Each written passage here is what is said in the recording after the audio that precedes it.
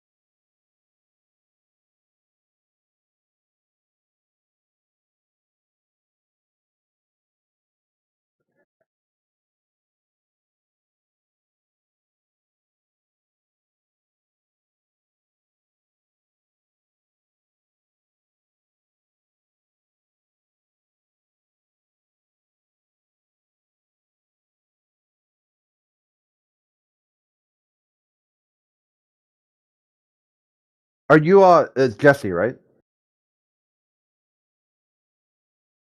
Is everything working good on your end on that server? Like he changed a lot of server settings and now some stuff isn't working.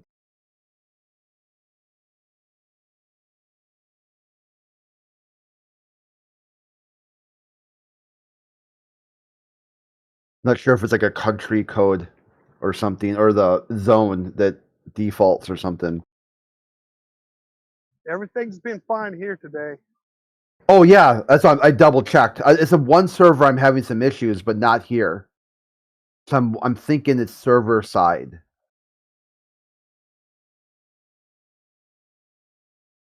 It's probably something QOp's fucked up thinking he's the all knowing. Yeah, I'm thinking I'm my guess is right now is that there's you know they have zone lockouts.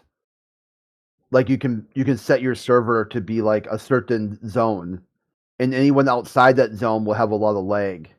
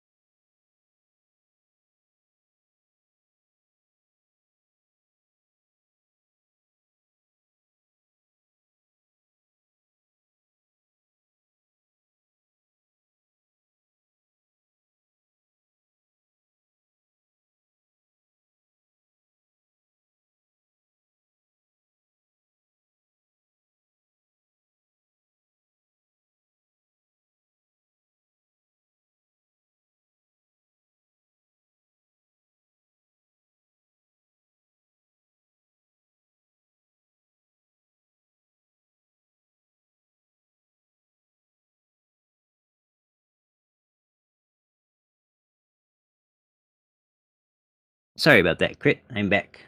Someone called.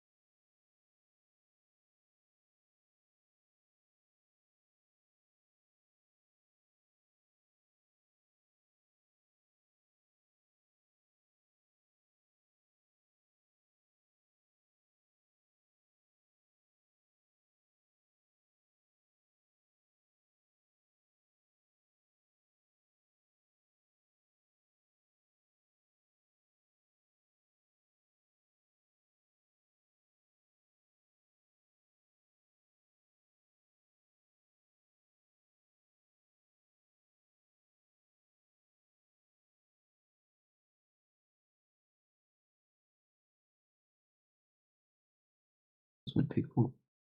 Hello, guys. Hello. You are the flat earthers? There's a mix in here. You are a flat earthist. No, there are a mix of people in this room. I'm talking to you. I am not a flat earther. I wanted to see the perspective of a flat earther, or his opinion, not sure what's happened in Artemis 2.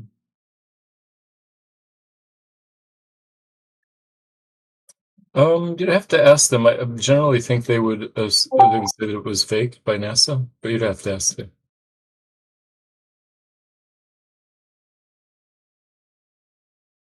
You all believe that it was fake? No, I believe it was real. No, I'm talking to them. I think there's more than 10 people who are flat earthers, but they are all muted. Well, this is what I think, right? I think that you wouldn't be able to tell the difference. I think the rocket launch was real. Okay, whether there were people in it or not, I can't confirm. And then I think that the footage that they showed you could easily be faked, right? Hypothetically. And I don't think you would be able to tell the difference between whether it was real or whether it was fake. And that it would just be faith-based knowledge that you have when it comes to the NASA mission. What do you think? So in terms of the fact that you cannot prove it by giving me numbers or measurements, you would just be believing in it and not even trying to convince me, because that would be just fate. No, you were asking about Artemis, right? Yes. Yeah. Like, I mean, for example, if I put this picture into the side chat, can you tell? Like, can you see the side chat? Yes. Okay. All right. So, is this real or is this CGI? I'm not an expert, you know. Okay. Right. So, there's no way that you would be able to know if this is real or this is CGI. If I was an expert, I would be able to. Oh, really? How would you be able to? Well, I'm not an expert to answer your question, but if you ask Okay. me, So for you, all right. Okay. So for you, it's just a belief. You just trust them. it's like I believe science, as I'm not a scientist. Right. So they could tell you just about anything and you'll just believe it. I might believe it because it's my belief. I believe what I believe to be true. Yeah, that's fine. Anyone's welcome to believe whatever they want. So yeah, good for you. At least you're honest and you say it's just a belief. Yes, what it is just a matter of beliefs. Well, if I am an astronaut, and if an astronaut tells you something, then you just believe in him like a random person in the streets would tell you something else. Okay. What if an astronaut told you that the Earth was flat? Would you believe him? Would probably believe him or not, you know. Or what But if if one astronaut told you that the Earth was flat, but another astronaut told you that the Earth was round? if two astronauts told me that the Earth was round and one astronaut told me that it was flat, then I would believe the round. So you're just going to go with the numbers? Well, Yeah. that's what people always go for. All right. No, not people. All right, you. Right, because it would actually be fallacious logic. It would be called an appeal to majority Yes, fallacy. when majority believes in something, you can just say people. Because when you say Right. people, So when everybody believed that the Earth was flat, and then you would think the Earth was flat then, and then everyone says the Earth's round. So you're like, okay, now the Earth's round. yes, because reality and truth is relative throughout the Okay. ages. Well, here's some interesting statistics. Right. So I think it was back in 2020, 7% of Brazilians believed that the Earth was flat. Now, in 2026, they did another survey and the results came back that approximately 22% believed that the Earth was flat. Once that gets over 50%, would you believe the Earth was flat?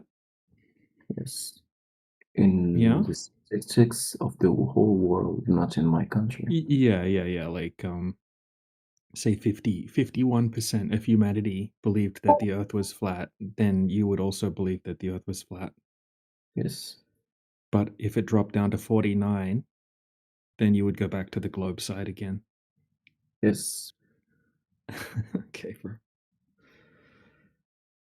Because it doesn't really matter at this point. You just believe in it or not believe in it. What does it actually matters? I mean, probably the fact that people are controlling us, even though they will still control me anyways, in other things, not even just that the earth is flat or not. So it would change nothing to the reality. Right. So you're just a believer. I get it. That's fine. You are a believer too. I used to be. So now Yeah, what but are you? I left the belief system that you're in, and I started, doing independent research to try to actually gain knowledge rather than just having to believe in things. I went out and started doing some of my own tests, right, trying to find the curvature of the Earth, and also analyzing the evidence from both sides of the argument. And I came to the conclusion, after a lot of evidence was presented from both sides, that the Earth most definitely is not a globe. Yeah, and the earth is 100% flat from the inside. If you see it from the inside, that's obvious. No, on the surface of the Earth. And inside of the atmosphere. What? Said No, inside. I mean the surface of the Earth, okay, is not curving like it would have to if it was a globe. Yeah, that's what I said. On the surface is inside the atmosphere. So when I say inside of the atmosphere, I obviously mean the surface. Okay, yeah. Well, the atmosphere is itself, right? That's Well, probably a poor the at- terminology. well, the atmosphere might be curving, and the Earth would be flat anyways. It's possible. It is possible, I guess. So, what do you think? The Earth is curving? I think the Earth is flat, but the shape, I don't know. Oh, I agree with you. We're in agreement. Yes. The shape might be round. Might be a globe. Well, it can't be flat and be a globe, can it? Mm.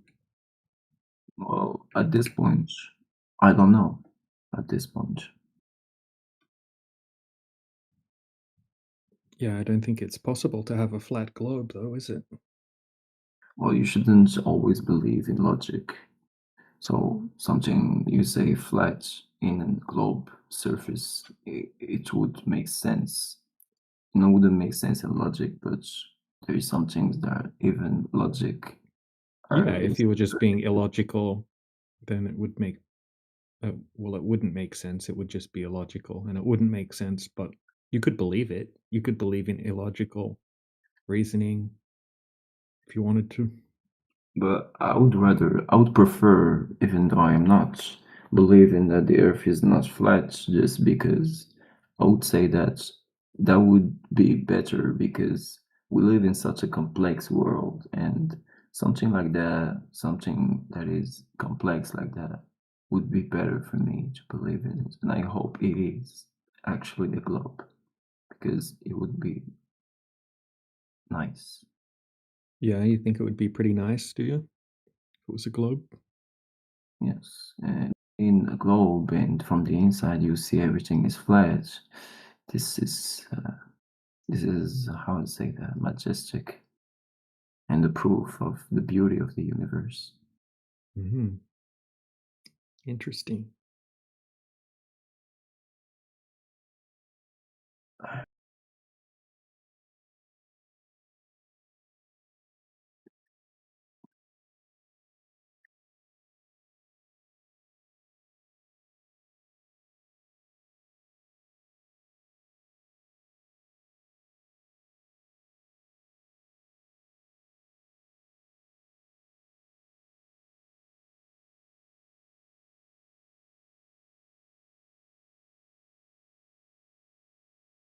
But again, the fact that there is lies in the clips, which I found very concerning also. For example, the one that shows the the biggest jump in history when you can clearly see the curvature of the Earth, but a telescope cannot. I mean, telescope, the satellite can. If you look at the clips of a satellite, there's no curvature, which is kind of contradictory. So it's just made up for you to lie, just to lie about us for hiding something. Why would they make us look at the curvature was all made up to make us believe that there is a curvature, so that means that there's no curvature? Probably. Anyways.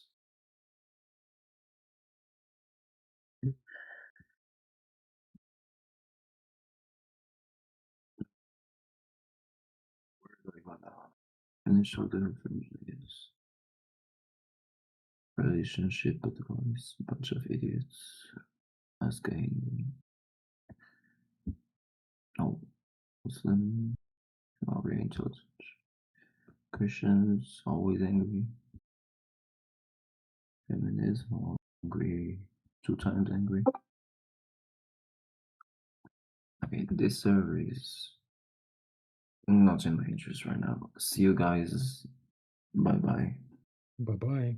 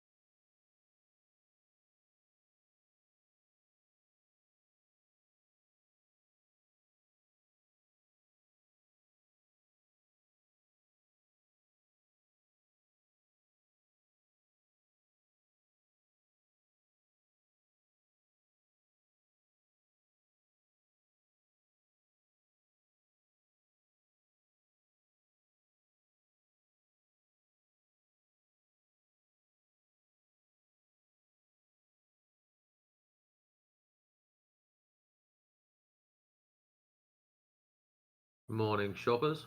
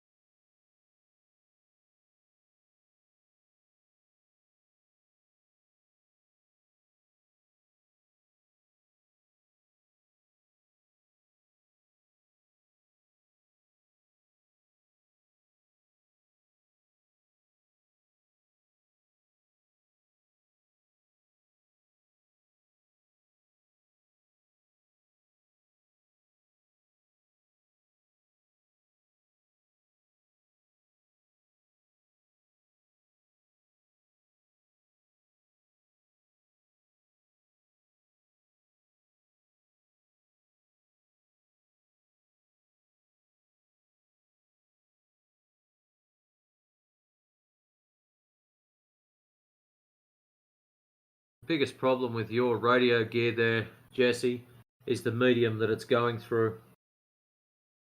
This is the bit that you seem to get stuck with. On one hand, you'll preach to us how we can't judge the medium of air, and then on the other hand, you'll tell us that it's consistent so you can do whatever you like.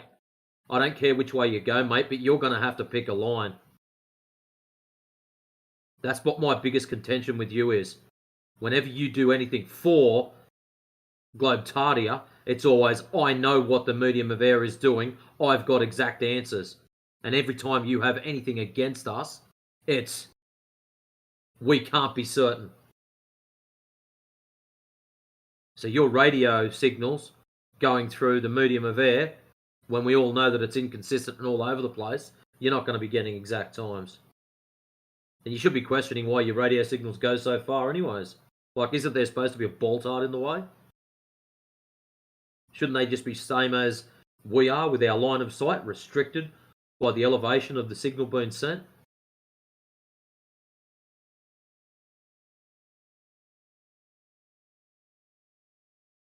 And don't send things to Triangle, you'll only wake him up and have him in here.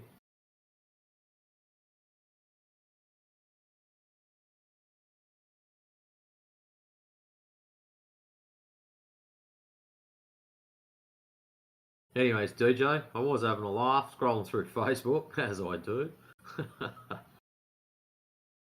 Some clown on Flat Earth Friends. It's very apparent to me that Flat Earthers struggle to understand the difference between scientific laws and scientific theories. You always like to claim that gravity is just a theory. Well, like most other things, you are wrong. The law of gravity, Newton's law, describes how gravity works by predicting the force between two objects, while the theory of gravity, Einstein's general relativity, explains why it works by describing it as the curvature of space-time. In short, the law tells you what will happen and the theory tells you how it happens.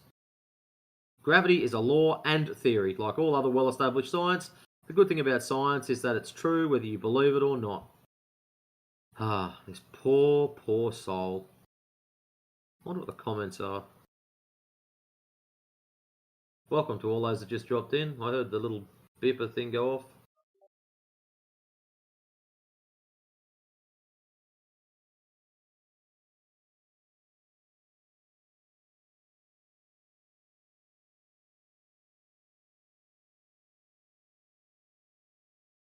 If it's very apparent to you, blah, blah, blah, then you're totally clueless.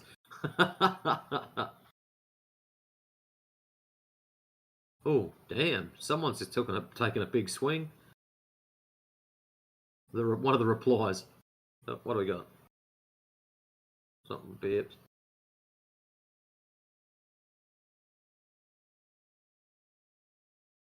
Yeah, Jesse, you're yet to prove that. See, this is the problem. That there is exactly the fucking problem. You just laid it out in black and white. You are yet to prove it.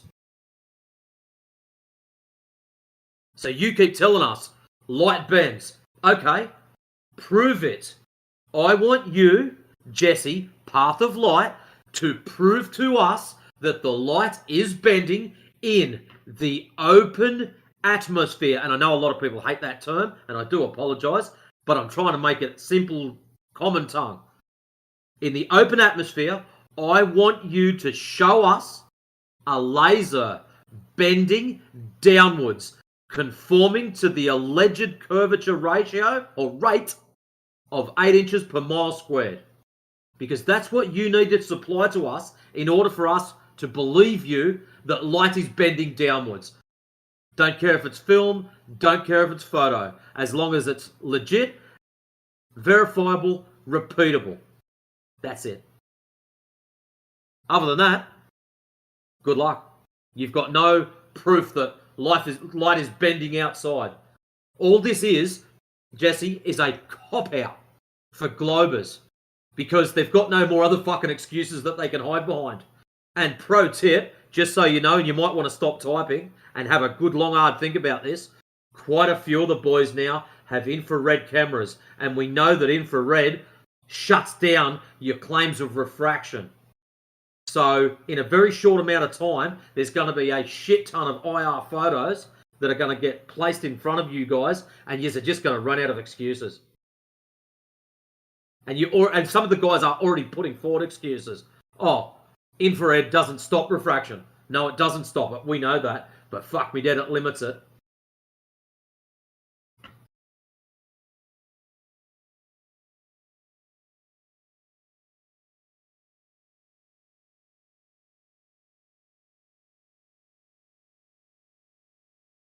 Here's an idea for you. Grab your theodolite and go out and do your observations like you've done in the past. Pick a mountain. Except this time, what I want you to do is line yourself up so you've got multiple targets in a row. Target A might be 1 mile away. Target B might be 2 miles away. Target C might be 10 miles away. And then do your drop over distance and see if you get it. You'll probably find that your refractive index shit goes through the roof as you get further away.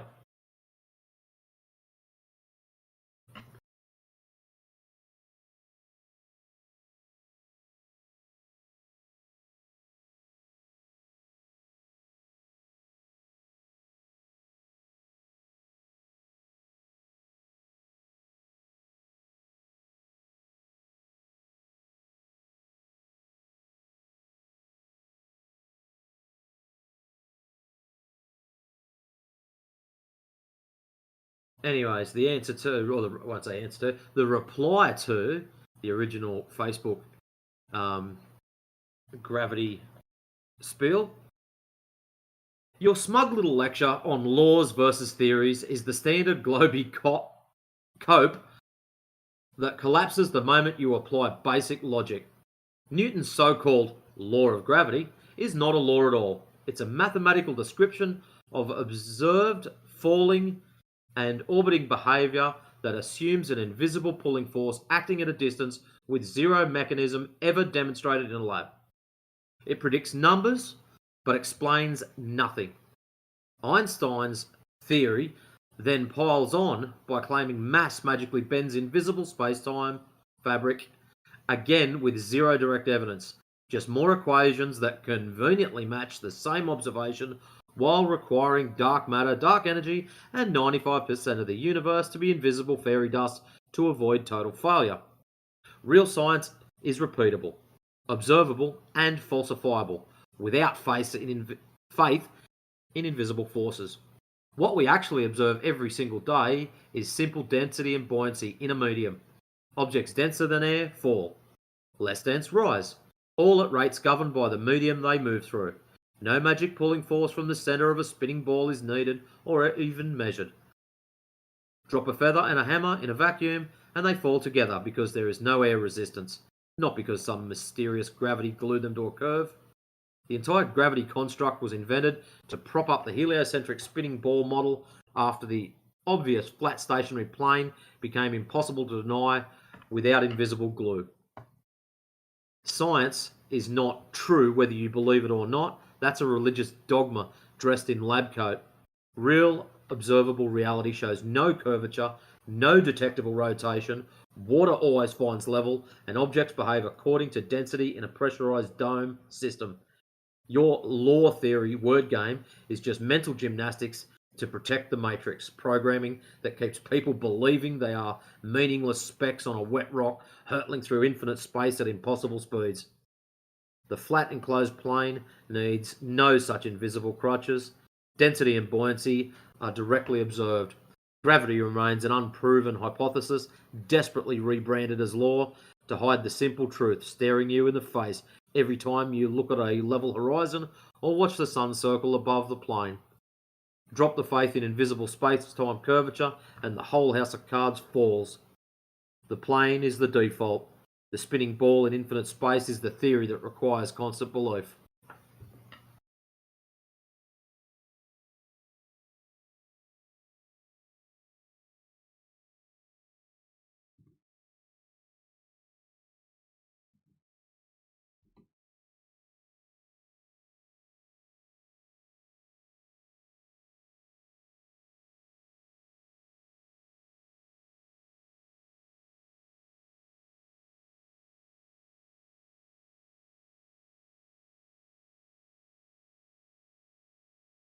So what's Jesse written up now? How come, Jesse, every time you have to write a spiel, it's always a two-staged approach? Have you ever noticed that? It's always, I'm going to trickle feed you a little bit, and then I'm going to snatch you over the fucking side on a red herring. So what are you trying to proclaim? Let's have a look at your theodolite pictures. On the left-hand image, what are you exactly aiming at? Because something that's very interesting, you can still see the horizon beyond the ship. I just thought I'd point that out to everyone. It was the right-hand image. You're aiming at the top of a stop sign or a sign that says stop. Why? What's the benefit of that? What are you trying to prove? It was a beautiful black swan day. The horizon was way above eye level, and the horizon crosshairs was above eye level. Okay, you can also replicate that by looking down. That puts the horizon above your eye level. So this proves nothing.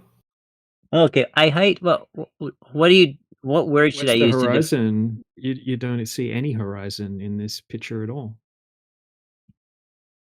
Okay, so there was no horizon, but water. Yeah, we don't see a horizon. No. Water's surface appeared high. I mean, I'm the one that said on some good black swan days you will see no horizon. But anyway, the surface of the water itself appeared way above eye level, and by eye level I mean above a horizontal plane projected from the height of your eyes. What do you call that? Eye height?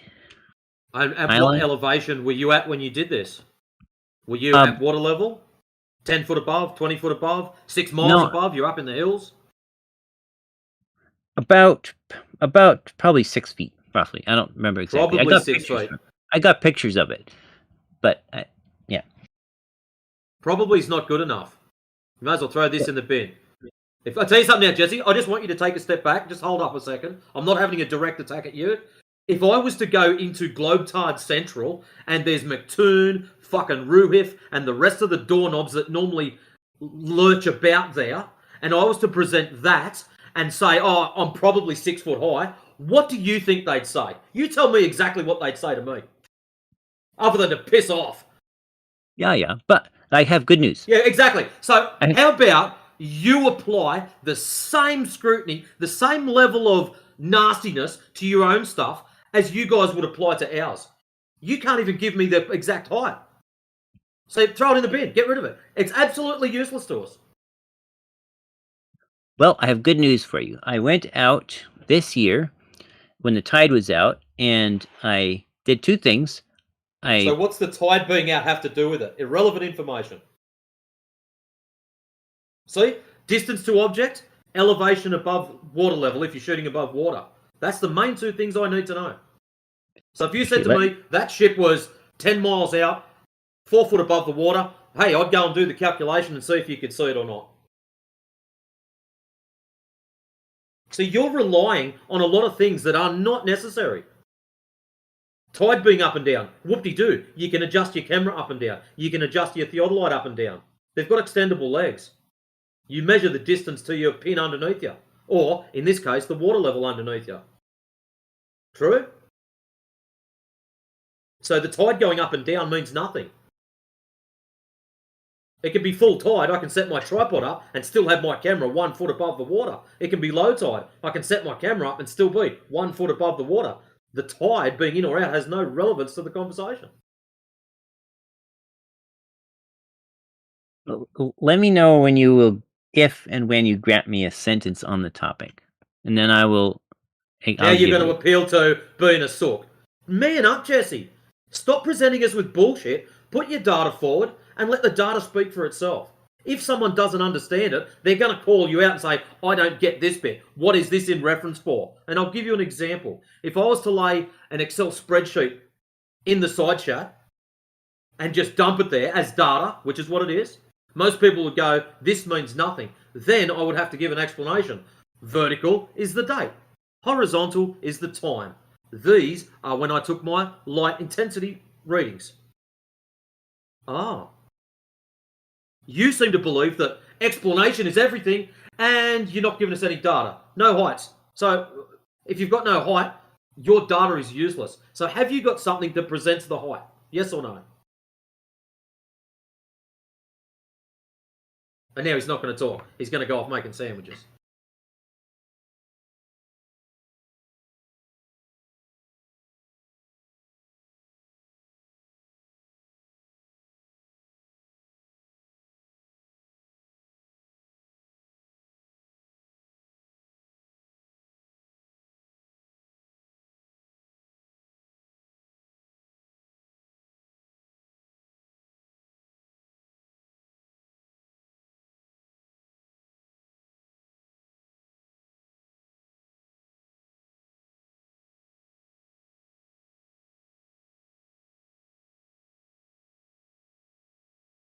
Most excellent. So you've copied us a trend line of assumed drop over distance. So that's what you've got there is a trend line of distances.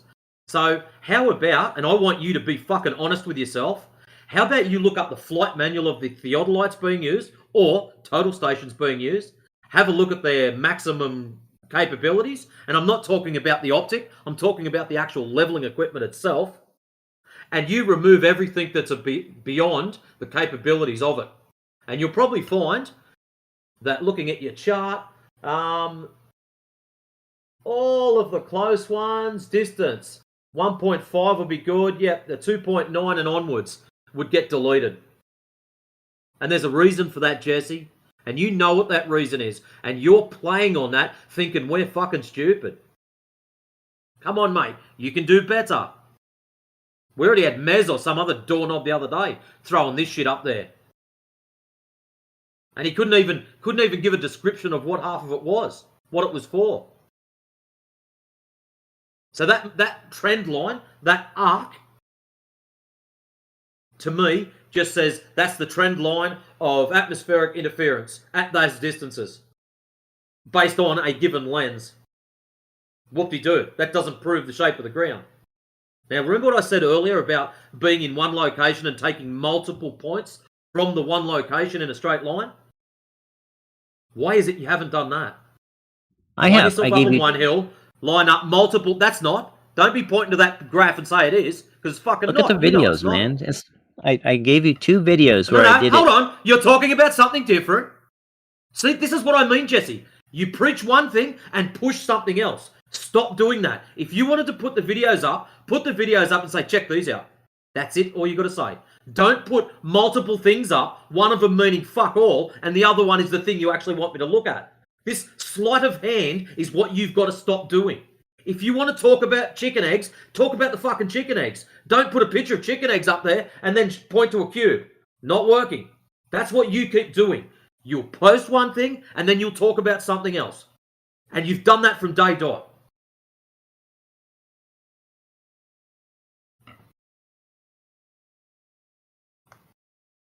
And the other thing you can stop doing is stop spamming the side chat. If you want to post a video up there, post the video. Hey, check this out. If it's important timestamp, put a timestamp there. You don't have to have a massive spiel. A lot of your problem, Jesse, also is people will start reading the first sentence, paragraph, second paragraph, third paragraph, might be a video posted, then you'll bombard them with something else. And what is it? TLDR. Most people aren't checking your shit out because they're getting spammed with too much shit. If you've got a video that has some relevance in it, post your video, put a timestamp. This is what I'm explaining.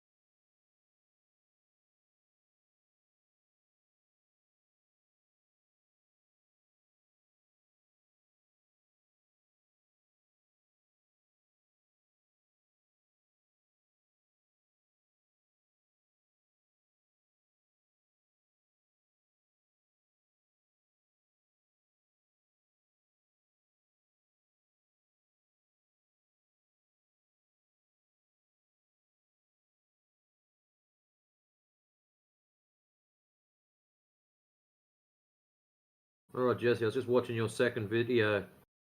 What was the necessity to lift the theodolite for? To lift You it? lifted Oh, you up mean where it was oh raining. oh oh? I was lining up the observer so that the two lights coincided. Making it in a line. I was lining it up No, with the two so you're flash. adjusting for perspective. Don't do that. All you do is leave your device at a given height. So if you've got the lights at the other end set at 4 foot high, and I think that's what they were, 48 inches. Light 1, 48 inches. Light 2, 48 inches. The odd light, 48 inches. You leave them all alone.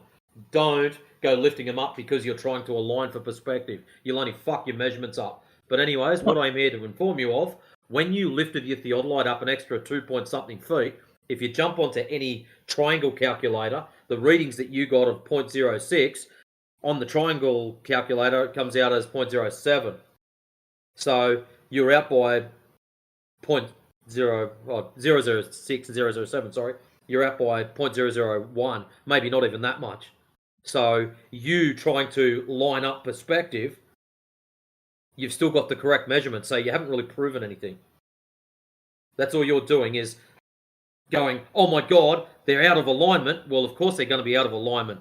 It is relative to your eye position. That's how perspective works. It's weird shit. You leave them all at the same height. So if they're all 10 foot high, leave them 10 foot high. Take your shot. I did do a 4-4-4 shot, and I recorded it. It's in the video. But then someone had wanted to know how high I would have to raise it to line them up, and so I also found that out. Well, that's got no relevance. That's just a waste of your time. So that means the person that asked that has no idea about perspective. To them, things stay the same size all the time. And you and me both know the further you get away from something, the smaller it appears. So if I had, if I had the 4 points all 4 feet above the surface, wouldn't that mean that they all fall along a level flat plane? The same level flat plane? So why would sighting along, let's say I made a whole Okay, string so of it. you've just admitted they'd be all on a flat plane. Welcome to Flat Earth, Jesse. Why are you trying to bastardize something that's so simple? You line them up, you take your shot, you walk away. That's it. Why is it that both you and Ruhef always have to manipulate and twist? You can't just do a direct measurement.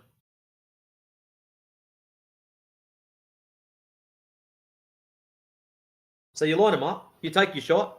That's it. High fives, happy days. Grab yourself a cuppa, go and put your feet up. You're obviously wringing wet. Go and dry yourself off, have a warm shower, whatever you do. That's it. You don't have to do weird shit. You don't have to do anything fancy.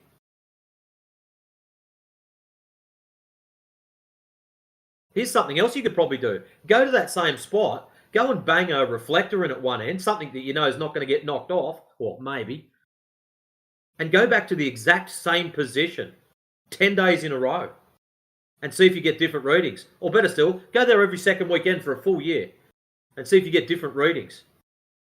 And see what happens with the exact same thing. We all know you will. Welcome, Strong. You look like you want to say something. Hello. Hello. Thank you.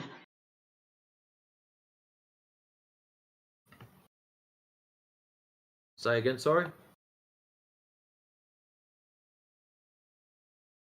Really? I don't know if my internet still sucks or if yours is just even worse, bro. Like, I've had dropouts and stuff this morning, that's why I haven't been on. So So obviously it's his because I'm still here. Thank you for answering my question.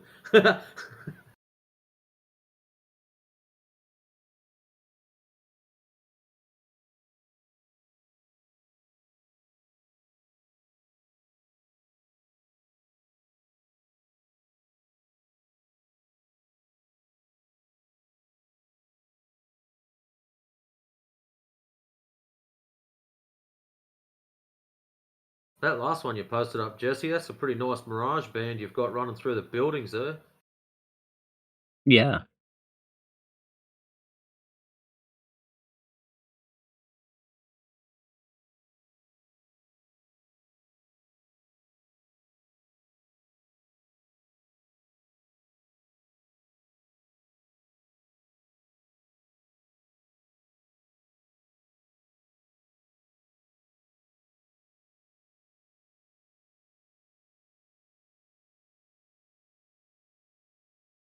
I was out taking photos this morning. Warming my little camera up. Having a great old time.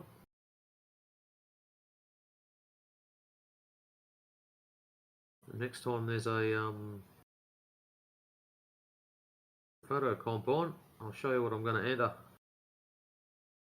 Some people don't like artistic type stuff, but I happen to.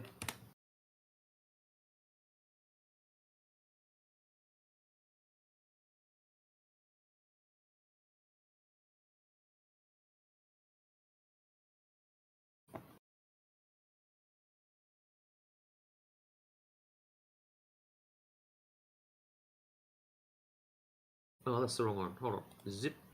Delete. Get off. Troublemaker.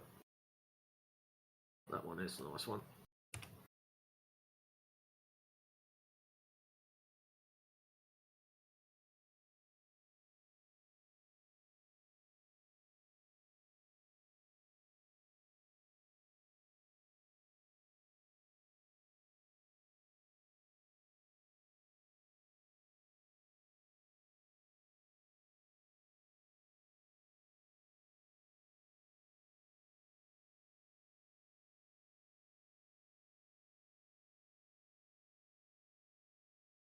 So you probably don't know, Jesse, but I've just acquired myself a IR camera, which Wow. is exactly the same as my old camera. So I've got two of them, a standard and one that's been converted to full spectrum, and I'll be running IR lenses or filters over the front of it for the very specific purpose of doing long range stuff.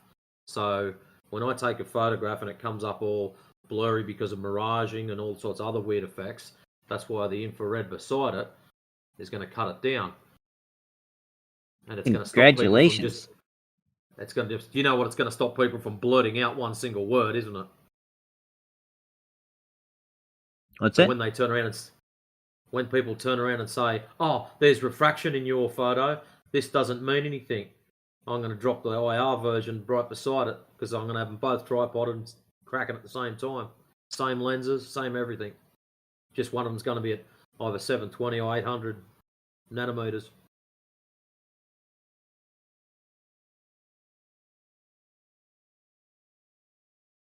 They do look pretty cool. It's interesting at night time. Because there's hardly any IR stuff, everything goes back to its normal colours, which is really weird. It's not what I was expecting. Like you get some other weird purpley stuff from lights that are on, but yeah, totally not what I was expecting for night stuff. Jesse, Yes. hey, just watched your lake video. So Oh, it's cool. 3 miles across the lake, right? It's not across the lake. It's a long, skinny lake, and it's along the edge. But yeah, Across it's the about path. 3 miles, maybe 3.2. Cool. 3 or 3.2? I don't remember. It was Okay. a couple of years ago that I made the video. Right. So,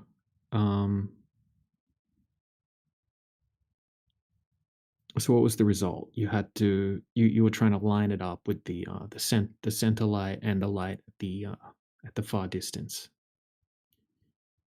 That was an afterthought, a second test I did on the rainy day one, which I did not do on the sunny day one.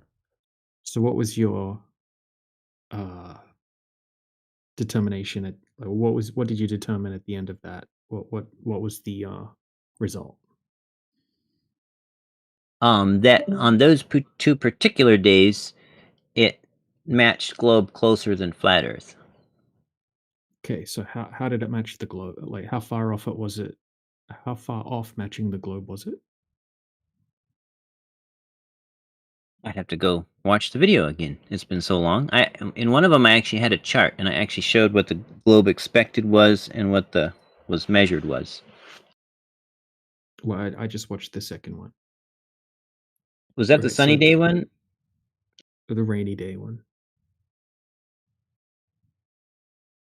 Okay. Yeah, I don't remember. I think I may not. I think that's the one that I did not make any comparisons to any predictions. I just went out, set it up, recorded the angles, and called it good. Right, because on a globe, the horizon should be at about 2.4 miles from that observer height. So you should have a horizon line, and then you should be able to see the see the second object sticking up from behind the horizon line, and then it would be dipped down a little bit, obviously, because it would be hidden behind the horizon. That would be at 2.4 miles. But we don't see any horizon, as is the normal case over these tests, leading more to the conclusion that whatever was happening over that distance was just on a flat Earth, and you probably had some upward refraction, which would cause things in the distance to look like they were a little bit lower. And that would explain why there's no horizon. And the normal lapse rate, obviously, is going to be that the temperature gets cooler as you go up. So upward refraction would be the normal expectation of what would be happening there. On the sunny day one, the lake was still a little bit warm from the sunny day, and by the time I was actually got all set up and was filming, the sun was getting pretty low, so the trees were starting to cool the air. So that one actually could have had some upward refraction. In fact, I think I noted that in my data table in the middle of it. Well, if there was some upward refraction, the horizon would be even closer than 2.4 miles, which there is no. I didn't watch the first one. I didn't watch the sunny day one, but I'm guessing there's no horizon in either of them. No horizon, no visible horizon between point A and point B. It was hard to make out, but I think there was a. I mean, are you going to say it's not a horizon because it was just a lake and there were trees in the background? Well, no, a horizon, I mean, I didn't see any sign of a horizon in the one that I watched. I'll watch the first one. I didn't even realize there was two, so I'll watch the first one now. But yeah, this was not a horizon test because all 3 points, the observer, the middle target, and the far target, were all the second day on the sunny day 5 feet above the surface. So the horizon should not have obstructed any of the targets. Right, but there still would have to be a horizon there, especially if you've got upward refraction on one of the days. There would have to be a horizon there, and you shouldn't be able to see, the base of anything at the far end. Yeah. Now, later that night, when it was really dark, I set up and I put the little red laser pointer at the 5 feet or whatever it was, at the 3.2 mile mark, and I was definitely getting upward refraction then because the observer, when I put my camera, when I squatted down and put my camera or my head about, I don't remember, 2 or 3 feet above the surface, I lost sight of the laser. Right, we only get upward refraction. I mean, it might be in rare cases, extremely rare cases, you could get some downward refraction of a laser beam, but I've never seen that before. And same like with Dr. John D. He's done countless amounts of different laser tests, and he's never seen downward refraction happen with a laser. It's either straight or it goes up. Because the normal is that it gets cooler as you go up in temperature. So the cooler air is always going to be more optically dense. So that's why you don't get the downward refraction. So, are you saying that at a moment in time in a certain place, let's say I send my drone up to 1,000 meters, and then I send it up to straight up to 2,000 meters, you're going to say Jesse, pause. The reason I'm asking you to pause is we're not using a drone at 2,000 meters. You're less than 10 foot off the surface of the water. So try an analogy that has us at 10 foot or less, please.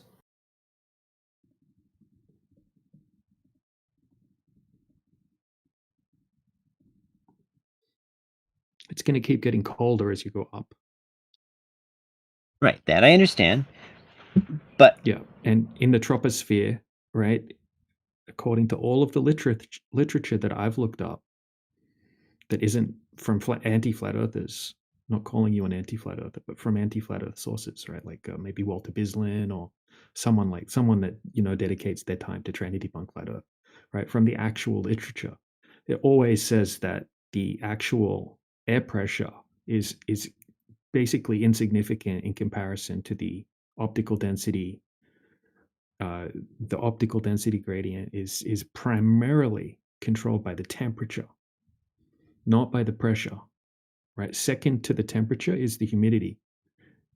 It's always last on the list, the atmospheric pressure.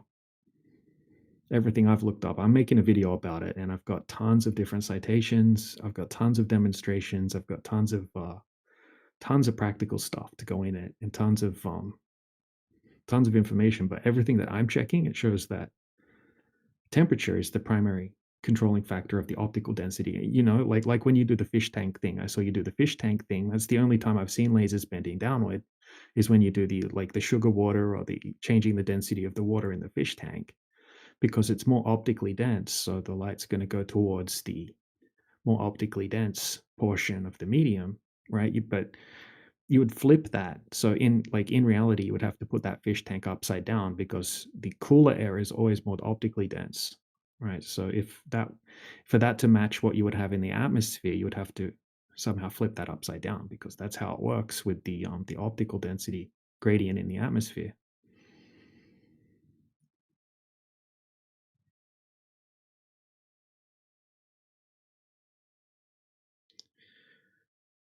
There should be tons of footage of lasers bending down, right? All of these laser tests that flat earthers do. I don't know where the globe earthers laser tests are, but there's tons of so much footage of laser tests. And sometimes upward bending, sometimes it looks perfectly straight. Still yet to see this downward bending laser over water. At nighttime, upward bending seems to be completely the most common thing that happens. During the day, it seems to balance out a bit and get a bit more normal, a bit straighter.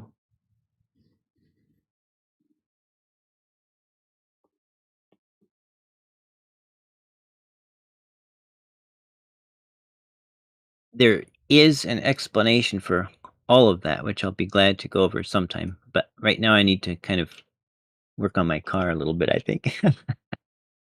Yeah, no problem, man.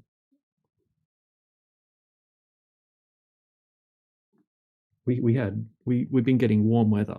It's just kicked into daylight saving. We were getting 15, I think 20-degree days, and then all of a sudden we had a crazy snowstorm, and it went down to -2.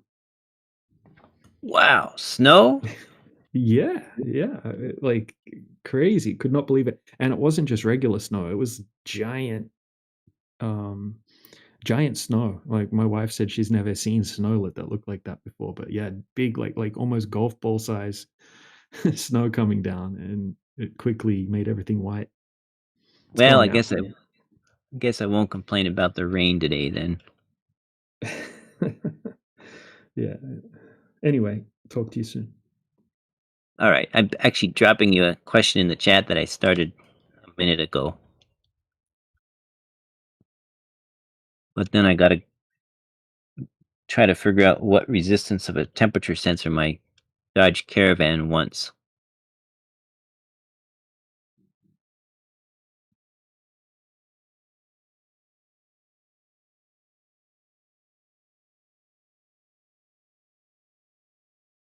The only time you'd get the opposite of that, DJ, is in areas where it snows and you happen to get a freak day where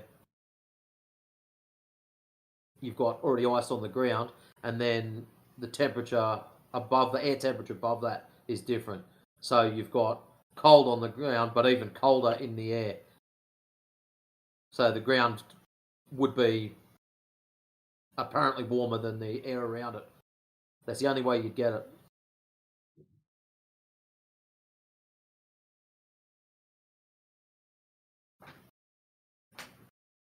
So Yeah, like you having your sometimes storm well, coming through. yeah, or sometimes we get like a thermal inversion, and Yep. you can get where like you get a layer of warm air above will trap a layer of cool air close to the ground, and you'll have like, and that's when you'll see it's super rare as well, and that's when you'll see the Fata Morgana, like the superior mirages, where you see that like upside down ship above Yep. a upright ship. It looks crazy. I've never seen that in reality. It must be super rare. I don't know anyone that's seen one. I've seen Jesse make one, but that once again that was in a fish tank of water. Yeah, different medium. Yeah, completely different situation. The normal seems to be upward refraction, and inferior mirages where you see that mirroring at the horizon line. Yep. It's interesting though when you look at it. The best way to describe it, it's like someone's put a glass cylinder and has rolled it along the image and has left it there. So it's, and every time you see miraging, there's always a band, and you can see the top of it, you can see the bottom of it, and to me it looks like a glass cylinder or a glass tubing that's sitting at, just resting along the horizon, and that's the image distortion you get. At the top it's compressed, at the bottom it's compressed, and in the middle, whether it's flipped or not, I don't know, but that's what it looks like to me. And depending on your temperatures, that glass rod gets lifted or lowered depending on the temperatures and weather conditions around it. And that's what I noticed years ago on the rail. When we were adjusting rail tensioning it, if you sit along a track and look along a long straight section, when you get about 200-300 meters away, you'll see the shimmering effect where the miraging starts, and that starts at 30 degrees, and that looks like it's resting on the track. When you get to about 35 degrees, it looks like it's about a foot high at the same distance. So just a Right. 5-degree jump, but you got to remember the temperature differences between the air, which may be 30 degrees, and the rail. Rail will be probably about anywhere from 50 up. So there's a 20-degree jump in less than 2 foot difference, thus giving you these miraging effects. So probably the best way if you want to, not that I recommend dancing on railway tracks, but if you check out your train times and do shots along railway tracks, because the ballast holds its heat quite well, and if you get a temperature drop, you'll get some pretty cool effects, like the squirrel run across the track one, same as that. Yeah. Which is pretty awesome. So you get massive man. differences across because of the stored energy of the ballast.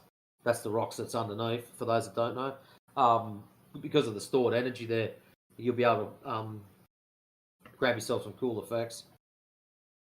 Yeah, I can't wait to start doing some tests of my own. Yeah. I was going to say, if there's anything in particular you want photos of, or just wait for a nice day. You know, you should check out some of Skyfree's videos. I'd love to see some of the stuff that Skyfree does, but through an With an infrared. IR? Yeah, Yes, I know.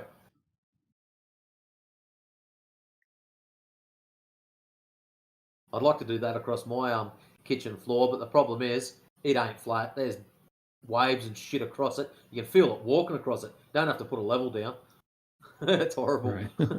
Yeah, you know, the thing is to set something up and then look at it and then introduce the change of the temperatures, and then it doesn't matter if the floor's flat or not, because you'll see what happens after the Yeah, correct. after the change has been, and then you see, oh, okay, all right, so that thing in the distance is hidden, like we could see it, and then we introduce some cooler air up higher, and then now all of a sudden it's hidden. The globers can't say, oh, it was because the floor's not flat, because we could see it just fine. But yeah, lots of fun stuff to do.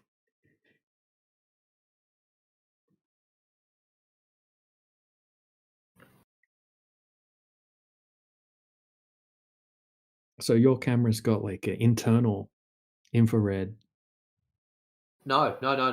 I'm full spectrum, so I can use either Full drop-in spectrum. filters, or I Yep. can add filters to the outside. So yeah, if I leave the filters off, that means everything comes in, and then I can jump on Photoshop and shut bits and pieces off, or I can put a dedicated filter that screws on the end of my lens. I'll probably get the drop-in ones just for convenience sake, so I can swap lenses in and out heaps quick. But yeah, I've got a screw-on one at the moment, and yeah, I put that on, and everything that's below 720 nanometers gets dropped off. So it comes out sort of purpley colour, and then I adjust the white balance. And so basically all I do, go out, point the camera at the ground, find a patch of grass, point the camera at the grass, set the white balance to green, and then everything just comes out black and white. Pretty lazy, but Awesome. it works. Yep. Mm-hmm.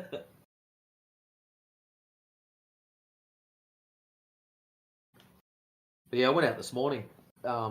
You've probably seen the side chat there if you scroll up a bit. There's a wheat silo. Why has someone got a laugh emoji there? Riley B. It's not funny. Anyways, yeah, what was it? 30 minutes past the hour.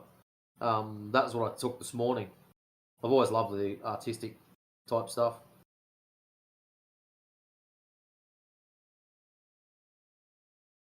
Next photo comp I go in, I'm dropping that. Stuff them.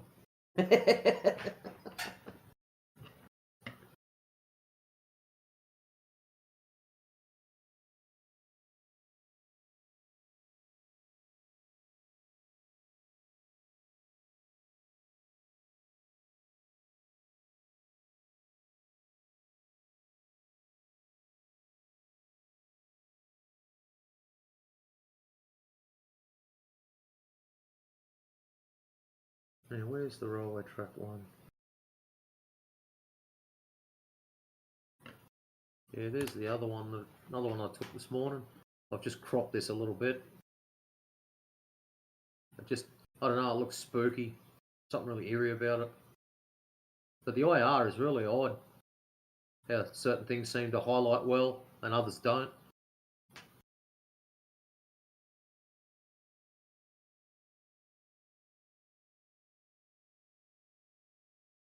But yeah, I have watched a couple of those Sky Free videos. I actually enjoy watching them. Pretty good. Oh yeah, they're awesome. Yep, they do a great job.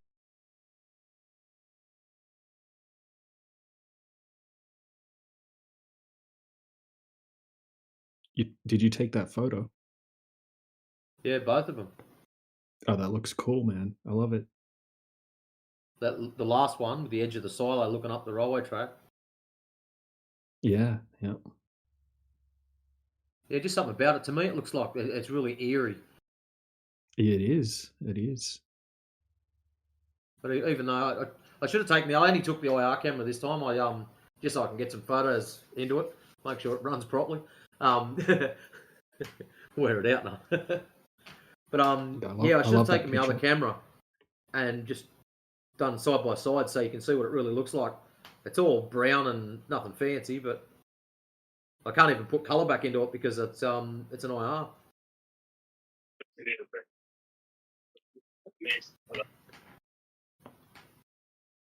Someone's talking. Nev, welcome. Microphone in the way.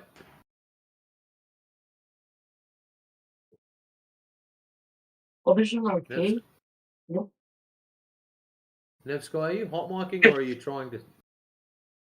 I'm sorry, guys. I'm hot micing. I'm hot micing. Ah, not a problem, man. Yeah, the other one I like, DJ. Where is it? I'll just find it. I'm scrolling through a couple hundred photos. There was another one that was just all leaves and stuff. I went down to a local park in the guts of town, and one of the paths, all the leaves and everything had fallen down, and the light coming through the trees was just absolutely crazy. It's a really messy photo, as in there's a lot going on, but for some reason I just liked it. It just looked really cool. Was it that one? One before that.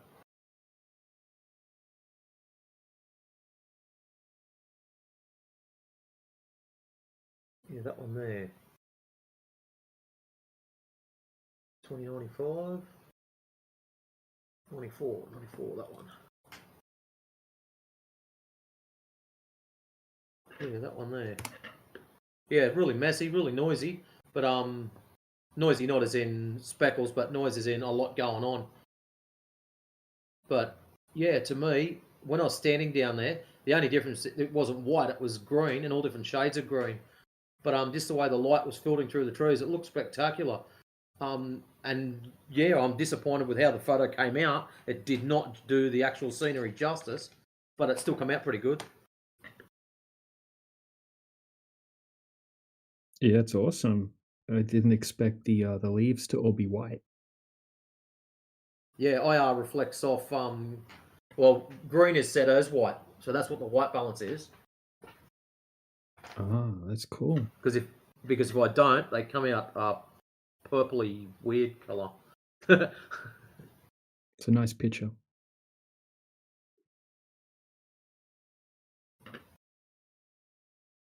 Yeah, it's a shame the sky in the background, like looking through, didn't come out black, and it does do that sometimes when it's overcast. If that had come out black through that, but I was aiming for a sunny time, yeah, that would have been great. I might put it through Photoshop and try to readjust it so I can get some background or something to give it some contrast. I don't know. I'm not really a big Photoshop fan. I like hitting them right the first time.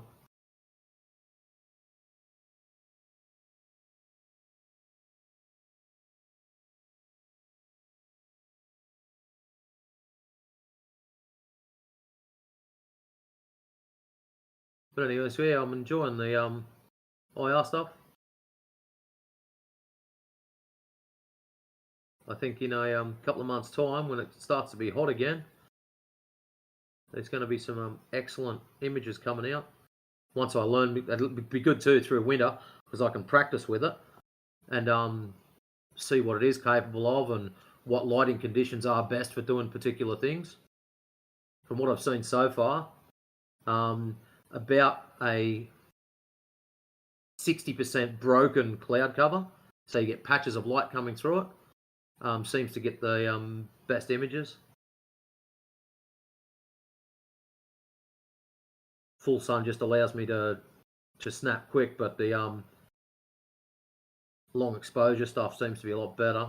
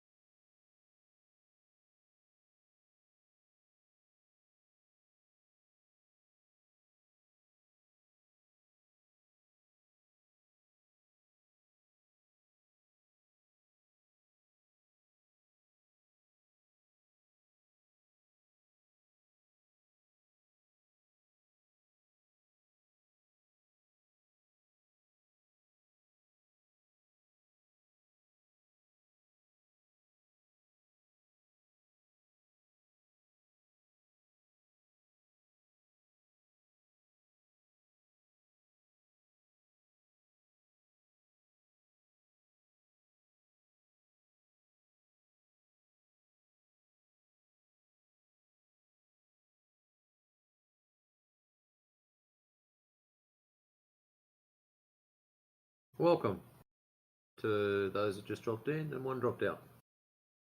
Yeah, the Earth is flat. We know. Just if you didn't know. How did you come to this conclusion? I don't know. What, you just It's, thought you'd come in and blurt it out and see what happens? Yeah, I think so. I think it's flat. I'm not sure, You bro. think it's flat? Well, something's got to tell you it's flat. What is it? You walk outside. Yeah, there was a guy here. His name was Anti-Globalist or whatever. He told me that Yeah. it's flat because of some, I don't know, distance or whatever. He gave me like an explanation, but I don't really remember. But it made sense for me. Oh, fair enough. Yeah. Do you know him? The Remember what anti-globalist? Anti-globalist. Oh, I don't know about anti-globalist. Probably one of the guys that That's- comes through here. That's me. Is it you? Yeah. Anti-globalist DJ, correct. Yeah, this guy. That's the one. Yeah. He's got a YouTube channel.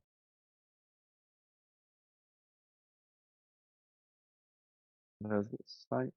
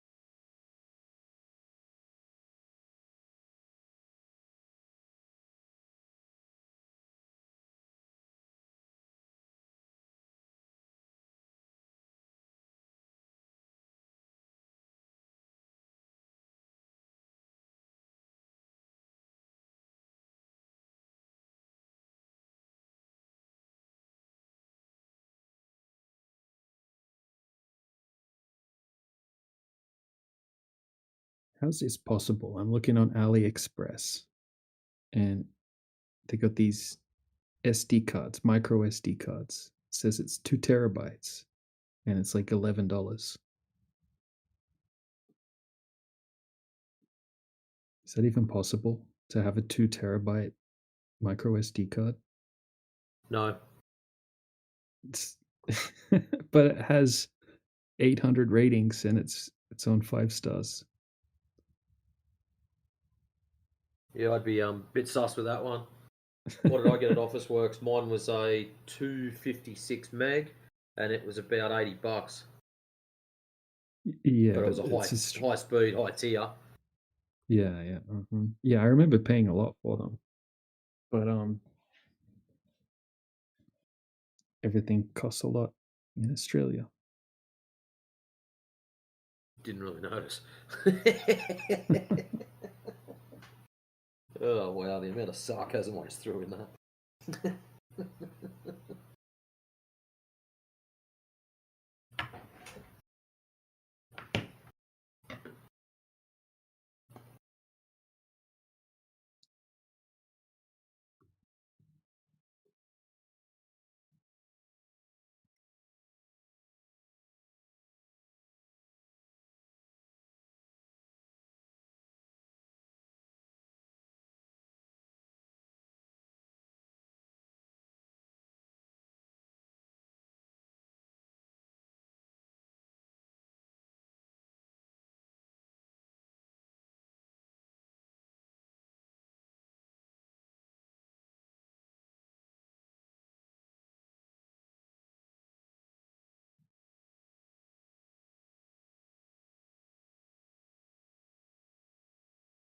So those cards won't work in your cameras, though. Oh, so you think it actually has 2 terabytes of storage? I have half terabyte cards, and they don't work in my camera. They work fine in my computer. Oh, okay. Yeah. Shit speed What have I ratings. got? Yeah, I'm guessing they have. Well, I only need these just to store like random stuff. Like I keep one. My 512 is in the side of my computer. It's just an SD card. It's just another drive.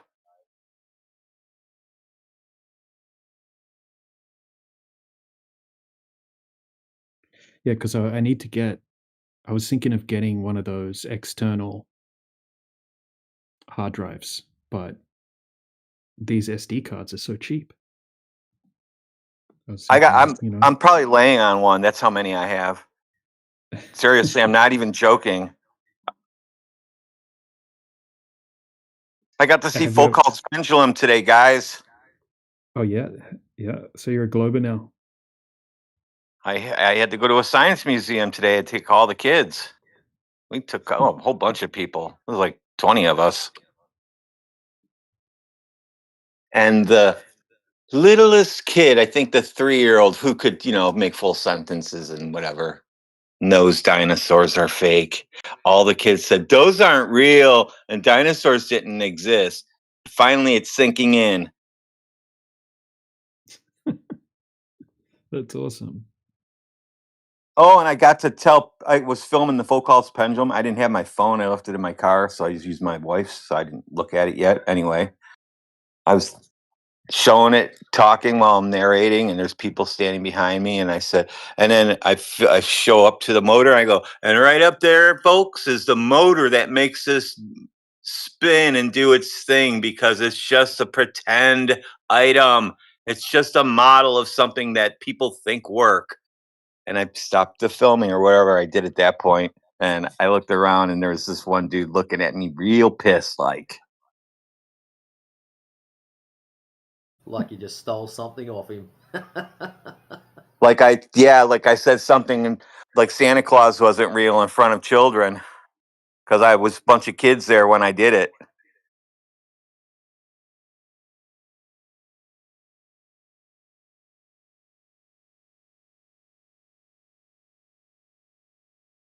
I told our kids that thing was there to knock over pins. They just let it thing swing back and forth. There's a motor that makes the rope go back and forth. And you can see the rope is going boing, boing. Every time it hit the side up in the top, there's like a square up in the top it would hit. Boing, boing. Every time it hit, you see the whole rope shake. So, yeah, those are pretty accurate, guys.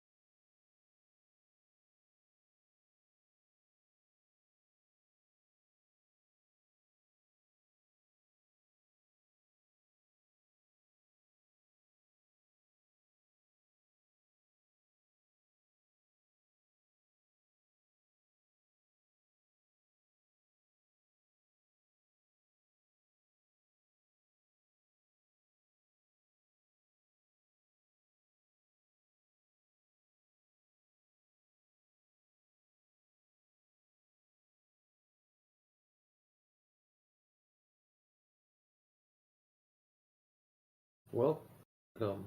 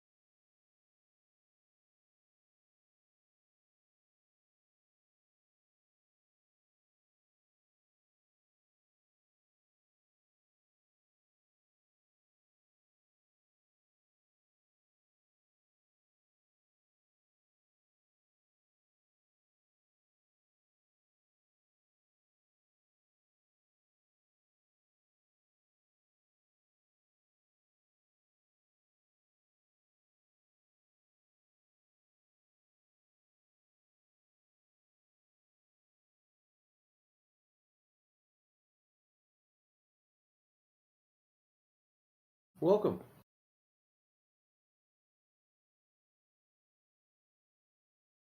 I know I heard the doorbell ring.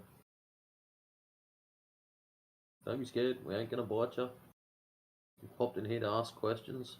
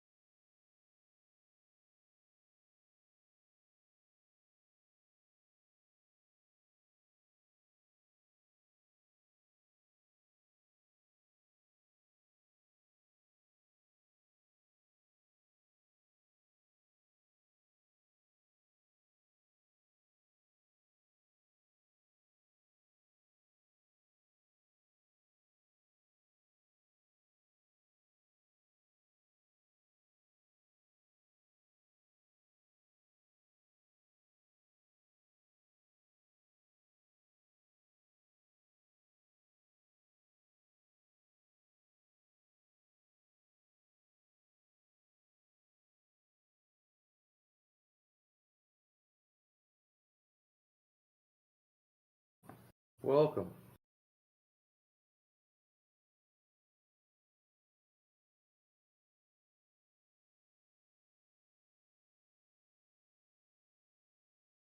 What clownery have you got today, Gatebreaker?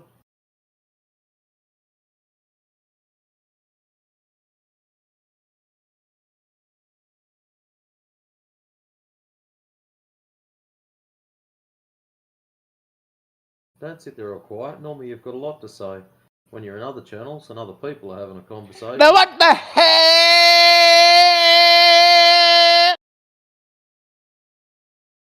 hell? Thank you.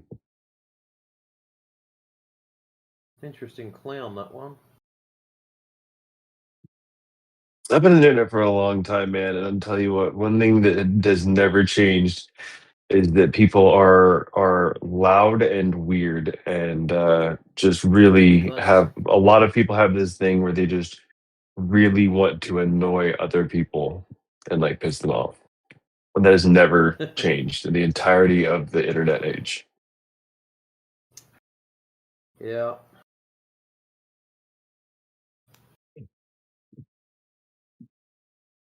Matrix, I was thinking today about my whole like flat Earth journey. This, past few months here has been really fun. And you know what annoys me more than anything about this whole thing? What's that? It's that I've had this too. I have like major depression and I'm a basket case or whatever. But like I've had the point where you felt like pointlessness, hopelessness, when to die, like nihilism, going nowhere type That of washes off. what's the point of living type of feeling, I think everybody's had that. But, that's very prevalent feeling nowadays. Nihilism doesn't matter. We're in this capitalist hellhole. I'm just a Like we're battery all in for it the rich together. people, yeah, all this kind of stuff. We're life is pointless and we can't go anywhere, do anything. We have no power and now it's not worth living and all this kind of stuff.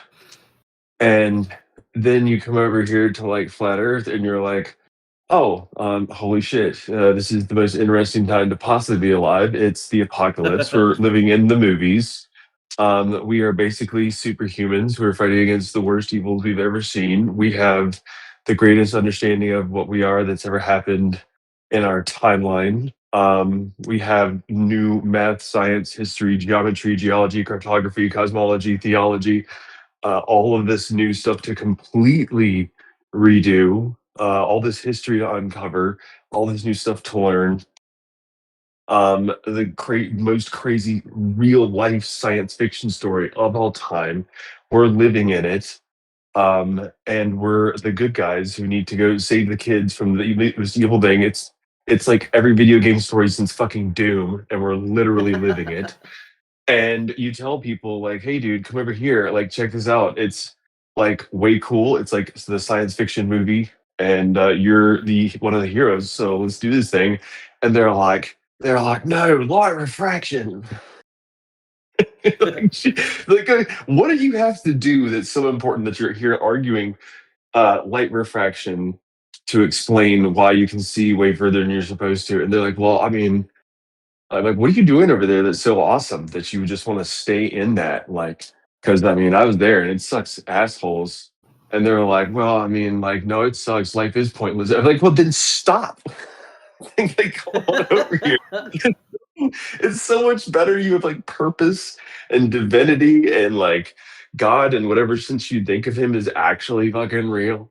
Like, this shit's way crazier than we ever could have fucking imagined, but it's literally the greatest science fiction movie of all time, and it is real, and we are living it, and we are the heroes, bro. It's so fucking cool, and people just want to like not do that and go back to their life on this fucking shithole. I'm like, no thanks, dude. I'm good on that. I actually told one of my mates that, like, because he's always complaining at work that just people are morons. That's okay. I said, look, how about you come and sit in here? You don't have to talk. I just want you to sit in here for an hour or two and have a listen to the levels of stupid that come through these freaking doors. And he goes, what do you mean? And I said, look, I read out some of the stuff off of Facebook, the same things that I've read out to you guys. Yeah. And he's just like, how can, his comment was, how can people be that fucking stupid? And it's like, bro, if you think this is stupid, come and listen to him say it. Trust me, man, it is worth just putting, just grab yourself a comfy chair, put your little headphones on, put your feet up. If someone calls you out, just ruffle your microphone. It'll sound like shit. No one will know.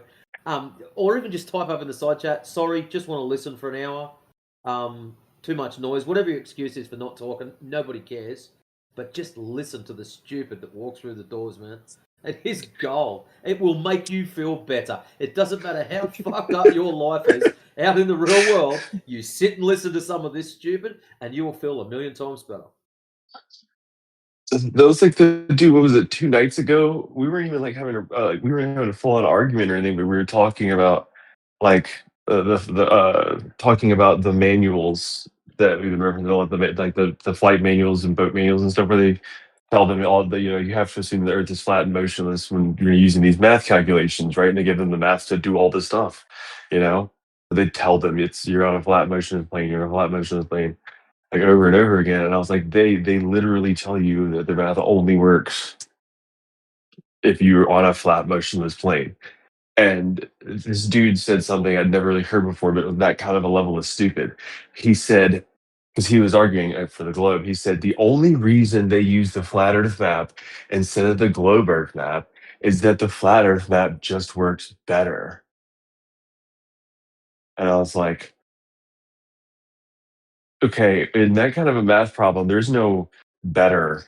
Isn't the Price is Right where the closer guess is better? No, one works and one doesn't. And the reason we use the flat Earth map is because it works and the globe Earth doesn't. That's why ships were running into like Africa when they didn't even, when they thought it was behind them back in like the 15 and 1600s because they were using fucking globe longitude and latitude on a flat Earth, and they're fucking shit up and running into stuff. Couldn't find out where the hell they were. They're like 20 miles off where they're supposed to be because they're using the wrong map. So they had to change it and be like, hey, it's a flat Earth. And so, but the words out of his mouth saying the only reason they use the math is that it's better. I was like, okay, why is it better? Like, what is the math? Why? Ask yourself, what did you just say? Why is the math better? And he was just like, it's just how they said it. I was like, because it's flat, dude. It's the simplest answer to the question is that the reason the math works better is because that's what it is. And he went to like argue that against that. And he said that. I was just like, really, bro, where like that's just they have to like reach so hard.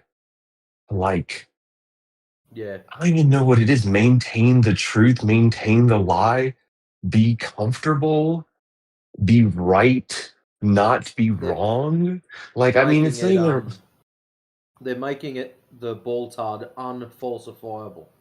So in their mindset, if I make it unfalsifiable, they can't falsify it, so therefore it's still a globe. That is the simplicity of it. They can't make it not a globe because I've made it impossible.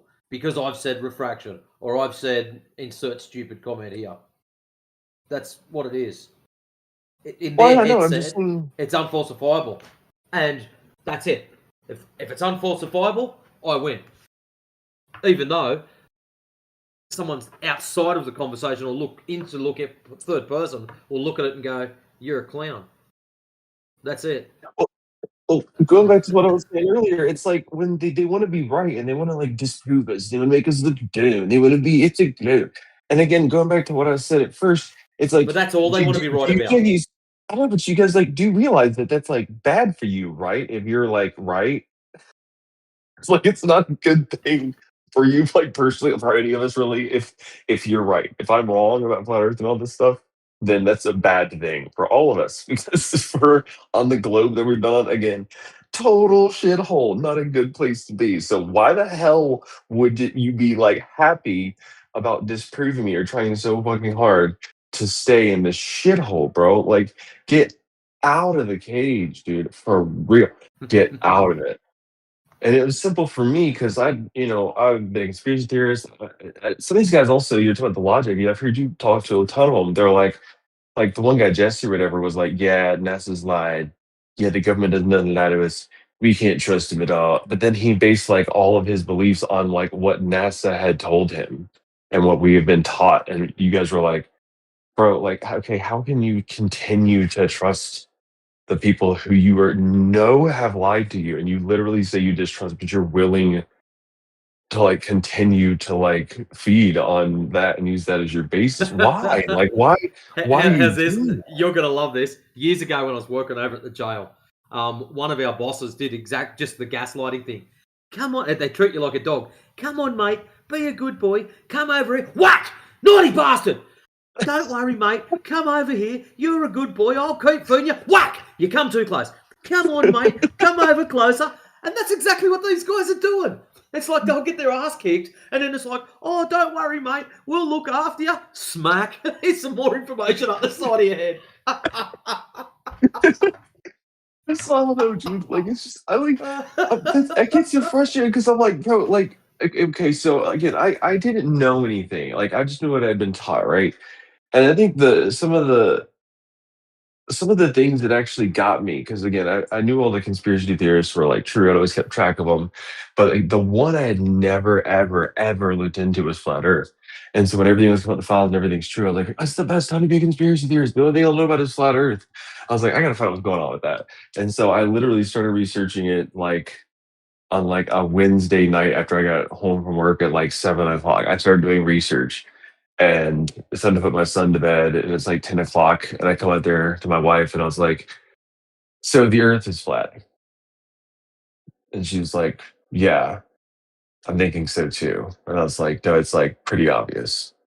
She was like, "Word." And then by the time we went to bed around midnight, we were both like, "Yep, that's not as simple as it gets." But it's because we were willing to change to the information that's in front of us, and so many of the common sense like things that I've seen my whole life that I just never put that never knew the information to put things together, that I realized I just took on my automatic brain um perception based on what I knew. Like we always thought that when you presume that the Earth is a globe, you put things together based on what you quote unquote know, what you've been taught, what the information is that you stored in your brain.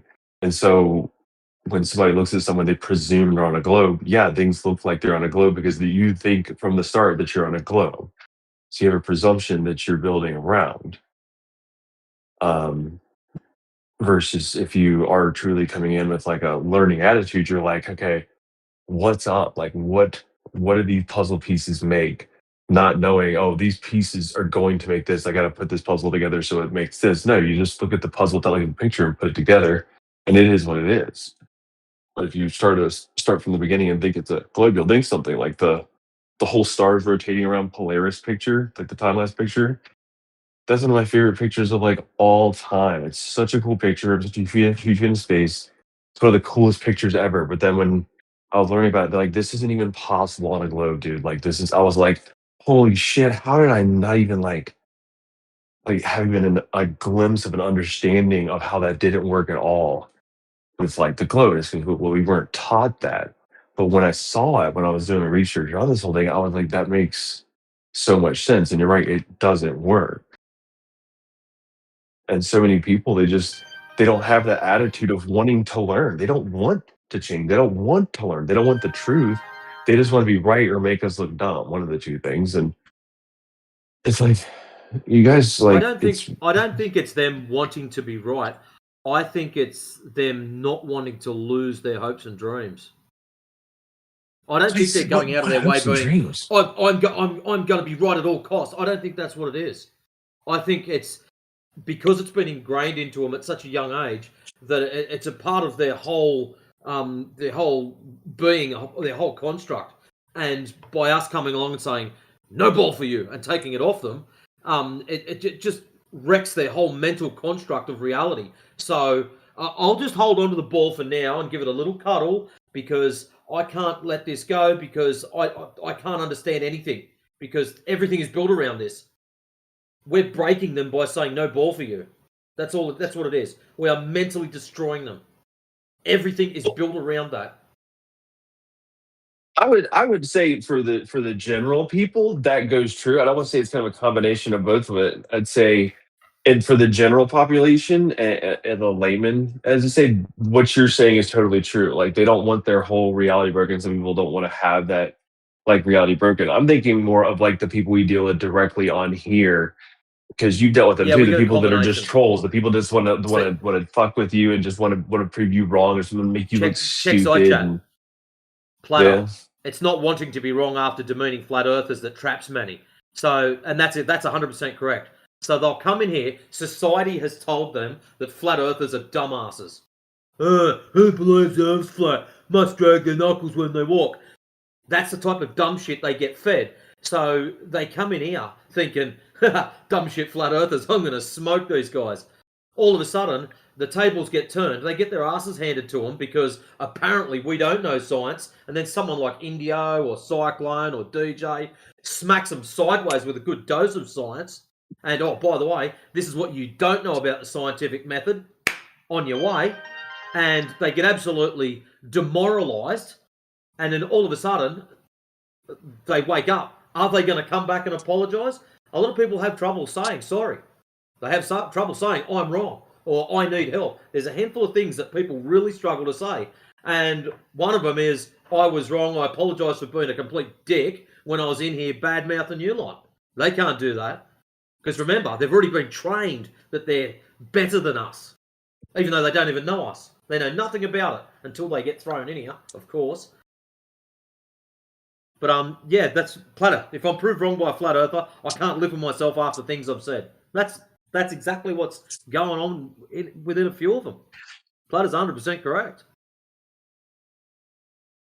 Yeah, I'm just saying, like, I think, like, the biggest problem we have is the well being poisoned by the because I've been on the internet like since it started, and so like I think that's always been kind of like just a toxic attitude, but now it's more prevalent than ever because the internet and communication is much more prevalent than there's just online gaming, social media, and stuff. So like trashing people is like it's like an internet business, dude. I mean, it's just like it's just a fact. And people always want to have one up another person, own another person, make them look stupid, make everybody howl at them, make them rage quit, then make them look dumb and destroyed. And all this. It's like that's not the fucking point. I mean, I've done that, but like that's not the fucking point of like we're supposed to like be on a team here and like be fighting one way and realizing that there's some evil motherfuckers who just want to use us and control us and eat our fucking kids, dude. Like, let's fucking be done with this dumb shit and this fucking rat race ass bullshit and like take the power back and take the truth and go take the exploration back and take our history back. Take it all back, dude. This is their fucking time. And they just want to, like you said, they just want to stay in their little matrix, their little reality, and they want to throw rocks at us because that makes them feel good. And then when they do, and they hit us, and they can run back to the other people that are throwing rocks, and they'll feel safe in their little bubble. So that's frustrating that those people are poisoning the well for people who could actually, you know, learn something or possibly be turned towards it. You know why it's not going to change? Because the amount of propaganda that's jammed down their necks on a regular basis. No, I mean it can't. It's predicted that it won't change. You got the world is ugly, sad, small, and stupid, with ugly, sad, small, stupid people doing ugly, sad, small, stupid things for ugly, sad, and small, stupid reasons.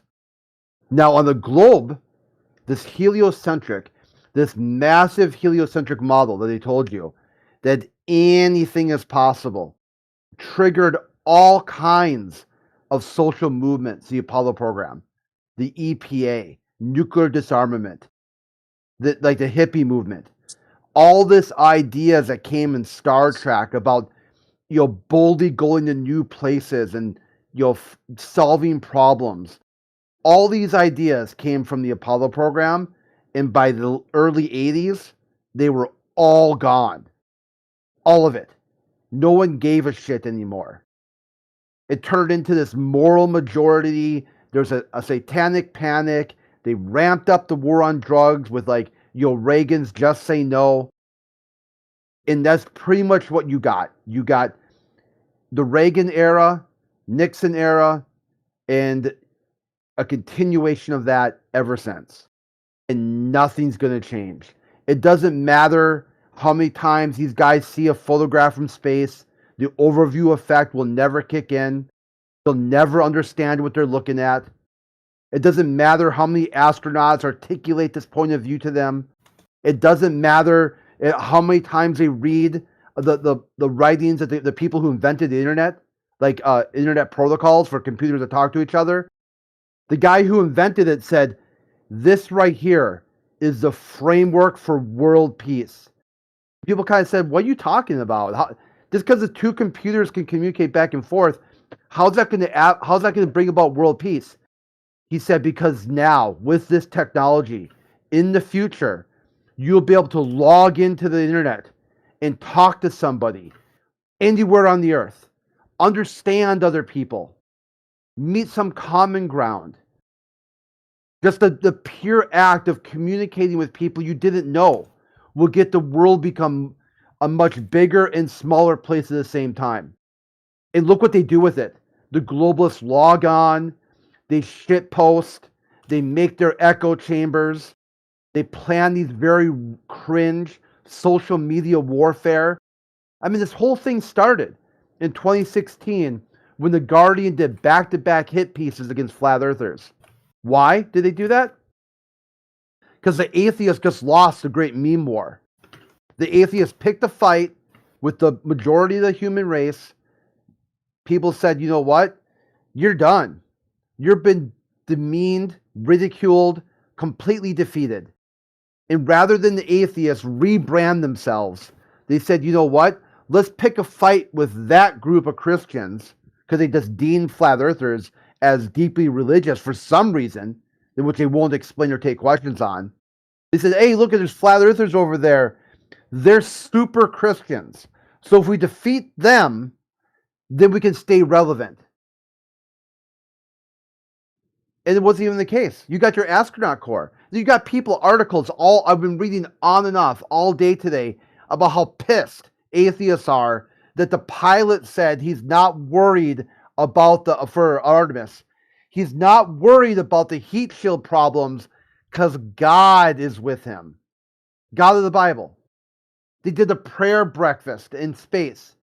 I mean, atheists are foaming at the mouth that these astronauts, these deeply religious, right-wing Christian conservatives, aren't expressing some atheist worldview for some reason. Like, duh. You think some high-grade military officers in the U.S. military aren't deeply theistic? I mean, these guys are so confused. They're so lost that they somehow think that if they win an internet battle, then they can maintain their delusional worldview. And all they've done is just surround themselves with more delusions. Yeah, but check it out, Crit.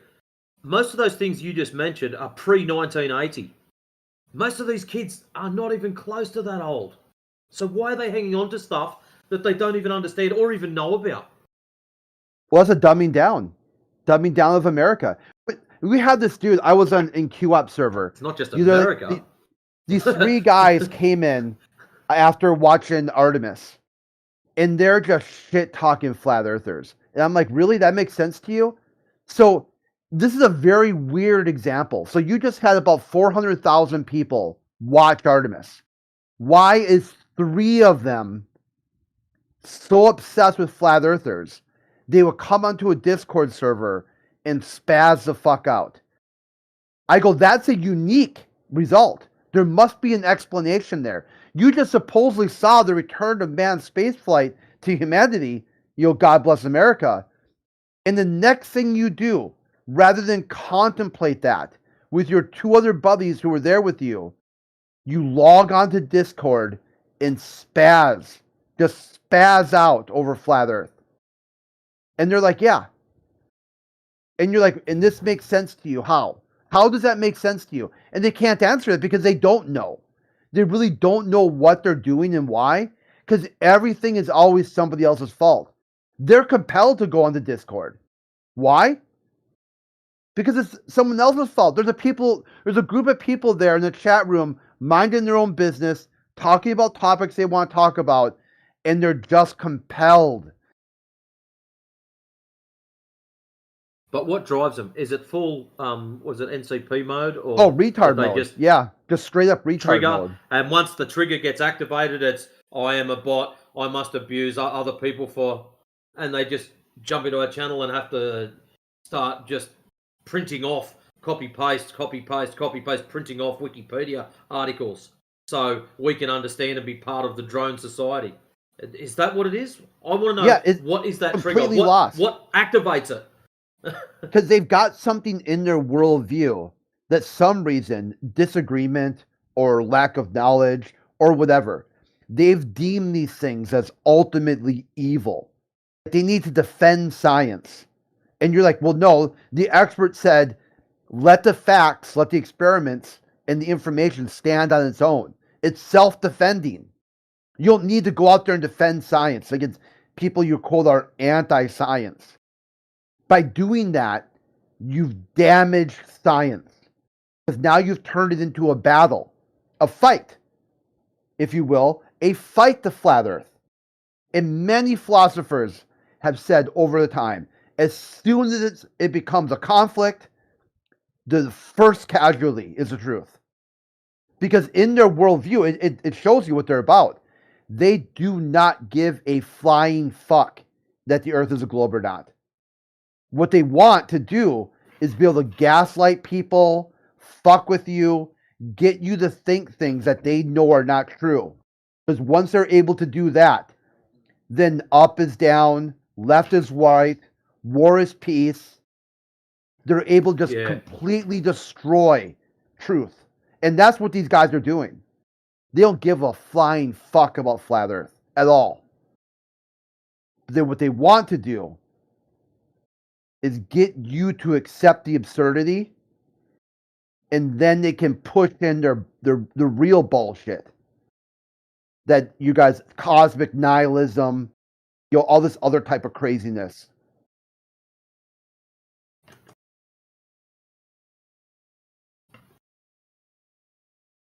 Yeah, I just, some of them amaze me. It's like, as soon as you say FE, they're just in here, and it's recording mode. It's like someone's got the needle on the record player and just gone and flicked it across 2 more songs, scratched the arse out of the record, and it'll start playing the next tune, and it hits the scratch and resets, and it's mind blowing. It truly is. Like, fair enough if you don't like it. Okay, drop into the channel. This is how easy it is. You lot are a pack of clowns. How can you believe this shit?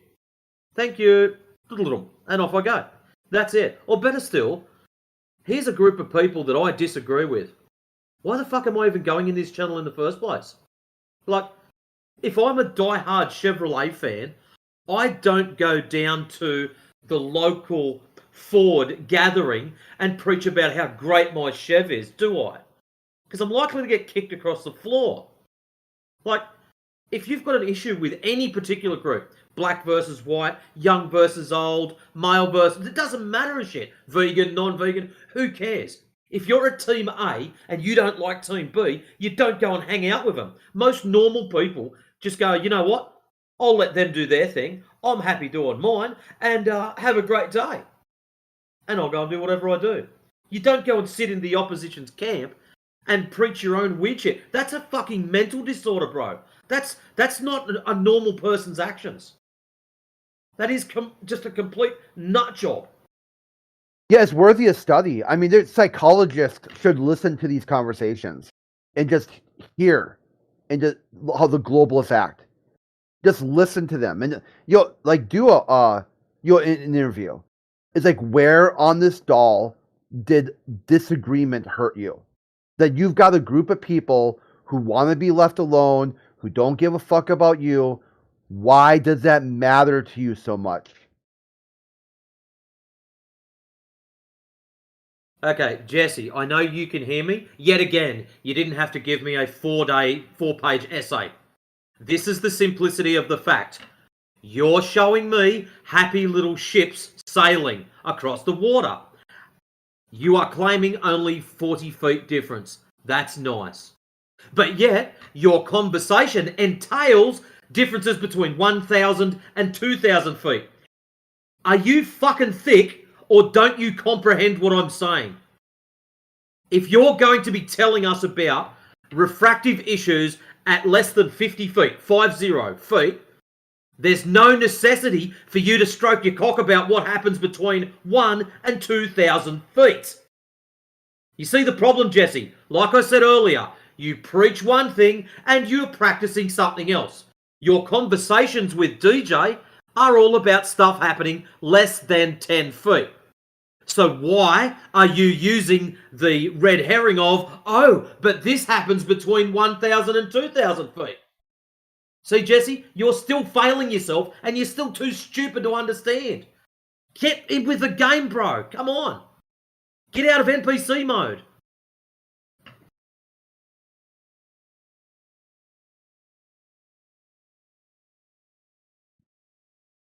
It's like, holy shit. He's talking about 1 and 2,000 foot stuff, and then all of a sudden he shows me a picture of something, 20 foot high. It's like, what are you talking about? The 20 foot high shit or the 2,000 foot high shit? Pick one, I don't care. But don't try to mix and match the two of them to make your argument sound better. You're better off just typing in the chat thing, I don't fucking know. It'd be easier.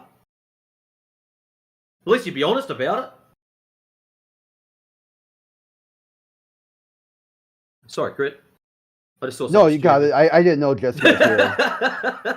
Talking in text chat or something, I guess, huh? Hey, Yeah. I didn't hear him. Was he trying to mic up? No, he just posted up. Every time he responds to me, instead of just responding, oh, sorry, I didn't understand this, it has to be a whole page essay every friggin' time he responds. And it does me fucking head in because a lot of the time I'm doing other shit, trying to sort photos out and whatnot, and all of a sudden there's a whole page of writing, and only probably 3 lines have any context to what we were talking about. The rest is just shite.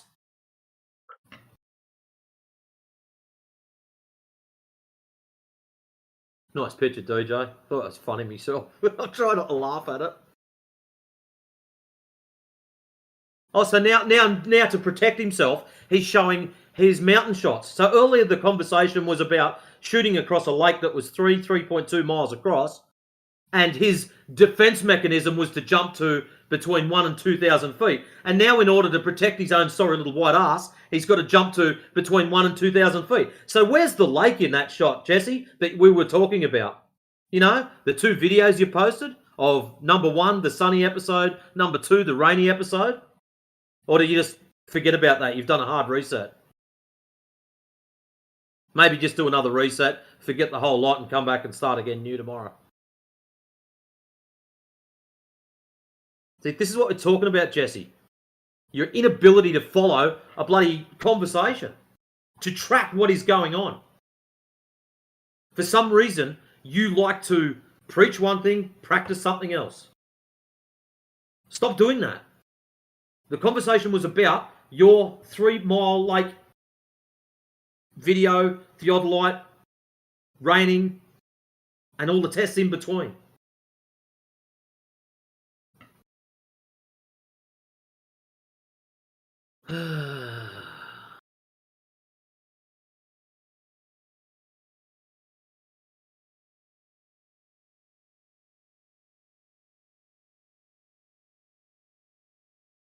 Yeah, for all his hard work he does and all his research, he could do like a lot of good for the cause with his time and his energy and his ability. If he could just focus it in the right direction instead of wasting his time trying to like defend this dumb shit. I mean, again, we were just talking about like why, dude? Like, why do you want this position to be correct? Like, what good does it do for you or anybody else? It doesn't If you're prove anything. quote unquote right, and why are you even trying to be right? Like, why? What good is it gonna do if you're quote unquote right? Yeah, It doesn't do any good. he said his evil villain origin story was that he has a neighbor, a friend of his, that is a flat earther, and he hasn't been able to save him yet. So he's trying to use like practice talking points to find the right one that will save a flat earther here. Then he'll be able to use that to save his friend. Save us from what? Who knows, man? If you could, yeah, all the bad guys are on the fucking Gloomer side. Like they're the ones who are keeping us fucking locked up in this bullshit. Save us. We can go back to them. The fuck is that? Yeah, it's beyond bizarre. And when I said it is probably way more articulate. When he says it, it's going to be like some random story about like a fish tank and a baseball hat, and he just goes on and on. You're like, what the fuck? And you just like get to the point already. You just really can't enjoy your friend's company without having to like save him. Why not just go play horseshoes or something? I don't know. Like, I mean, really, this topic just keeps coming up over and over again. You don't know what to do.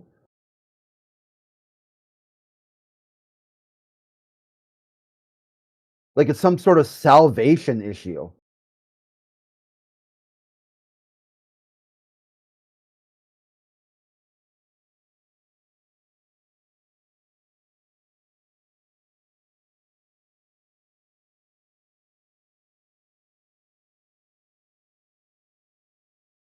Yeah, but again, like salvation from what? Like flat Earth is evil or something. Flat Earth is like the good guys, if anything.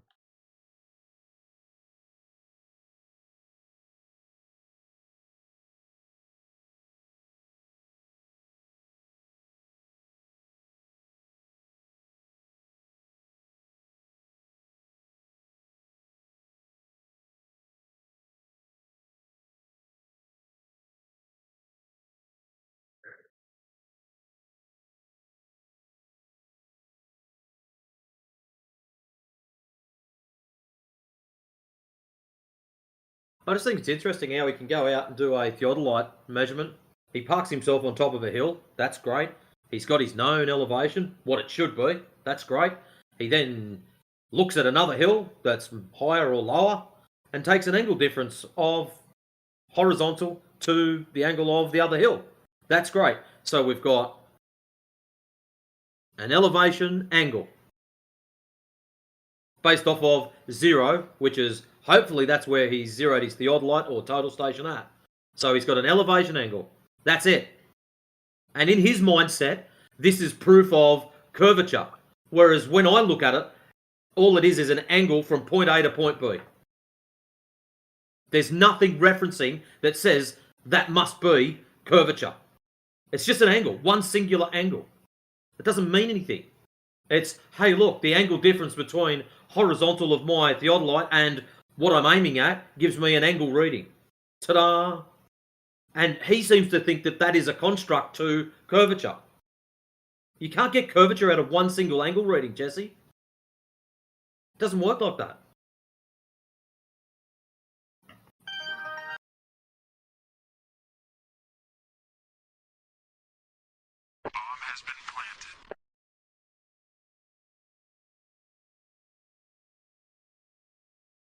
Oh, but wait for it. He's got lots of angle readings, all from different locations. So they're all single.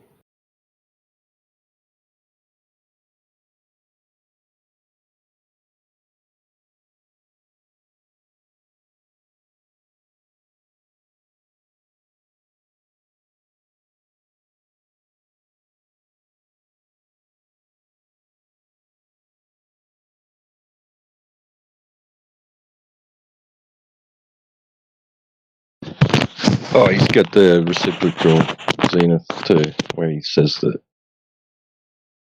both observers have to tilt the theodolite down to point straight at each other.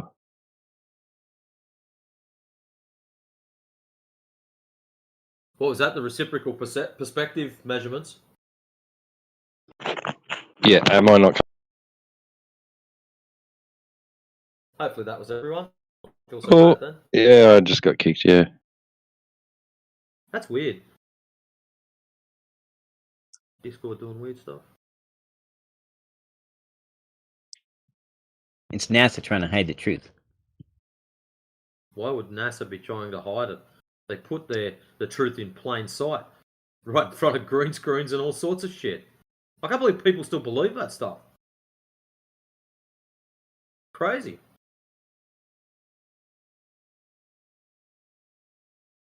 What is interesting, Jesse, with all the Artemis bullshit that's just been happening over the last week and a bit, the amount of stuff-ups that people have seen and the amount of people that have actually woken up in the last week just due to the stuff-ups of these rocket videos. Even one of my friends, diehard globetard, refuses to come in here, is even shaking his head at how shit that was. It's like, hang on a minute, aren't you supposed to be a mad rocketeer? I suppose as a rocket believer. A lot of people are just mad because they really wanted to like stick it to the flat earthers. Like we were talking, they just wanted to stick it to the flat earth. They wanted it to be like awesome, like how do you throw it in their faces? And all they have is like some CGI fucking, and they keep saying pictures. They're not pictures. Some CGI images that NASA put together to show everybody that they admit themselves are, you know, composite photoshopped images. And that's all he Like 12 gives, hours later? Yeah, Like like 12 hours later. 12 hours later and the clouds haven't changed. Yeah. Yeah, stuff like that. And it's so obviously ridiculously fake that even those people are like, dude, this is bullshit. Like this is embarrassing. What the fuck is going on? Jesse, just so you know, your angle measurements of something on a ball tard, if you're holding your theodolite at 0, you can't do them because allegedly the item you should be looking at's behind the curvature.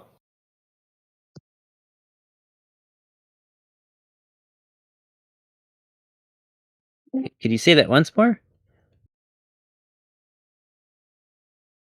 REVC, and what kind of angle readings could be used to determine the deviation between a lake at rest and a flat plane? Well, a lake at rest is a flat plane. If you believe you live on a ball-tard, you won't be able to see something, depending on the elevation of your theodolite or total station.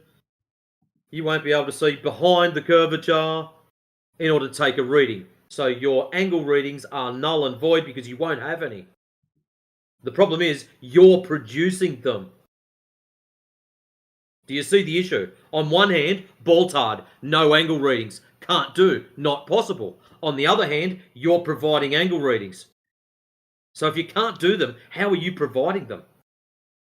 Think about it.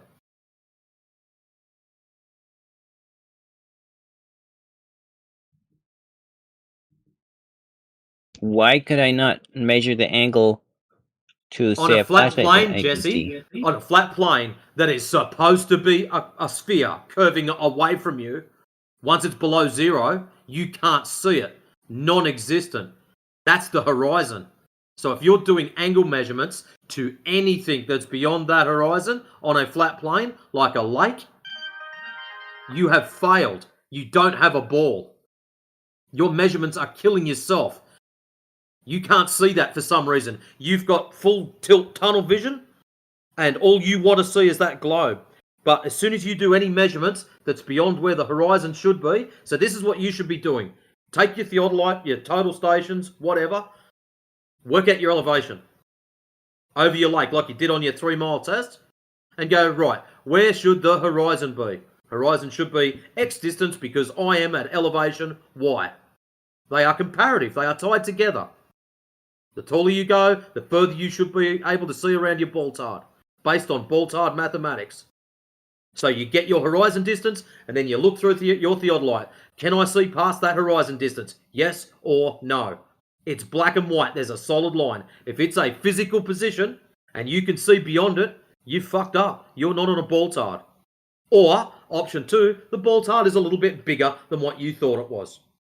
I don't care which way you go. I'm easy with that. Because logically, that's what your answer should be.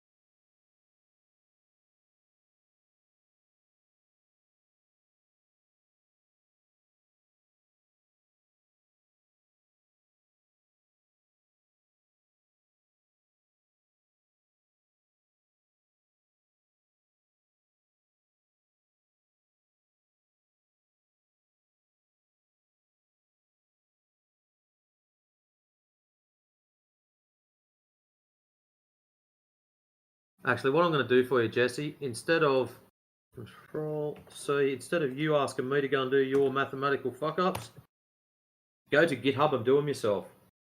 It's a nice, easy Earth curve calculator for you. Tells you the horizon distance, tells you how tall shit needs to be that you're aiming at. Very simple.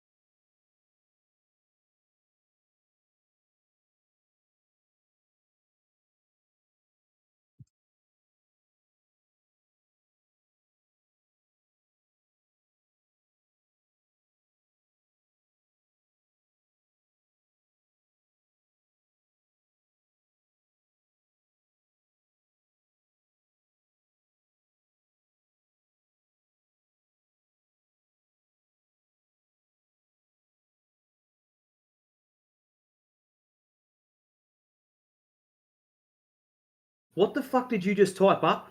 You don't understand what I was saying about not seeing something past the horizon. Jesse, in your paradigm, It is supposed to be a ball. Based on your elevation, you can only see to the horizon. That's it. Anything beyond that horizon limit, go bye-bye, not be able to see. You must get more elevation to see it. That's how it works on a ball. The problem is, you're at a fixed height. So anything that's beyond that horizon line ain't gonna be seen. Especially if you're dealing with water. How can you not comprehend that? I'm starting to think maybe you're not qualified to be in here.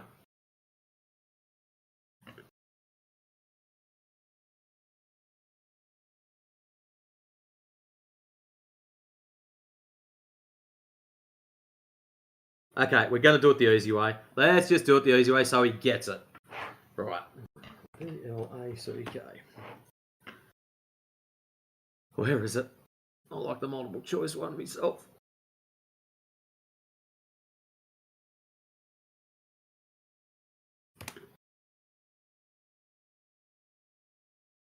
Jesse, in the picture provided, where is the horizon? A, B, or C?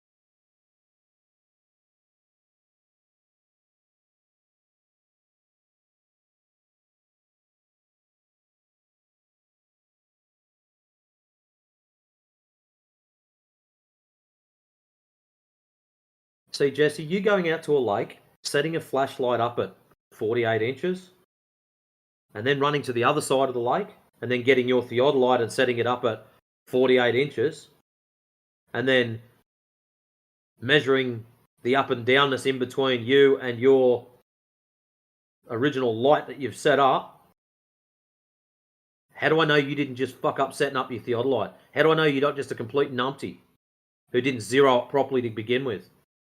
See, these are all questions I'm asking of you. You're telling us, I don't understand why up and down. I get that. That's a you problem.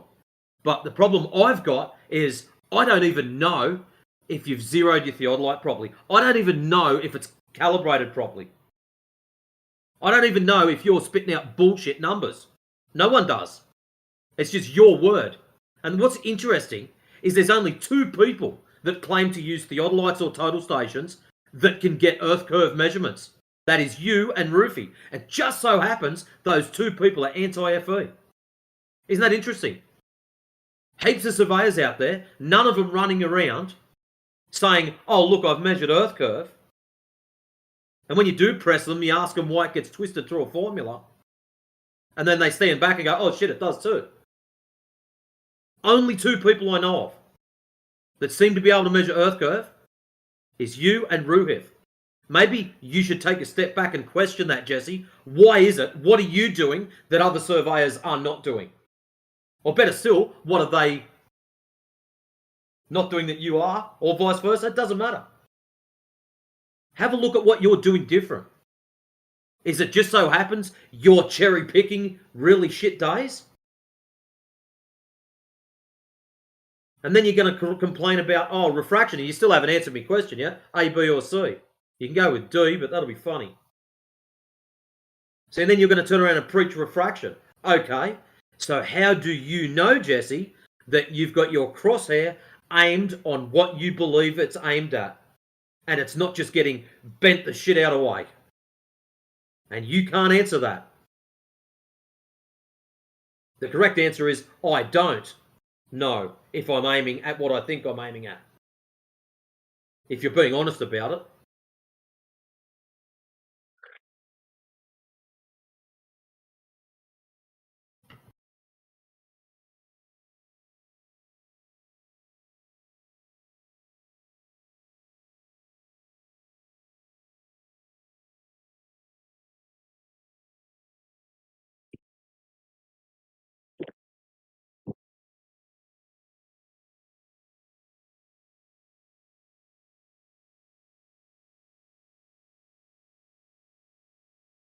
And now he's going to type up another 4-page essay instead of just questioning one little thing. And then he wonders why I fucking don't like dealing with his stupid. Jesse, stop typing. Click your fucking microphone. Stop being a girl.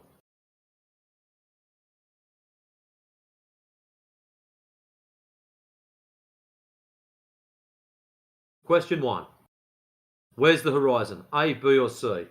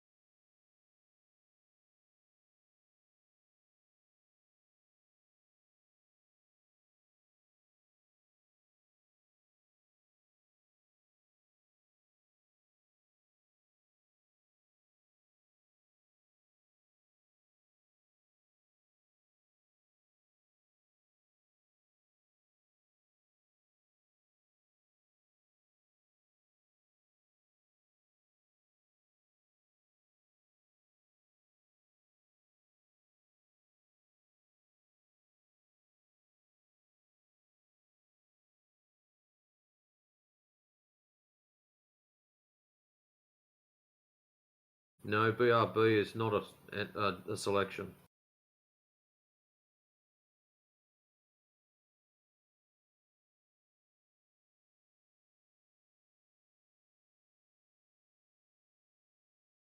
Welcome.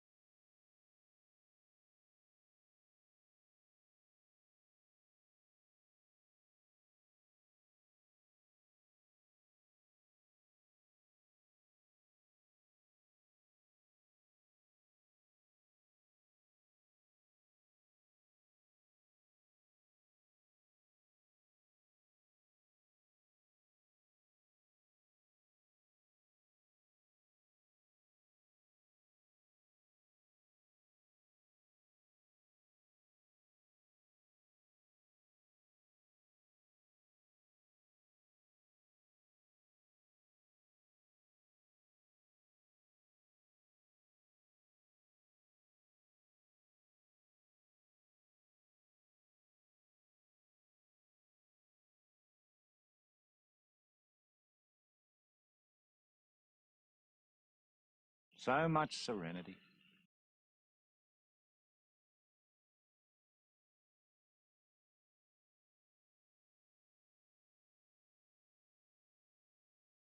Hey DJ, why is it this clown never seems to get it and always acts dumb when all of a sudden the information does sink in? Every single time I've slammed the shit out of him, hopefully shock tactics work on him and the information just gets stuck there for whatever reason, all of a sudden he runs away. Please don't tell me he's soft as puppy shit and he's off crying.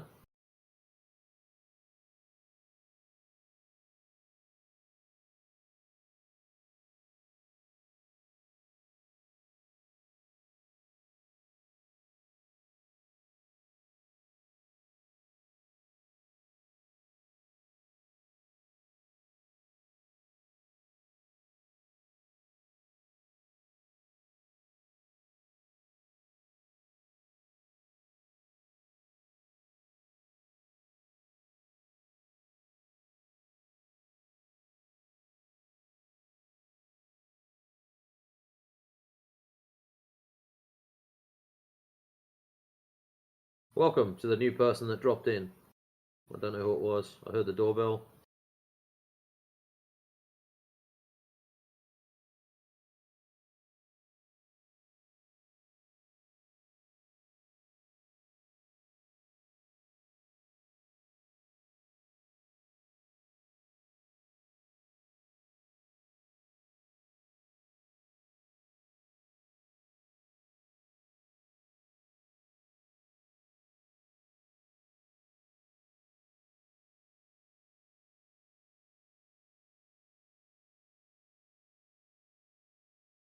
Hello.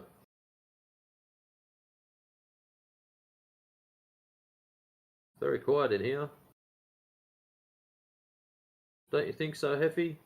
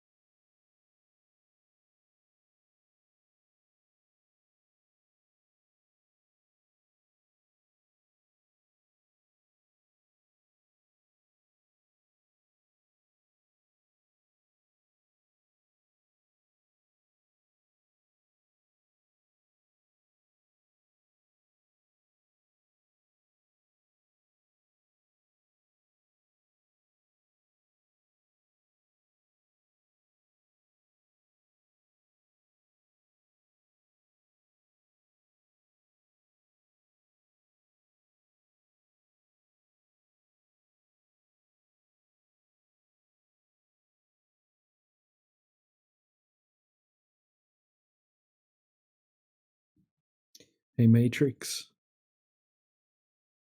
Yeah. So the other week I asked Jesse to try to draw me a side view of what he thinks is happening in the FE core laser test. Oh, this will be interesting. Did he give you a picture? Yeah, 2 pictures. Am I going to laugh or cry when I look at these pictures? I can I'm feel going it already. to challenge you right now. Oh. That I bet you you can't not laugh when you see the pictures. It will be impossible for you not to at least grin. Here we go. Challenge. I'll win this. I'll just mute myself so you can't hear me rolling across the floor. I know, but I bet it still shit. happens.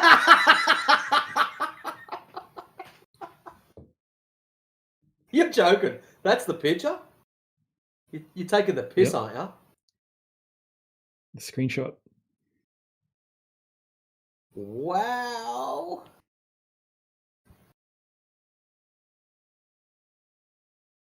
Higher angle, farther lower target. Lower angle, closer, higher target.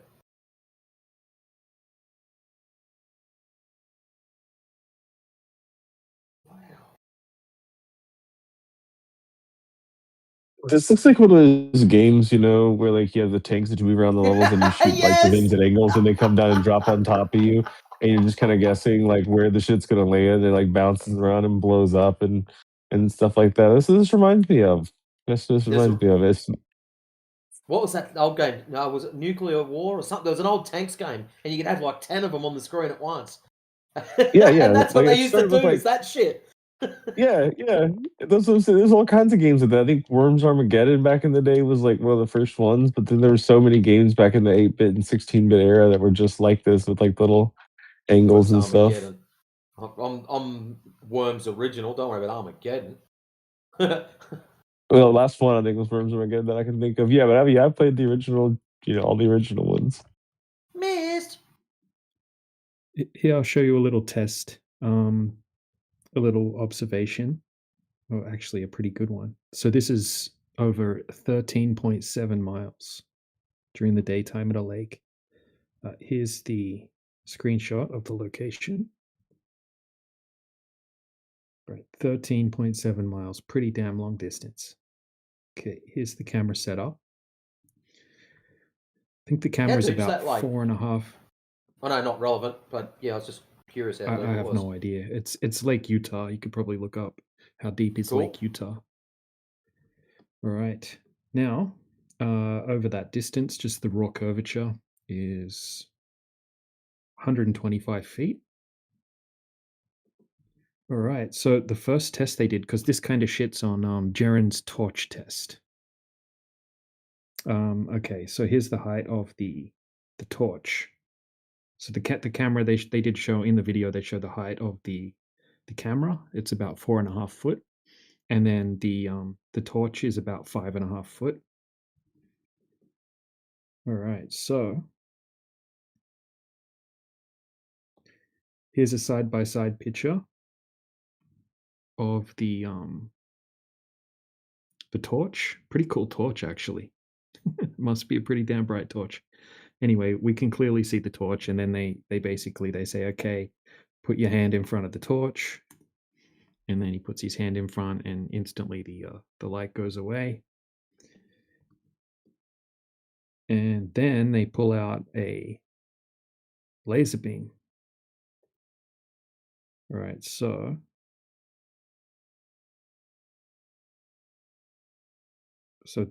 first they do the laser test from the same height as what the torch is. They just replace the torch with the laser beam, and they're moving it around trying to find the target, and you can't see the laser beam, okay, until it directly hits. Finally, they get a hit, so you can't see the laser beam at all until it actually hits the camera. And then once they get a direct hit, it looks like this. So here's a shot of the laser. Once they get the laser lined up, they actually do the same thing with the laser beam. They're like, all right, now put your hand in front of the laser beam, and then you can't see it. All of a sudden, you can't see it again. Or if they move the laser beam slightly, you can't see it, showing that they're getting a direct hit. Now, what they do then is they actually lower the laser beam all the way down to just 9 inches above the water. Now, there's little waves, so they're even getting the camera wet. Sorry, they didn't lower the laser beam. They lowered the camera down to 9 inches above the water, and you could still see the laser. Right, so the horizon, the geometric horizon, should have been at 1 mile.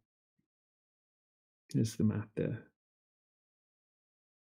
And the laser should have been obstructed behind 106 foot.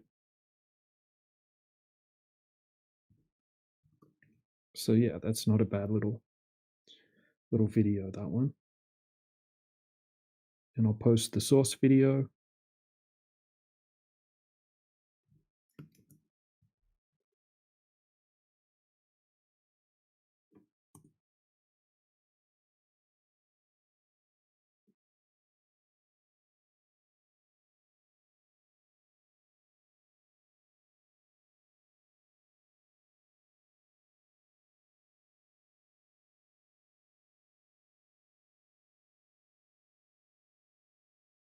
So now I'll jump on Walter Bislin's and I'll try to reverse engineer it to get it to work on a globe.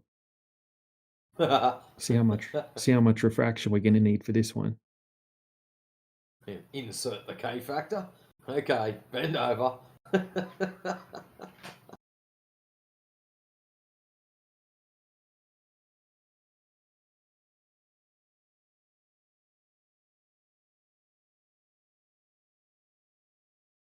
Does it even go that high?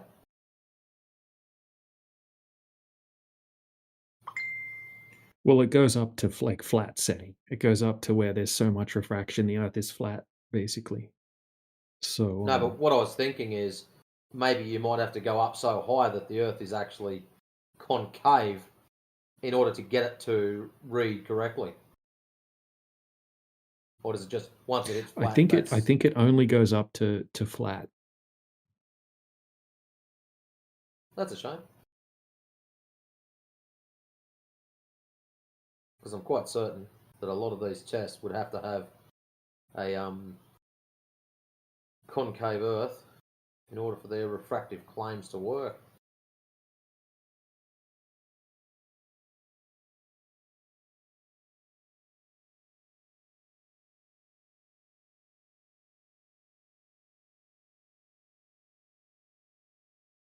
All right, so I'm going to take a guess. I'm guessing that I have to basically do what I have to do for nearly every single one of these other observations, is basically max it out. All right, so let's.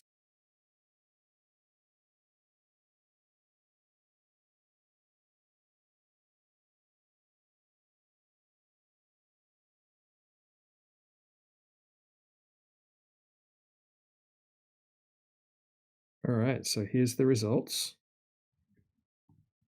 And I had to max it out. So for this to work, we would have a refraction coefficient of 0.996. I think that means the globe would have to be about, I don't know, 30 times larger. We don't see any miraging effects. We don't see any, noticeable heavy refraction or anything like that. It's just the divine refraction at play. Nice. Yep.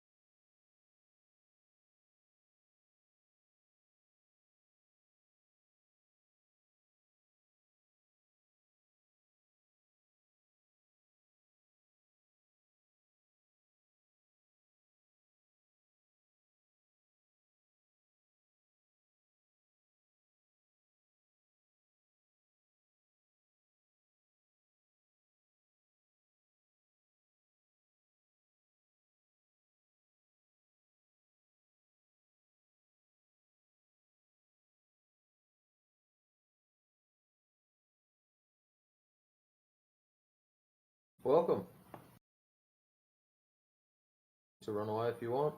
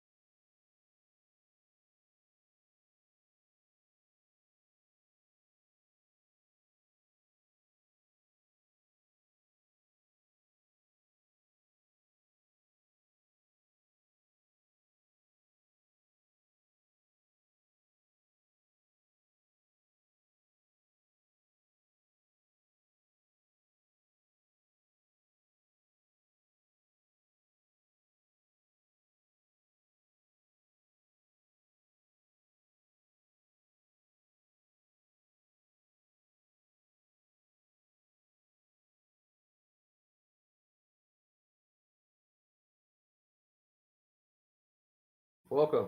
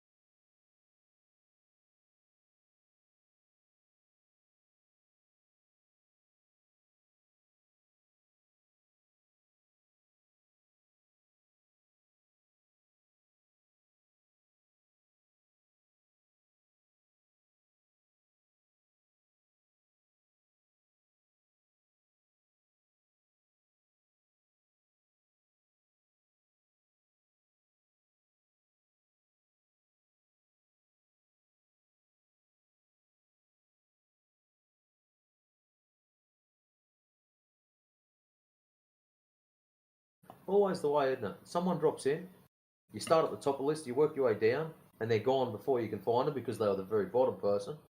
Or if you happen to be at the bottom of the list, you're scrolling up, and they're gone before you get to the top.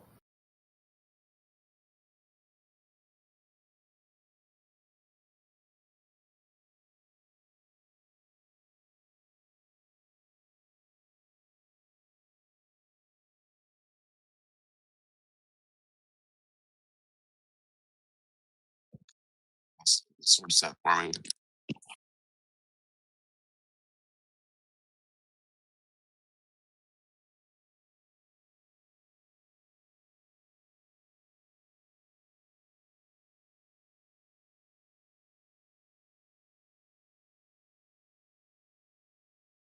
Flat man. Isn't it amazing, flat man, how them things always seem to land on their feet? Freaky.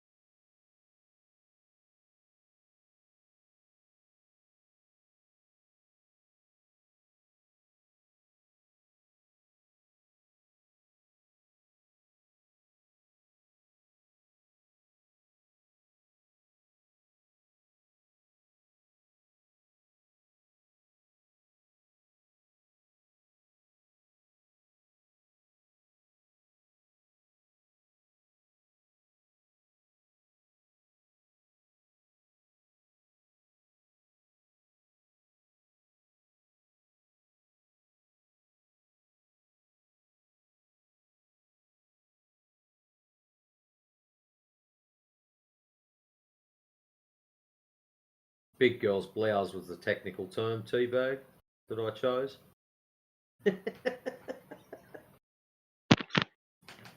Yeah, I was trying to stir up trouble, but it didn't work. Some of them get upset when you post shit down there for some reason. Oh, you can't talk about that down here. We'll cry. Well, I didn't say about what. That's right.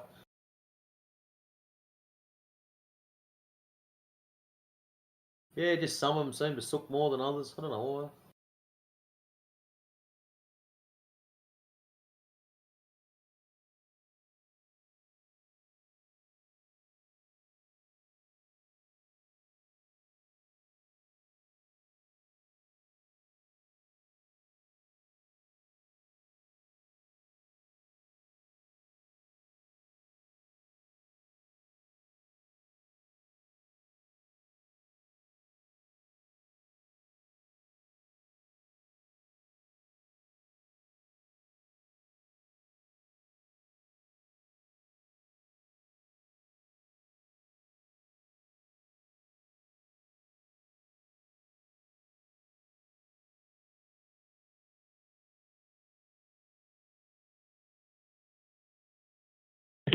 Come on, Jesse, you're the only one here, mate. You have to step up for the globe. Oh, hey, I'm just working on a little project with my mini lathe.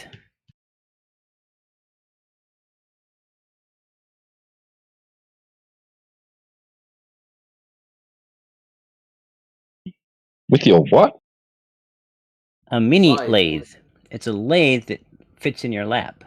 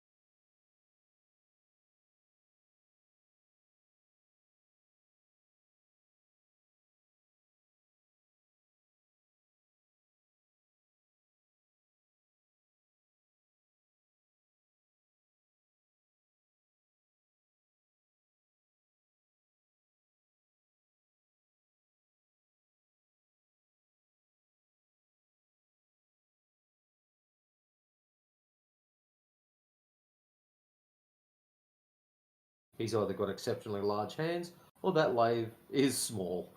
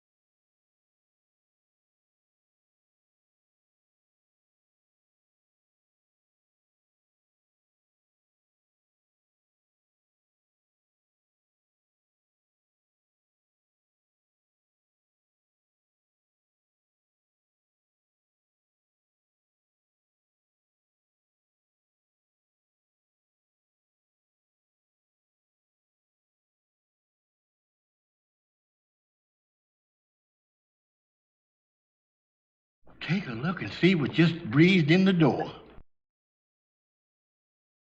Okay, what just breezed in the door? Or should I say, who? Welcome.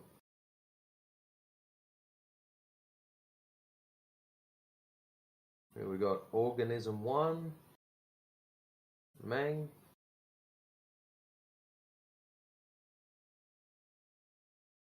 Say hello, guys. That's normally when T-Dub unlocks and goes, hello, guys.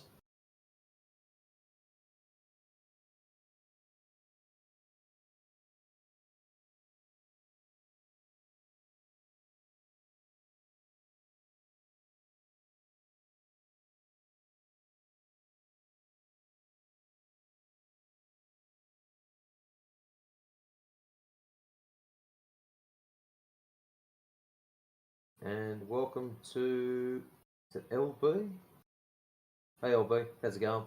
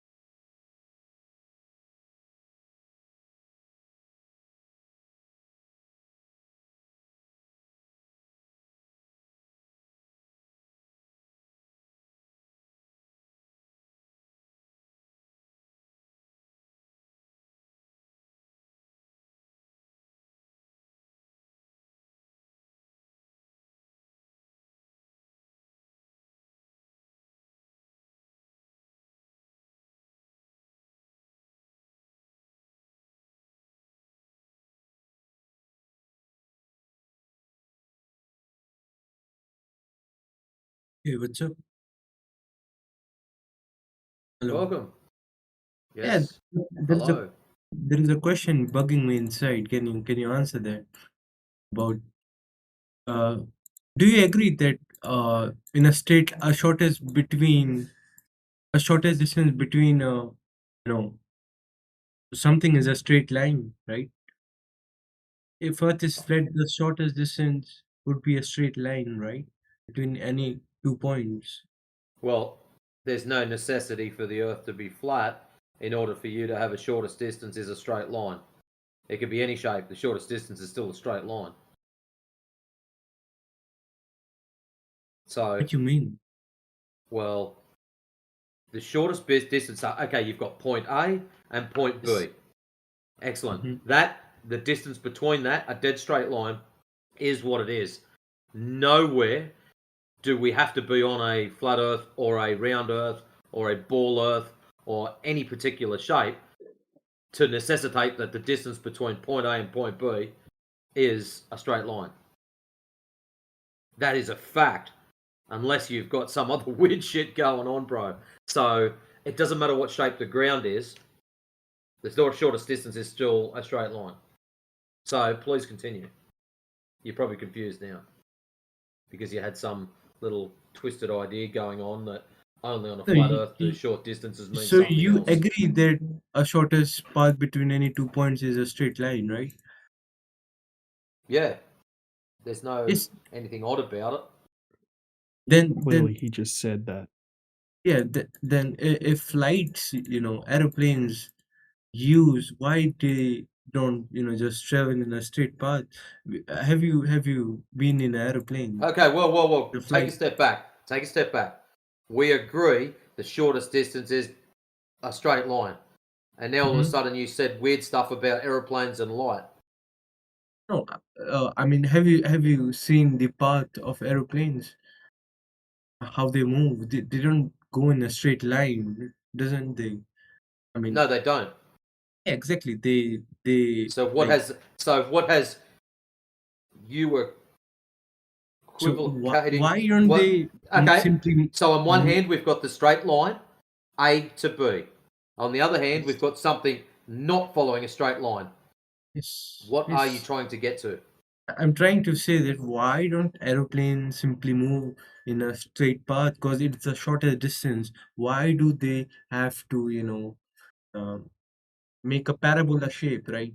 Why they have to make Well, a they're not curve? a parabola shape. They follow flight paths. No, but flight For paths the can be reason, a straight there's line reasons too. for it. In a perfect world, they would just fly in a straight line. That's not an issue. But the issue becomes safety, fuel. So logistics, exactly. they might be I'm picking talking about. people up. There's a whole pile of reasons why they're not going to fly in a dead straight line. No, like fuel. I mean, of course, if you travel in a straight line, the fuel less. I mean, less fuel will be used, right? You don't Agreed. use so why don't we use less fuel instead of using more fuel? It's not about. There's multiple reasons. One Yeah, of them, in the perfect world, they fly dead straight. They pick you up at airport A, they fly dead straight, they land at airport B.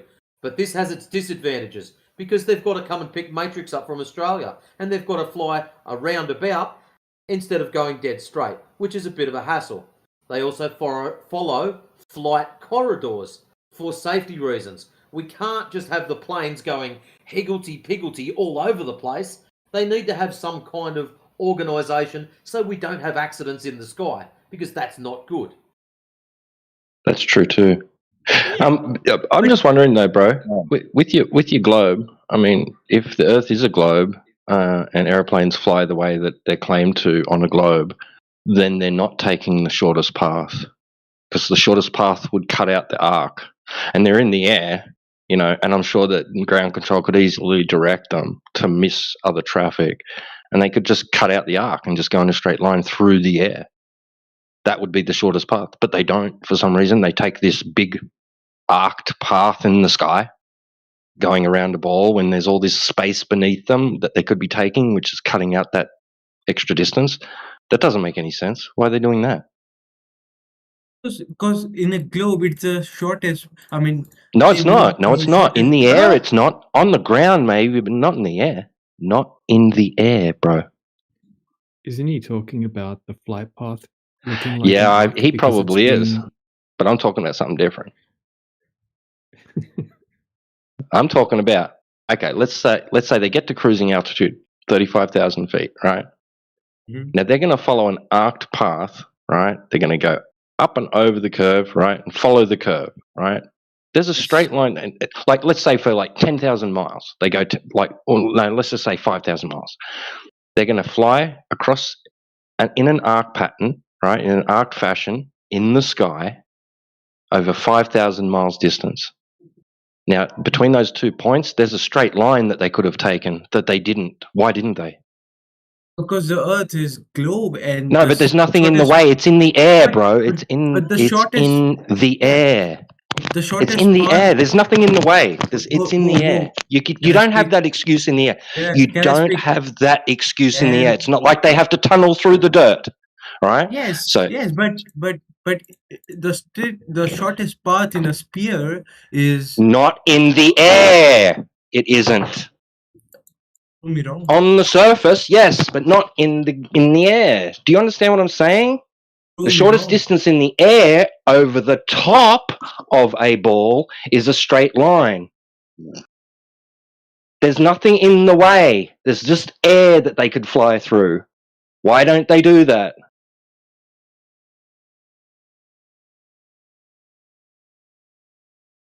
I mean, inside a normal 3D space, right? The shortest distance is a straight line, but on the surface Yeah. sphere, the Yeah, but shortest planes distance. don't fly on the surface. They fly in the air. Yeah, They it's don't have that excuse. Yeah, but in the still the shortest distance is not Not in the air. It's not not for an gonna change aircraft in the not for an aircraft in the sky. It's not. Hold They're on, taking Peter. the long way when there's an alternative shorter path. But the shortest distance is a straight line, T-Dub. Yeah. But when something look Anyway, yes, it's all good. Continue on with your question, and these guys will fix you up. This is something to think about, bro. look, I'm talking about the measurements. So according to the ground perspective, the straight line is more distant than Say that again, the please. arc line. Say that again, please. According to. No, I'm saying if Earth Yeah, is a globe. I just wanted you to repeat what you said. No, I'm saying that. yeah. Very sorry. According to. Yeah, no. Look. If Earth is a globe, it's a sphere. Then according to it, it's not the straight line which is a close, or which is less distant than the the arc. So what you're trying to say is planes are not flying straight lines, so therefore we are on a globe or sphere. No, I'm saying planes take the shortest route, and No, they and the don't. straight line in the globe is not. That's where the you're shortest mistaken, route. my friend. Stop. That's where you're mistaken. Planes don't follow the shortest route. Not always. Sometimes they follow the safest route.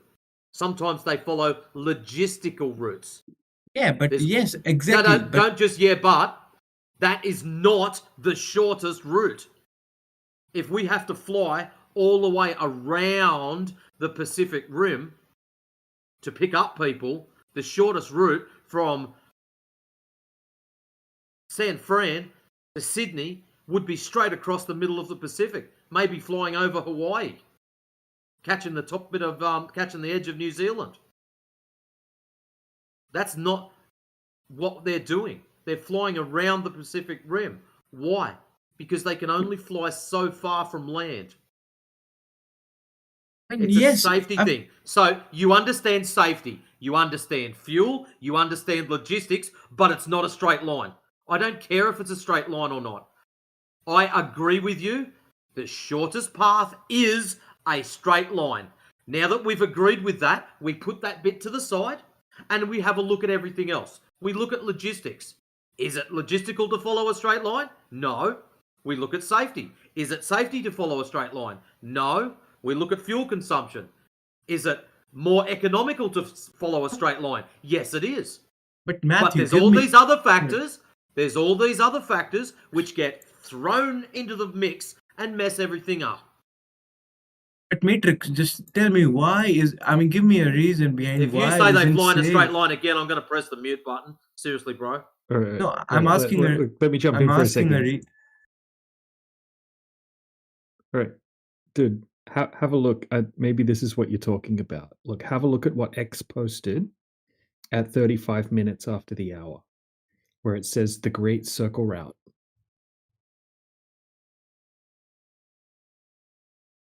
Can you see it? Mm-hmm. Okay, and is this what you mean? How come the plane takes this arc pattern instead of the straight line that's underneath it? Yes. Is that what you? Yes. Mm-hmm. Okay, so it's because of the map projection that the path of the plane is being plotted onto. So when you have a look at the map projection that they're using here, it's that rectangular map called the Mercator projection. It's the one that you would see when you're sitting in an airplane and you see the path of the flight on the back of your seat. And it looks like it's taking what they call a great circle route. It just looks like that on the map because of the map projection. So if you have a look just below that image that X posted, you can see what I posted. Right? Can you see what I posted at 36 minutes after the hour? It says same flight path, different projection map. Can you see that? Yes, only if the Earth is flat, then it makes No, sense. let me complete my explanation. Okay, so the top part of the image, okay, see the great circle route? It looks like it's taking an arc. All right, that's because that map projection is a Mercator map projection. Okay, and then the map below that in the same image, okay, that's a different map projection. That's called an azimuth or equidistant map projection. And it's the exact same flight path.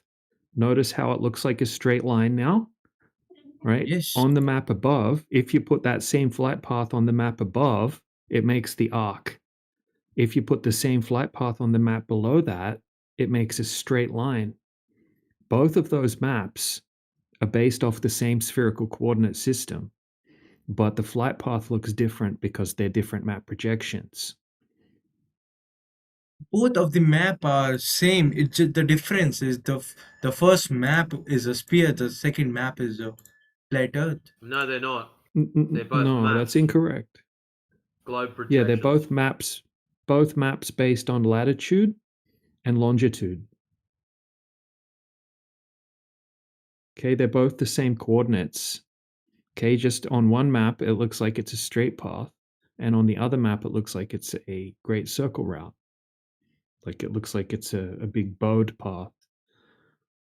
It doesn't mean it actually is. It's just because you're looking at it on that particular map projection that has a lot of distortion because it's like turning the spherical coordinate system into a big cylinder and then flattening it out into a rectangle. That's the Mercator projection. So here's a map, right? Here's a different map. Okay, this is a military map. The next one, I'm going to post it now. It has a whole bunch of different flight paths plotted out on it. Okay, so Matrix just posted a whole giant chart of different map projections that are all based off the spherical coordinate system. Right? Underneath that, I posted this military map, and you can have a look at the red lines on it. Okay, this is the flight paths all plotted out on this particular map projection. And what you'll notice is on this map projection, it doesn't look like they're taking those curved paths anymore. Okay, they're not all perfectly straight lines because, like Matrix told you, they use flight corridors, they take advantage of jet streams, right? There's safety concerns, all sorts of different things to take into consideration. But I'm just telling you, it's just depending on which map projection you're looking at the coordinates of the plane's path plotted onto. That's all. So in reality, the planes are taking a straight line, right? Just they are. No, in reality, the planes are generally taking somewhat of a straight line, but usually they'll be taking a flight corridor because it's not always the safest option to just go in a straight line. Okay, because they have to. Because there's so many flights, right? They have to use like highways. They have to avoid dangerous pressure zones. They have to avoid high mountains. They have to avoid crashing into other planes. So they have high mountains. Kind of like, you see, do you know the yeah. how high the altitude of a plane fly in? Yeah, but they still try to avoid high mountains because the pressure changes. It can be very dangerous.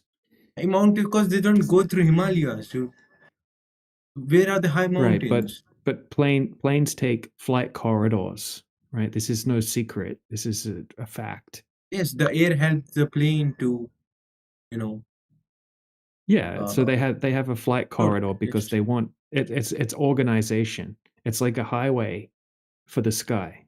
Just like they do the similar thing with the ships. They take advantage of currents, ocean currents, okay? And they use shipping lanes and things like that. In the sky, they take advantage of jet streams, okay? And they want everyone to be safe because there's so many different flights. So they have them go on flight corridors.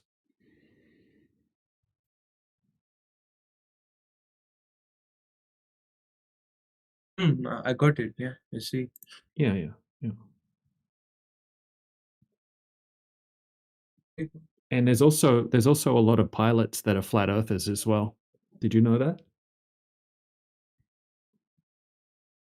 Well, it's not a surprise. I mean, I have seen many videos of pilots saying that Earth is flat, but no, Right. it's. I mean, it's more of like 95% or 98% of pilots who are not flat earthers. Just like 0.1%, 2% of the, pilots. Well, probably a bit more than that, but yeah, I agree with you that probably most of them are globe earthers.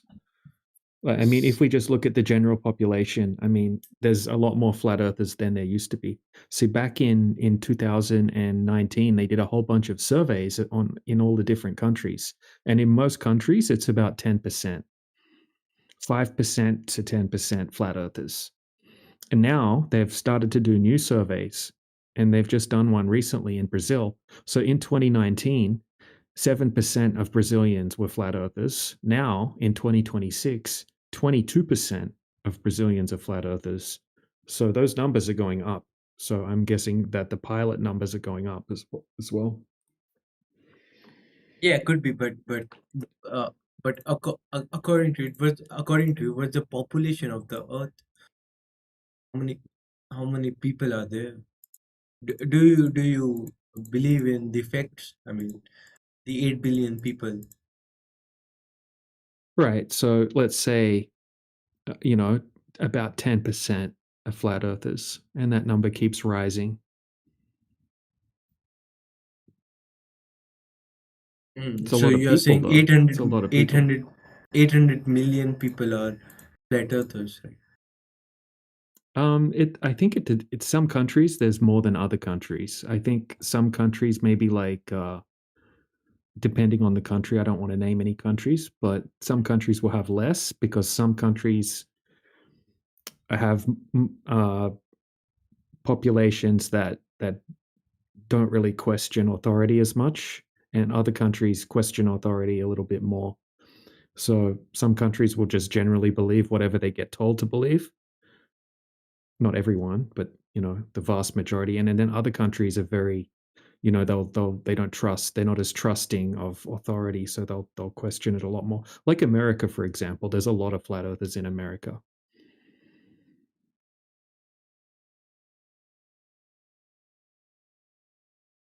But a country maybe like China might have less flat earthers. Still a lot, but a lot less than say America. Per 1,000 people or whatever.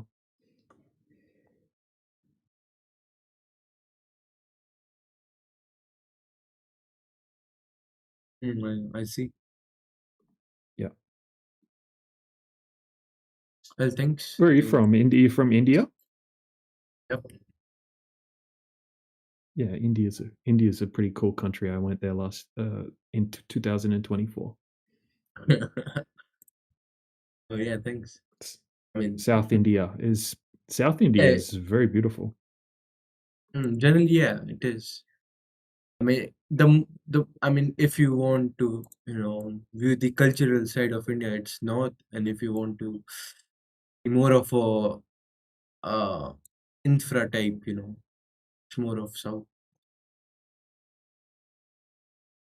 I miss the food in India. I mean, That's it what I'd go depends. for. What's that, Matrix? I said that's what I'd go for. I love sampling food. Dude, it's from all freaking different places. amazing. It's so good. It's so good, but the weather's already so hot, but everything's so freaking spicy. So you're sitting there already sweating from the heat, and then you eat something spicy, and I'm just yeah. Don't have a problem with that. It really, oh man, yeah. I can't handle. I love spicy food, but I can't handle it.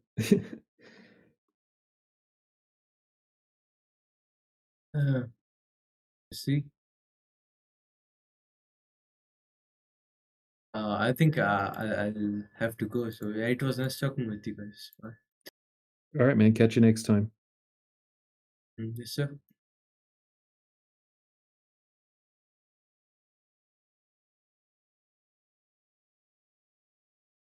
We're stuck. Get over here.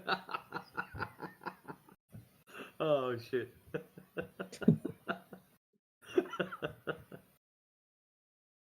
Oh, but the shortest distance is a straight line.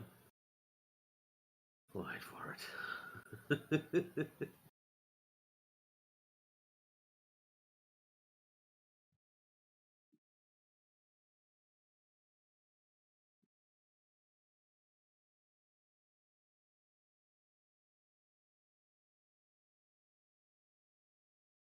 Even Jedi was laughing at it.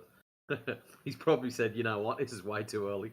I am going to make a bloody 6 coffees and just chain feed them into myself.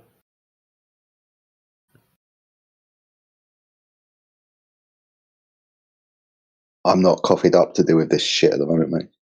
I was going to say, it'd be early for you. Stark, don't do that.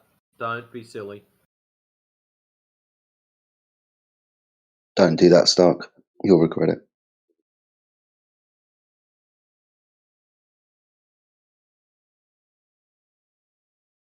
Unless you've got separate headphone controls and you've got everyone up loud and your headphones are down soft for some silly reason, there is absolutely no necessity to put me above about 90% comfortable level. Yeah, he's I'd say broadcasting between matrix. 65 and yeah. Broadcasting matrix to all of India.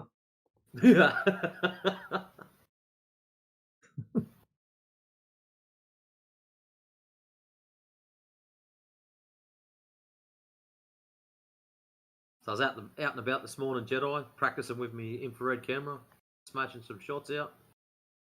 Pretty happy with it. Did you get anything interesting, mate? You're still looking at the moon? No, not looking at the moon. I'm scared I'll start howling or some shit like that.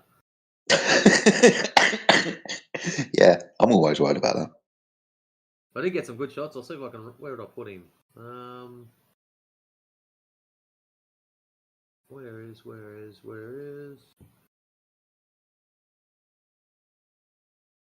it number 28, 29?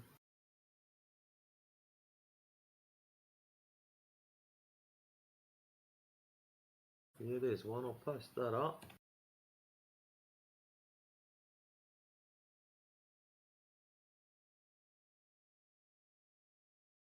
There's about 15 k's away from where I live. There's there's these old silos. Well, they're still in operation, but I just like the contrast and the color.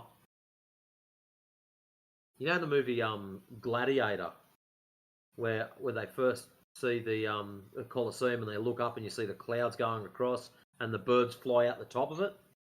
Yep, The clouds in that second image that I've just posted up, the clouds were doing the same shit as that, and it's a shame that it does stand out, it does highlight it, but yeah, it doesn't really do it justice.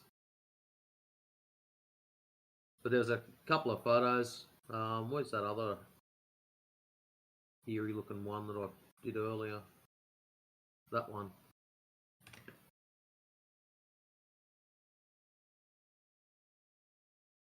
But yeah, the IR is quite interesting. How it turns leaves to white things.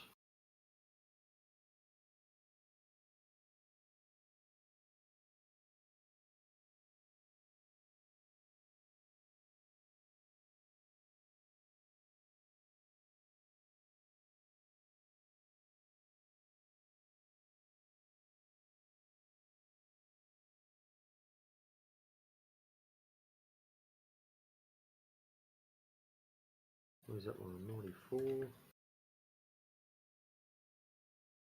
I also went down to there's a big park in the middle of town. I was getting photos through that.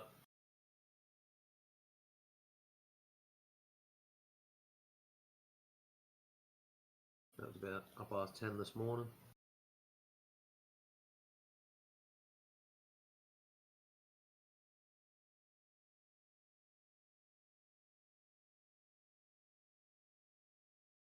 No, I'm just getting a warm up. So when I get all my lenses and everything sorted out, from what I've taken already, I actually do need some better quality lenses. That stands out by a fair way.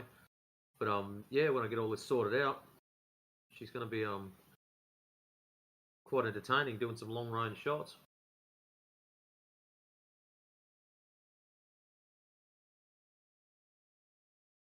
Even though you don't have large body of water, do you have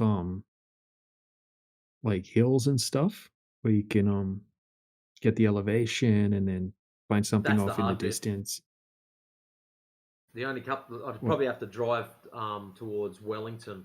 So that's to get there is what 40 minutes. So yeah, probably about half-hour drive towards Wellington. There's some decent hills where I can sit up one side and shoot across.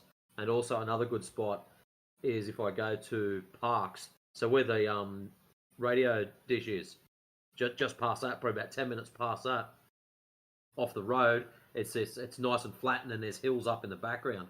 So I'll probably get some good shots hitting that.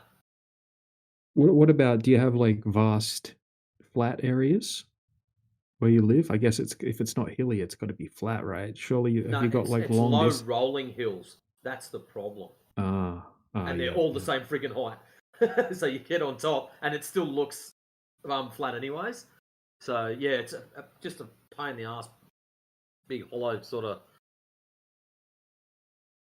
Yeah, it's not really not like Newcastle where you can go, you know what, I'm hitting Mount Sugarloaf and just get it over and done with. Especially off the west side lookout, which I wouldn't mind hitting anyways, but that's another story. Yeah, I don't have anything of that magnitude where I can just be up and above everything. Everything is sort of out of town. There's a couple of good spots going towards mum and dad's where there's some nice open flat areas and hills either side of it. So that's probably what, about 50 minutes drive. All the good stuff seems to be just about the hour distance out. So that's all right. I'll go next weekend and get some more. Give me an excuse when I go and visit my oldies. Rip my camera out.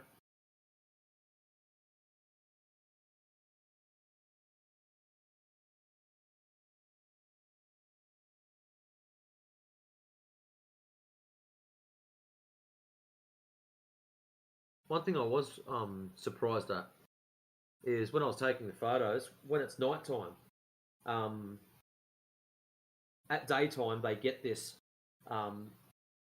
magenta pinkish hue across everything, and as soon as it becomes nighttime, that disappears because there's nothing to project the IR. So no, because there's no sunlight, everything goes back to its normal color at nighttime, which is really odd. When you take the lens off and go full spectrum, yeah, it gets this pinkish hue through everything because yeah, the IR block is removed. But yeah, as soon as it becomes nighttime, because there's no IR being projected, everything goes back to its normal greens and blues and whatnot. Did you get a shot of the moon in full spectrum? I'd love to see that. Yep. Hold on, I'll just round him up for you. They were the first set.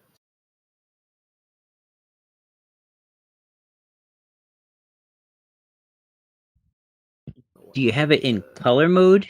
16. No, full IR. Okay, because I was interested in how the moonlight, what kind of IR content the moonlight had.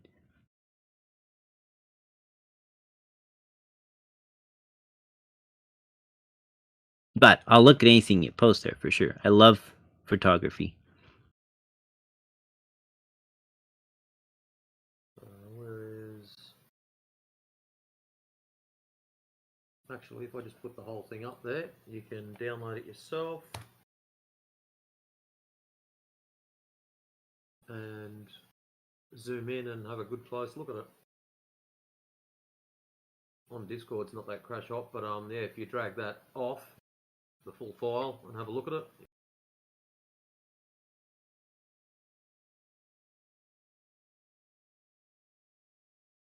Oh, that is nice. I like that.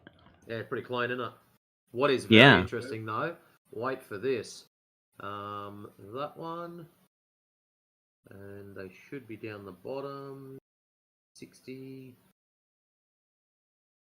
I think it was that one. Now, remember earlier I said I've got two cameras? There's the full color version on the other camera. Oh, wow.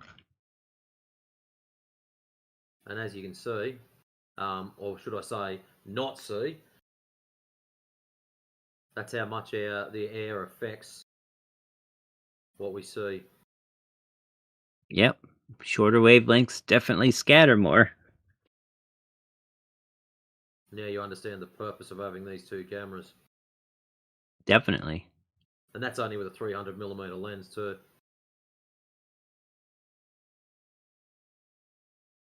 When I ramp it up to 800, 1600, that's when it's going to be really interesting. And to put that into perspective, a Nikon P1000, its millimeter is only it's either 368 or 386, something like that. And I'm hoping to hit 1600. So, yeah, cool times ahead.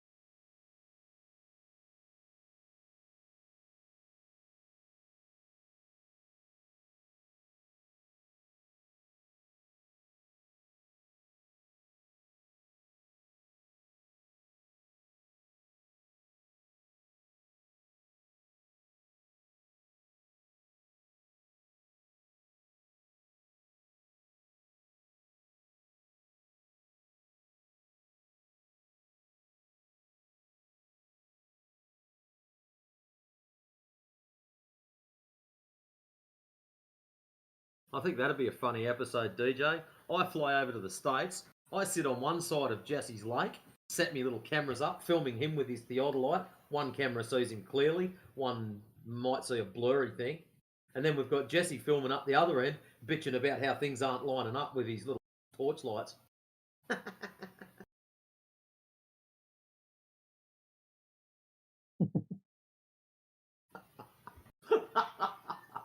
That'd be a fucking funny episode, man.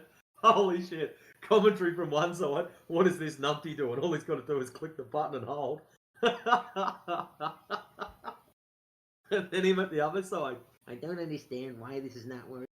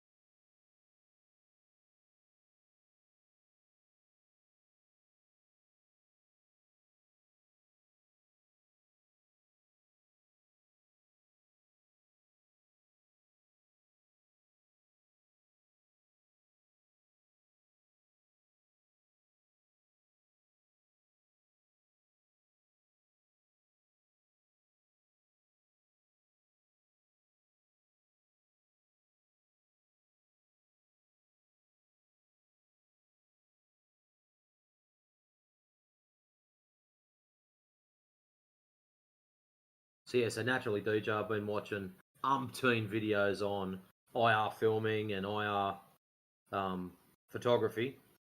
One of the biggest things is they seem to be all saying the same thing because of the way IR works and all the color gets cut out.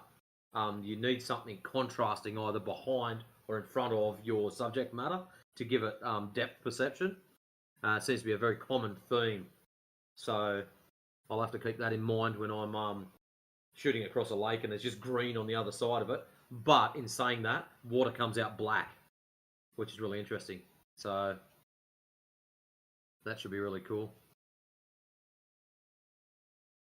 The only thing I haven't tried, remember a while ago, AI was talking about some video cameras years ago that came out that could allow you to see through clothes and shit. The reason they could do that is they never had an IR cut put on the sensor. I haven't tried that yet, so don't ask. Because that's what was actually, when you do get a conversion done, it's the IR cut that they take out. So the on the sensor is a filter that removes the UV and infrared cut. So anything above a certain frequency will get, or wavelength will get removed, allowing for pretty rainbow. Everything just gets saturated with red.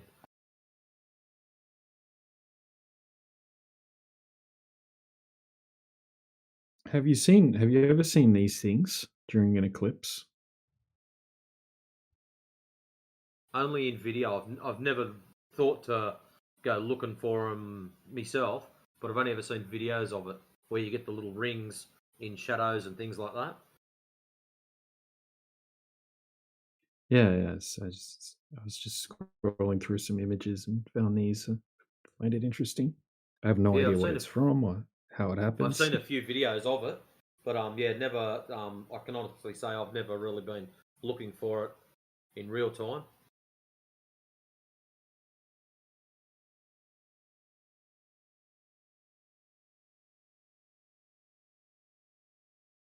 It's a very odd thing, isn't it? Here's a cool one.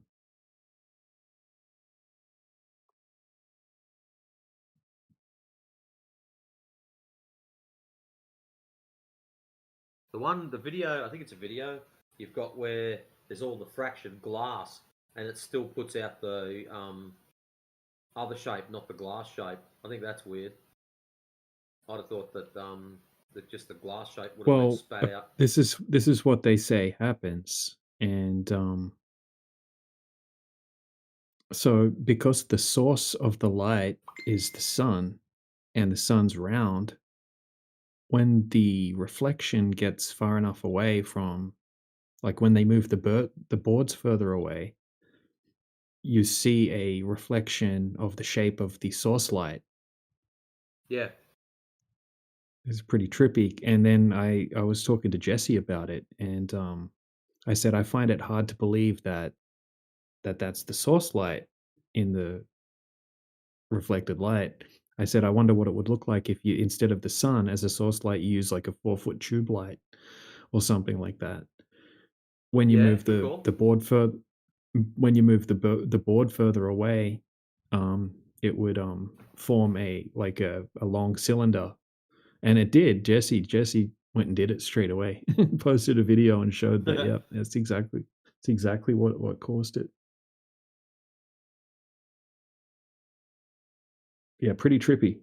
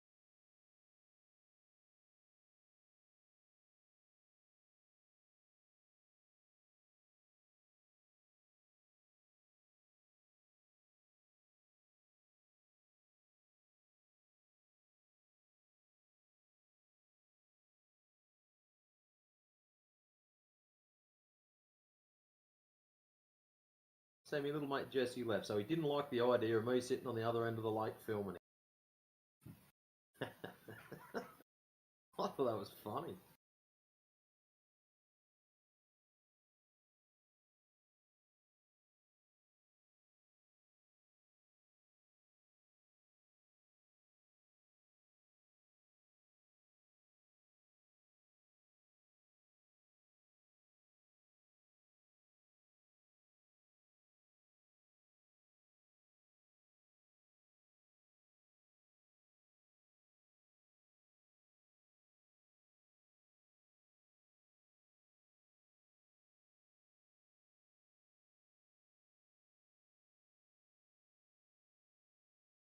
Just imagine the conversation. What's the numbers, Jesse? Well, I'm just going to allow for the diffraction of the trilithium crystals. And Jesse, what's the number? Just press the button. Yeah. Well, you keep cutting me off. It's just now.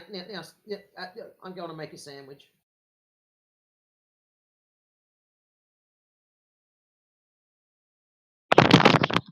Because I was looking into his total station, so it's like got a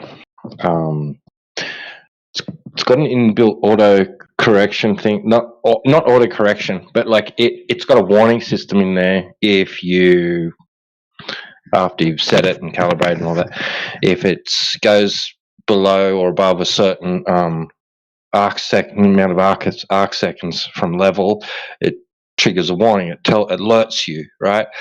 But inside that range, the error margin, it doesn't. But what it does, right? So what it does is if there is any actual movement within that margin of error, it does detect it, but it doesn't tell you so you can level it back out, correct that part. It just fixes the math for you. Oh, that's convenient. Yeah. Yeah, that's how that works. So within the error margin, it is sensitive enough to detect like tiny arc seconds and stuff, but it's like I said, it just does. It's like got this inbuilt thing, and it just goes, oh yeah, it moved such and such, so just correct that. Like in the math, like it's like, okay, does that affect it visually? Because it's not actually correcting the. It's not correct. It's not tilting it's not readjusting the level or the theodolite back to level or anything like that. It doesn't have that mechanism in it. Like that's all manual. Like you have to fix that part, like the user. Yeah, and I was also reading up on like a lot about it, and right, he tried to argue with me. Oh, I don't think human error is a factor. That's some bullshit. It's well and truly written in all the literature when you know, in the manuals and you know, in the blogs and tutorials and that yeah, you watch out for your error. You know, like the user can stuff up. Yeah. Miss stuff and like whatever. Like yeah, there's a human error element involved, definitely. Because Jesse was talking to me the other day, like, no, you don't have to worry about human error unless you're a retard. You know, basically he's saying it's like no, you still got to watch out for human error. Yeah, exactly. You know, that's why surveyors are doing them in little short segments and checking it, you know, and doing it multiple times and not, you know, they're not just going out and doing one 50-mile long observation and then packing their equipment up and then going and saying, oh, this is what it was. They would never do that. Yeah. Well, yeah, I asked AI, you know, like you don't know how well you can trust this. It's like all the AIs are having a freaking glitch at the moment, a meltdown or something because they're spazzing Dude, out a mine's lot. I don't know if spazzing. Yeah, mine was. I was arguing with mine just before because it was spazzing out and kept contradicting itself. right. But I did ask it. I said, okay, Yeah. so I said, because I'm no good at the math. I said, do this math for me. You know, like over 105 miles, this altitude, this type of theodolite. I gave it the specs and everything. I said, can 18 feet discrepancy be accounted for by just that little bit of error margin that it has, without taking in, without considering refraction and all the other stuff, and said, oh yeah, like easily over that distance, like the tiniest little like bit off level could easily account for that. I was like, okay, that's interesting. Like, 18 feet. Yeah, it said, well, it's well within. Like, that's quite easily explainable just by instrumentation error alone. Like slight, very, very slight instrumentation error. And I was thinking about that too. I'm thinking, hang on a sec. Okay, so what is he above sea level? And he's saying that he's aiming the crosshairs at something in the distance that's supposed to be at the same elevation as him. Okay, well, that's an extension of your radius value, right? Your altitude, right? It's not much though. I'm thinking over 100 miles. Isn't there like something like 600 feet drop or something? Something at the same elevation as you, no matter where you are, like on the globe, like after 105 miles, that's like that'd be dropped way down below you. Like not 18 feet, like freaking hundreds of feet, wouldn't it? Am I crazy? 100 miles. No. It was 18. He reckons it's 18 feet off the globe prediction after you guess he guesses standard refraction as they do.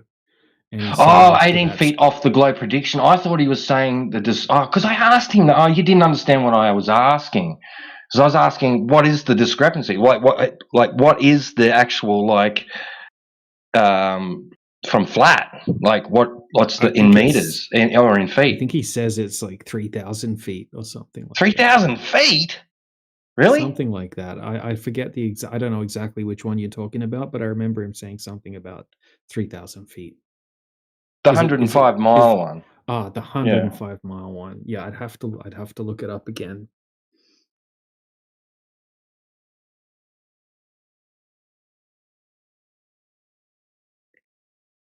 Nash, if you want to know it's not what it proves, it's what it's testing. It's testing for the globe features that would have to be there.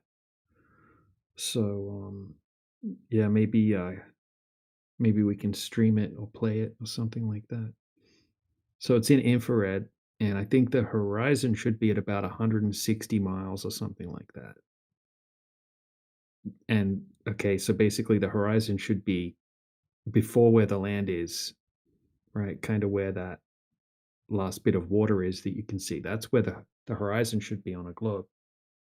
All the stuff behind that, all those mountains that you can clearly see, right, should be all popping up from behind the horizon or hidden by the horizon. I'd have to double check the video again. I haven't looked at it for a long time.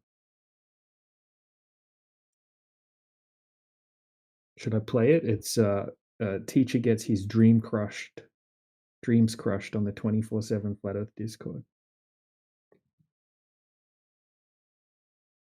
Yeah, I'll play it and I'll post some screenshots as it's playing. Oh, the eclipse rings. You're talking about the eclipse rings. Yeah, I don't even know. I don't even know what causes that effect, Nash. Pretty trippy. No idea. It happens during an eclipse or something, apparently. Proves that the sky is trippy. Yeah, it's pretty trippy.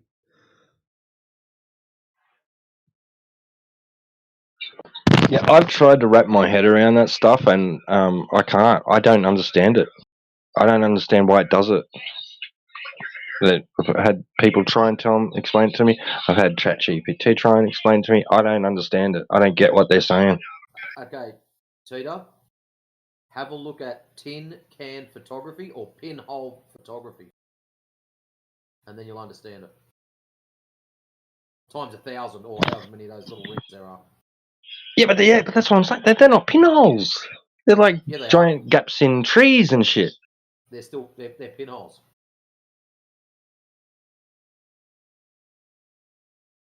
They're not all giant gaps in trees. Okay, so when there's not an eclipse, why aren't we seeing big, like just round, like sun-shaped fucking things everywhere? Good question. I don't know why it does it really well when there's an eclipse. That is the spin out bit. But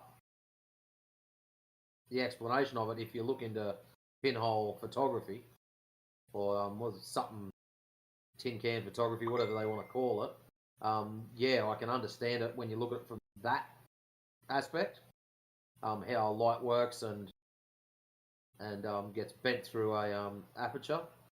But the fact that it doesn't work all the time, that's what's interesting. Or is it just the fact we're seeing it because of the eclipse and we're seeing just that outer ring and there's black spots in between, so that's why they highlight so well, whereas normally each one of those would be solid light. So wherever you've got those rings there, they're all going to be solid light, and it's just going to wash the wall out because we're not going to see any off gaps.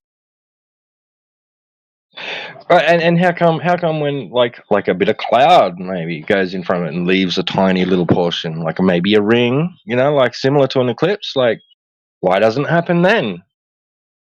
Yeah, I don't know why it doesn't happen all the time. That's the interesting bit. To me, it should. If it does it on day one, it should do it on day two, unless there's some other cause in this cause and effect relationship. That's the odd bit for me. It should be doing it all the time. And wait, were you guys? Is this what you were talking about? Like Jesse went out and replicated this with a light through a pipe or something? With fluoro.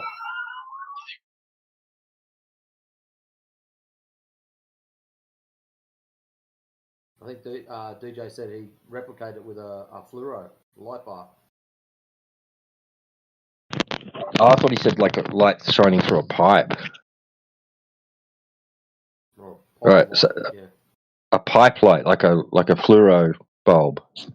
Yeah, that's what I took it as. Is that what he meant, DJ?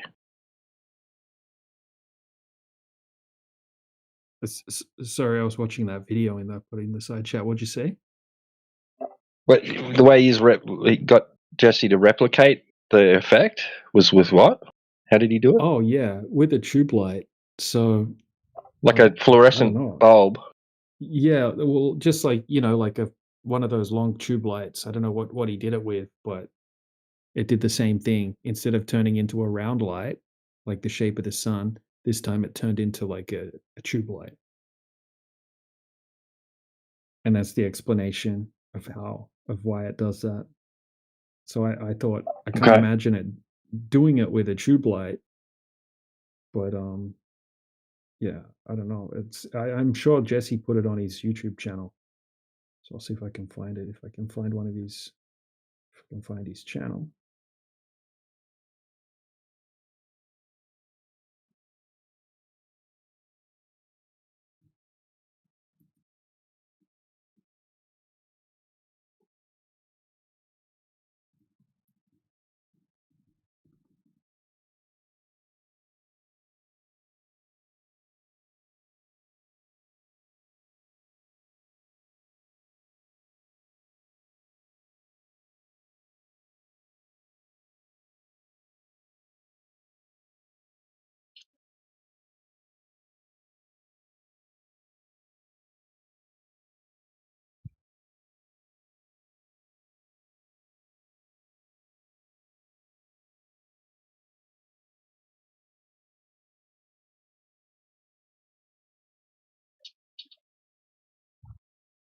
Because it doesn't matter the shape of the gap that the light's going through, right? Like that's what boggles my mind. Like I don't understand that part.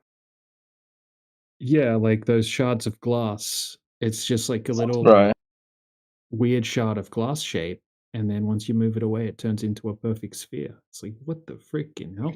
And there are different sizes, but they all look pretty similar in size when you move the board away. So if that sun was the shape of a long tube light, then when you move the board away, the light would change into long tube looking things.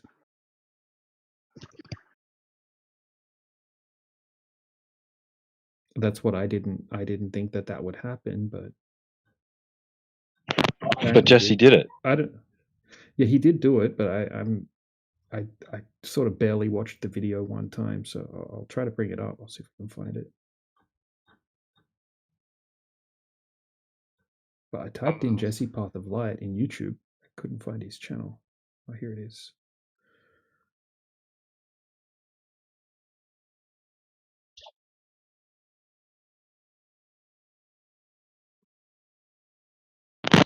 So he's got like similar setup, different shards, different No. shapes.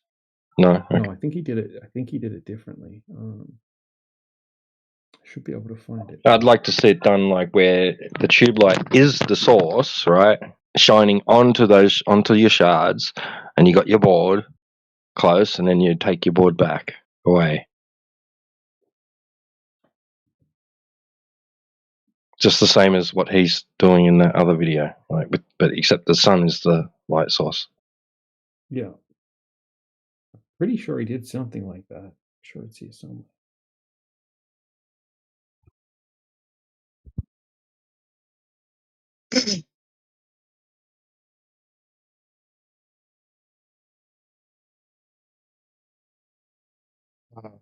Can I ask? Yeah. What do you think about Artemis mission? I think it was pretty unimpressive, personally. I think if I was a globe earther, I'd be quite disappointed. And I think quite a lot of the globe earthers were disappointed in the quality and amount of footage that was given. So what was given was not very high quality and would be very easy to fake if they were going to fake it. And I think that most people wouldn't be able to tell the difference of whether it was CGI or if it was real. I mean, obviously, like the rocket launching was real, right? Because that's something obviously they would do in reality, is launch the rocket.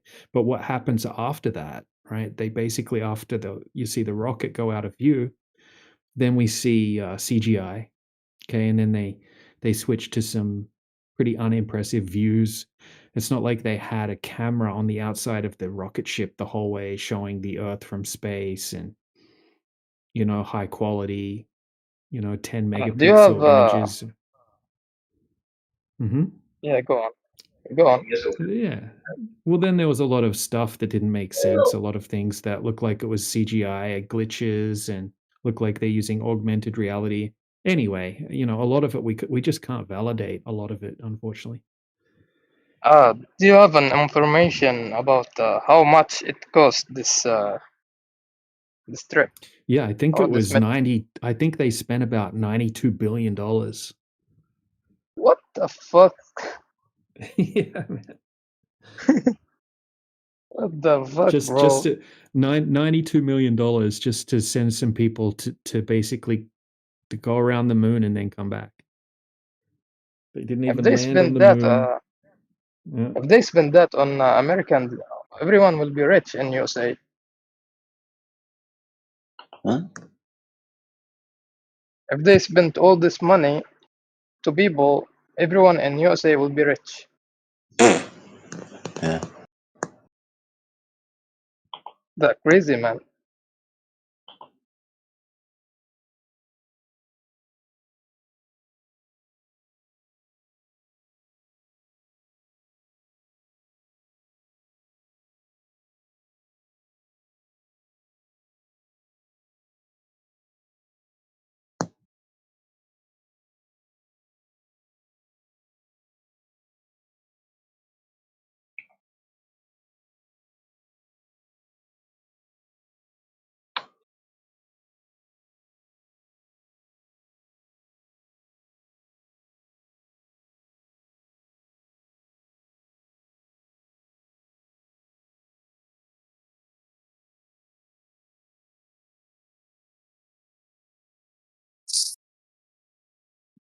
That glitch that you posted up there, T-Dub, the only thing that would have made that even better if it glitched off the screen completely and then came back like a fluorescent light flicking on, like it's just flick flick, bing. that would have made it. Yeah, but do you like what Diogenes said?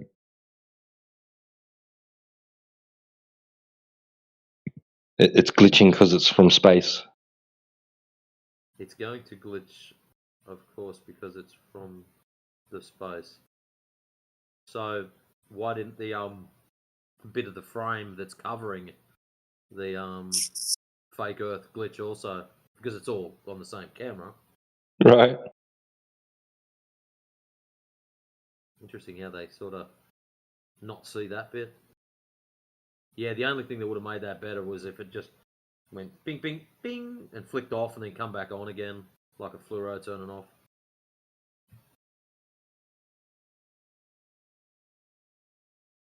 Jesse posted it in the chat there.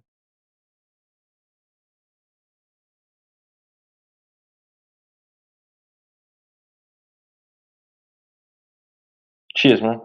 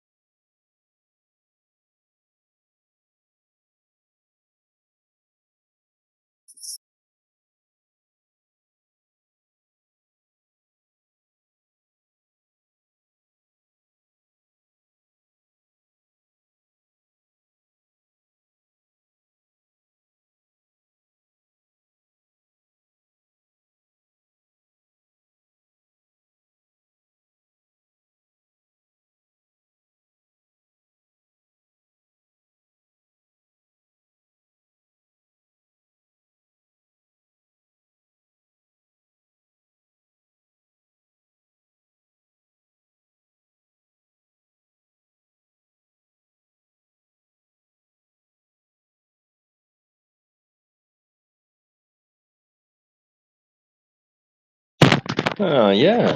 That's trippy. Yeah, yeah.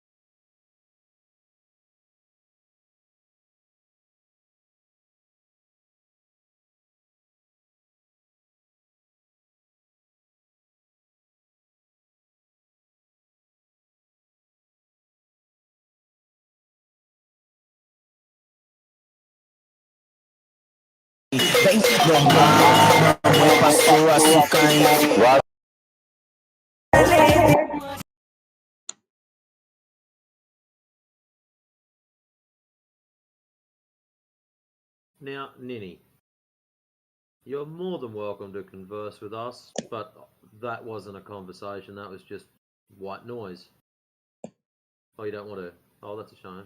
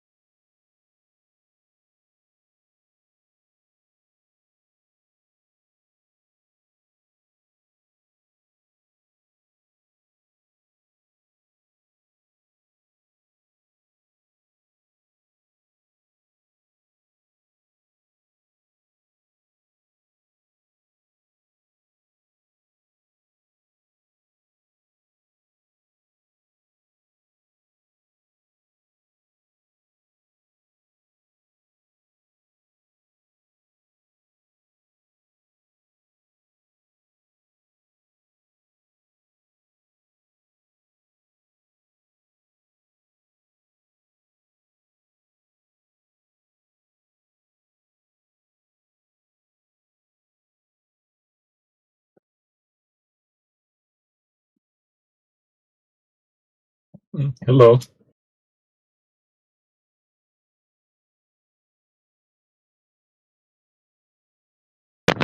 Welcome back. Thanks.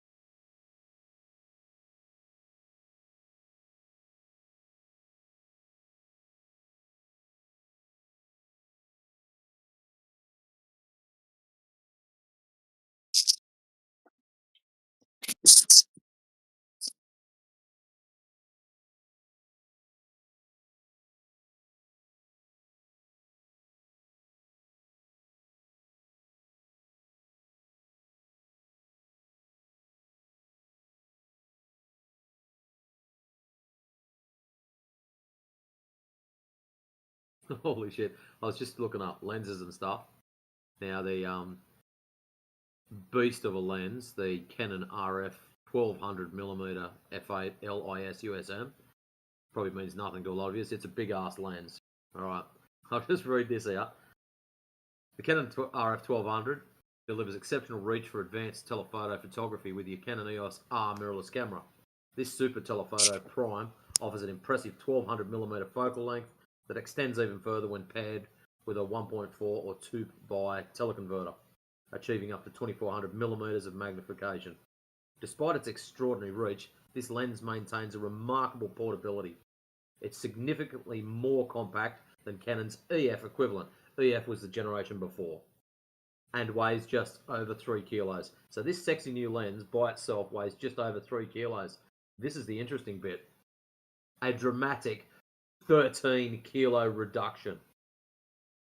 So the old one for the previous model weighed bloody 16 kilos.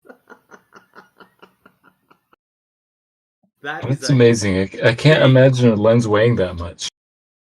I know, like my camera, battery and SD card in it by itself, just the chassis, is just under 500 grams, so half a kilo.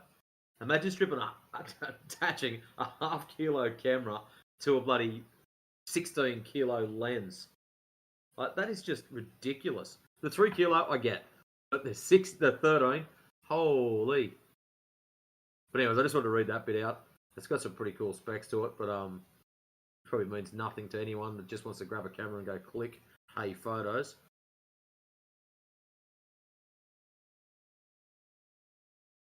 But I was just impressed with the weight of the old one. It's like, ouch. Now, in saying that, if anyone has got a spare $17,999.95 and they just want to throw it at anything, please throw it at me so I can get one. Nobody?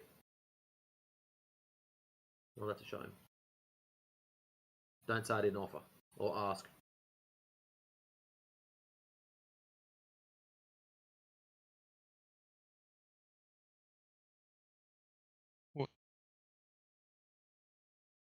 Wait, Matthew is here. Matthew, you Globers are billionaires. Just buy him a camera, bro. Oh, I've got the camera. It's just the lens to attach to it. Oh, the lens. Matthew, come on. Step up, bro. Yeah. Some of us are billionaires, but not all of us. But I don't think there's any billionaire flat earthers. I guess. Yeah, but the flat earther is asking for the lens. You're a Glober. You guys just got, what, 90 billions the other day? Come on. Step up, bro.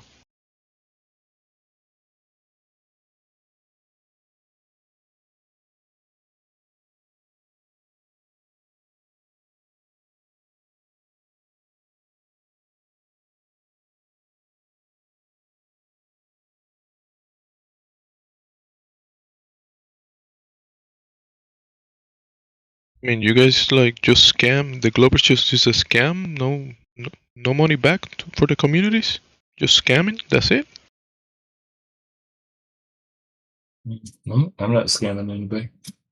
No, I mean the globe. You know, trillions and trillions of dollars into the scam and nothing back. Well, we got GPS, man. You get And CGI satellite slot, be TV. happy. And Starlink, satellite connection to the phones. So we got some things back. Damn.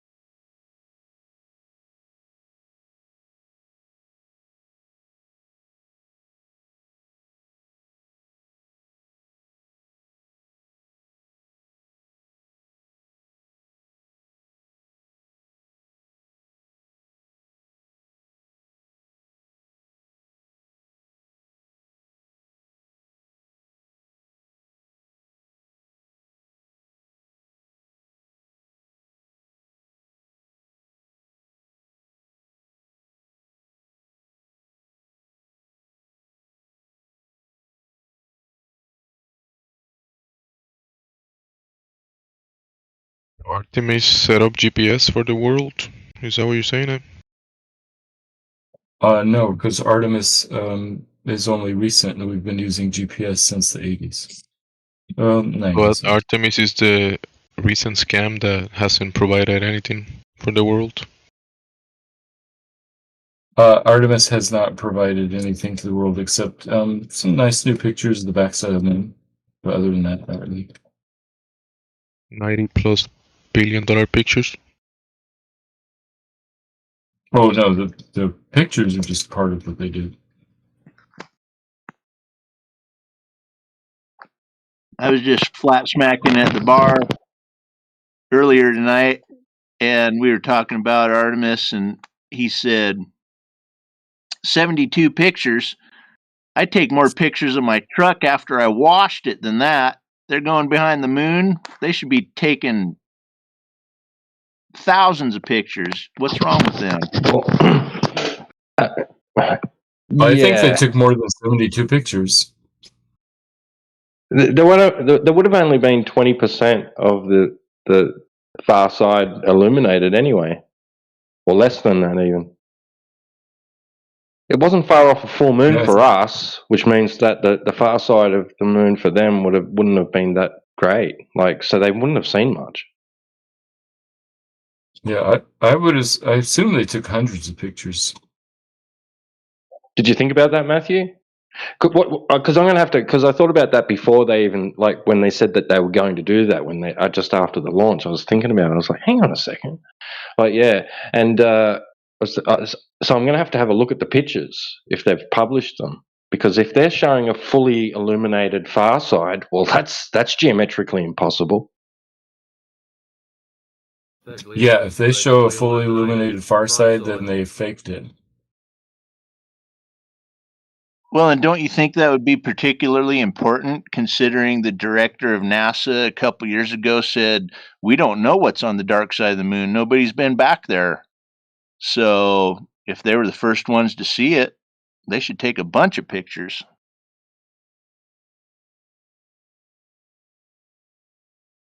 Uh, 24 people saw the backside of the moon before these 4 did. So I don't know why And they somebody would say, say that.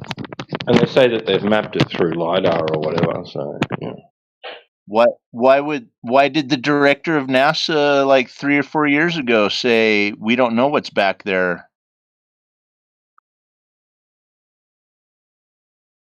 I don't know. Did he say that? Yeah, he said they were talking about China mining on the backside, and they were going toward the South Pole of the moon for their next expedition. He was given a congressional testimony, and he said, "Yeah, we don't know what's back there." So, yeah, it's pretty wild. That's the director of NASA. Yeah, so the 6 Apollo missions all landed on the front side of the moon. So nobody has been on the backside of the moon, but they certainly have pictures of the entire backside of the moon.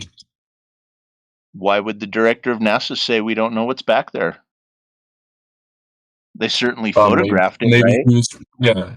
So photographing something isn't knowing something, and so maybe you don't know the geology unless you go pick up the rocks there. Maybe that's what he was talking about. I don't know. Maybe he was making gold on that far side. You bet. You bet. Maybe he was making an admission. Oh shoot.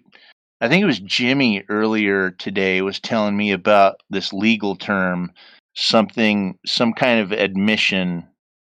When you're lying and you have to admit the truth and you make like an unconscious admission.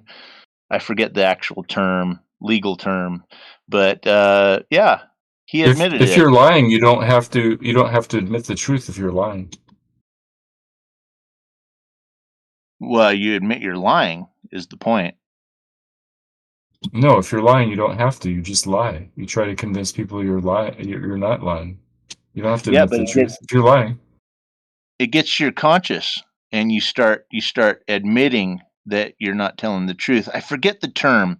I think it was Jimmy. He's not in here right now, but Like Freudian slip, you accidentally say something. yeah, kind of like that. I forget the term. It was something admission. I gotta ask Jimmy when he's in here again. But anyway, or whoever was telling me. Oh, it was crit, I think. Oh, was it? What was the term?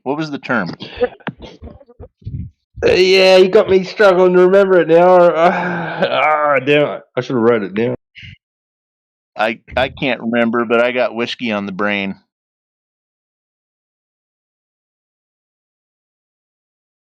But yeah, the director of NASA in a congressional hearing said we're not going back there because we don't know what's back there. Well, didn't the Apollo missions circle and take photography and have an idea what's going on? Maybe not. Yes. Or maybe not.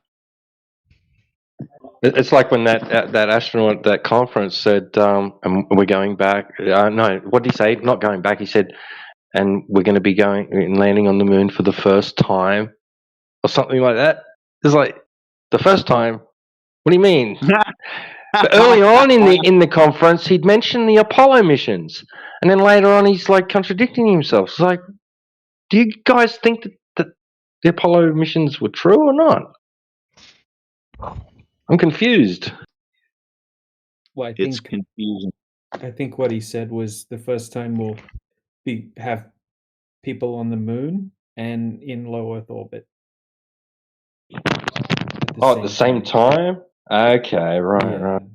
Yeah.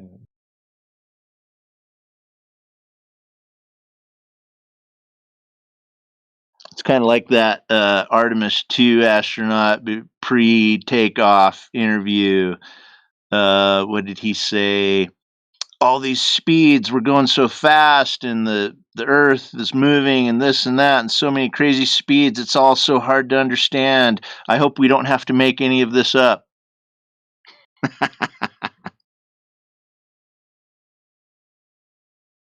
Right, that's what you were talking about with Crit, and Crit said because he said it's like it's a slip up, like when in in a police interrogation, and the person says, "I don't remember doing that."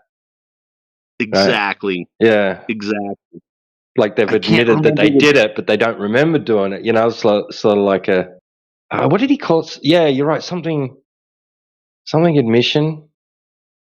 I can't remember. I wish I could remember. It was such a great term.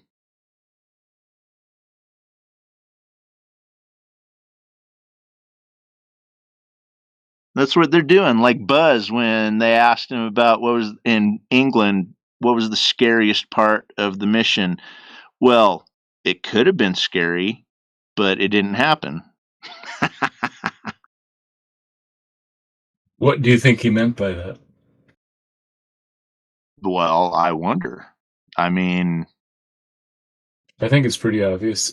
They said, "What's the scariest part of the mission?" And the scariest part would be if they got left on the moon or if they burnt up in re-entry or something like that. So the scariest possibility of what could have happened didn't happen. I think Yeah, but that's silly. Like he was just chill the whole time. Like, what was the scariest moment, Buzz? The launch? Were you scared that the launch was going to blow up, considering your teammates had just blown up a few years before?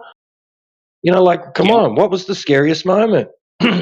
Was it turning around and gasping at the awesomeness of space and seeing Earth so tiny in the distance? What? Like, come on, bro.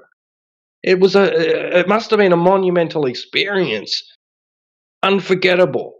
Each moment would have been like etched into your brain forever. So there must have been one moment where you were like, oh, this is scary. You know, this is kind of scary. Was it stepping out of the thing for the first time? Like, walking down the ladder, hoping you weren't going to fall over and you pierce your suit and have to try and race back to the capsule and depressurize and all that shit? Like, what? Give us something, Buzz. That just didn't happen. there's no question. There's no question. They would have remembered every moment. They're 238,000 miles away from safety, security, and home in this impossible space void, and one little mishap and they're dead as a can of corned beef. Are you kidding me? I remember in flight training when I hit turbulence for the first time, it scared the shit out of me. You would never forget something like that.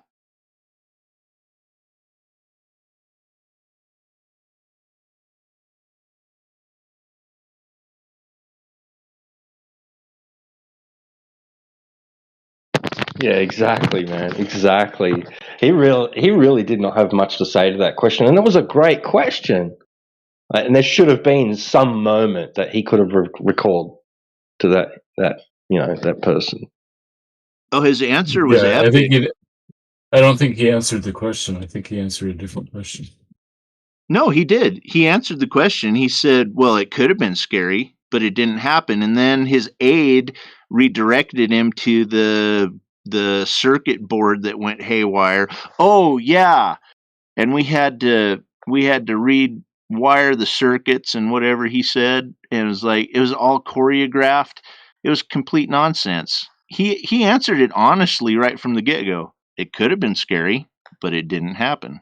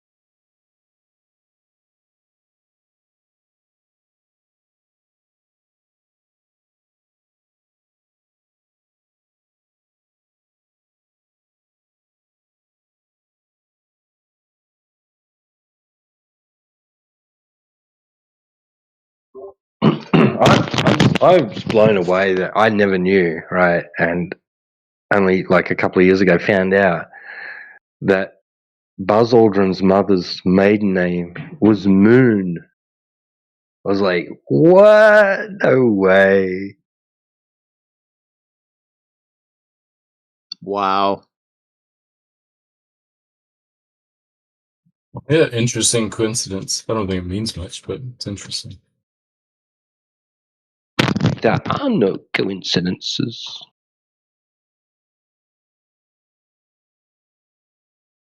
I suppose from God's perspective, that's true. From our perspective, I would say there are some.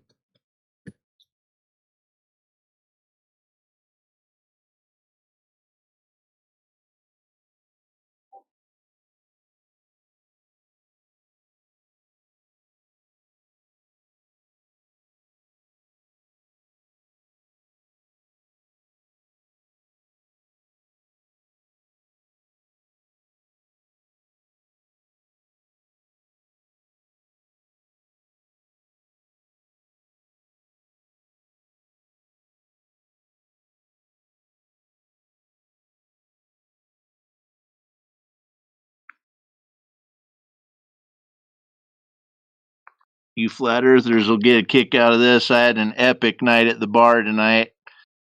Got to flat smacking. Got into explanations of curve rates and observation over distance.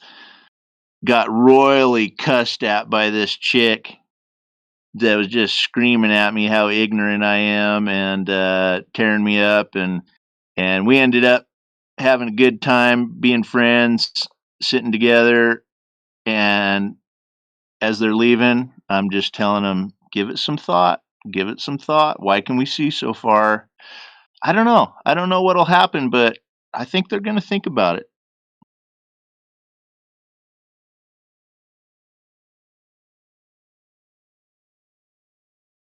Did they have any Good for you, man. That's reasons for good. believing in the globe? Just faith, belief. They admitted it too. They had no evidence, but I was the ignorant one, of course. But yeah, they had nothing. No, it was bar talk. But yeah, I gave them some evidence. Told them to give it some thought. Why can we see so far? And I don't know what'll happen. Maybe they'll think about it.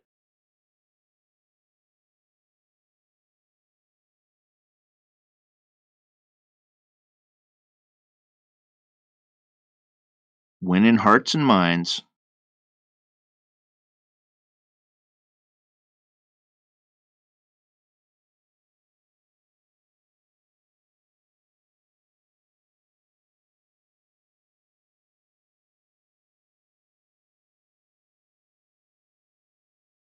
We all sat together and sang a bunch of good country songs, though, so that's a good night.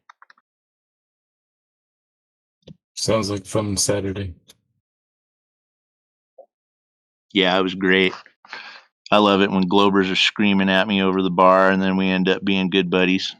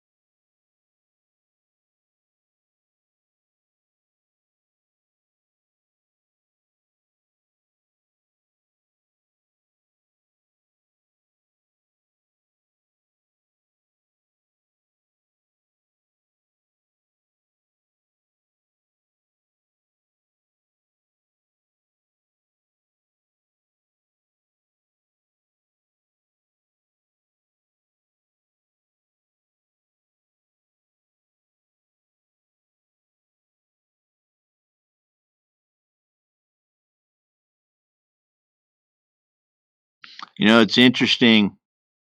There were 6 or 8 kids there, mid to late 20s. All of them did not believe in the moon landing or Artemis evidence was true. That was really interesting. Now, not all of them were willing to listen to flat earth evidence, but it was interesting. None of them believed in the moon propaganda. No, that's interesting. What were the ages, did you say? Mid to late 20s.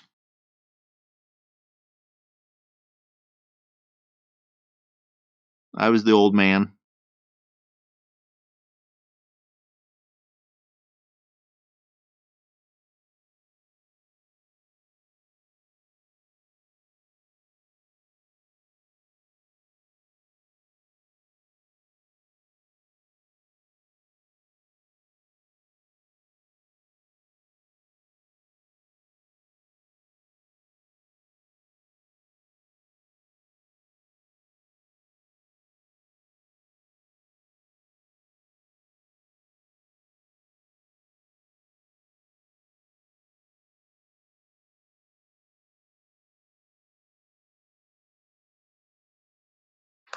Hey, anytime the topic comes up and people are reiterating the phrase flat earth, they're giving it some thought.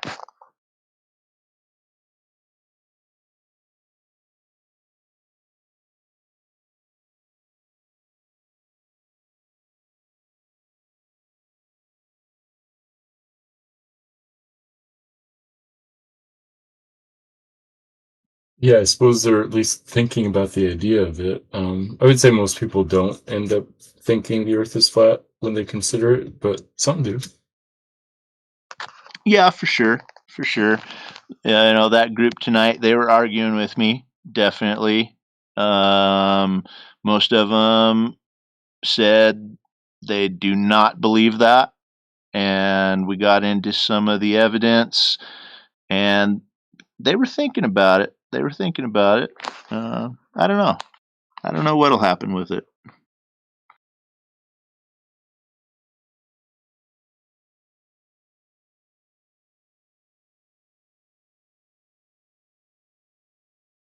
But hey, when you can go from screaming at each other, calling you ignorant. Well, I didn't call anybody any names, but I got called ignorant, an idiot,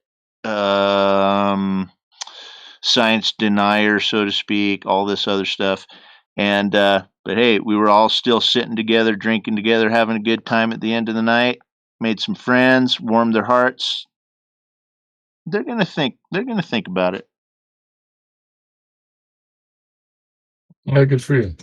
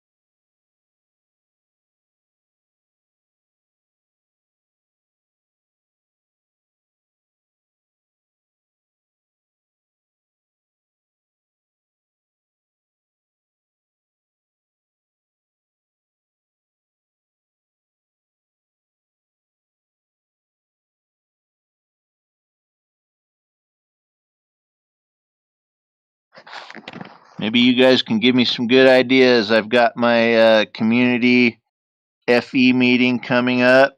Of course, we're doing an Artemis 2 expose. Logical Observer sent me some good stuff, and but I need a second topic. You guys got any good ideas for me?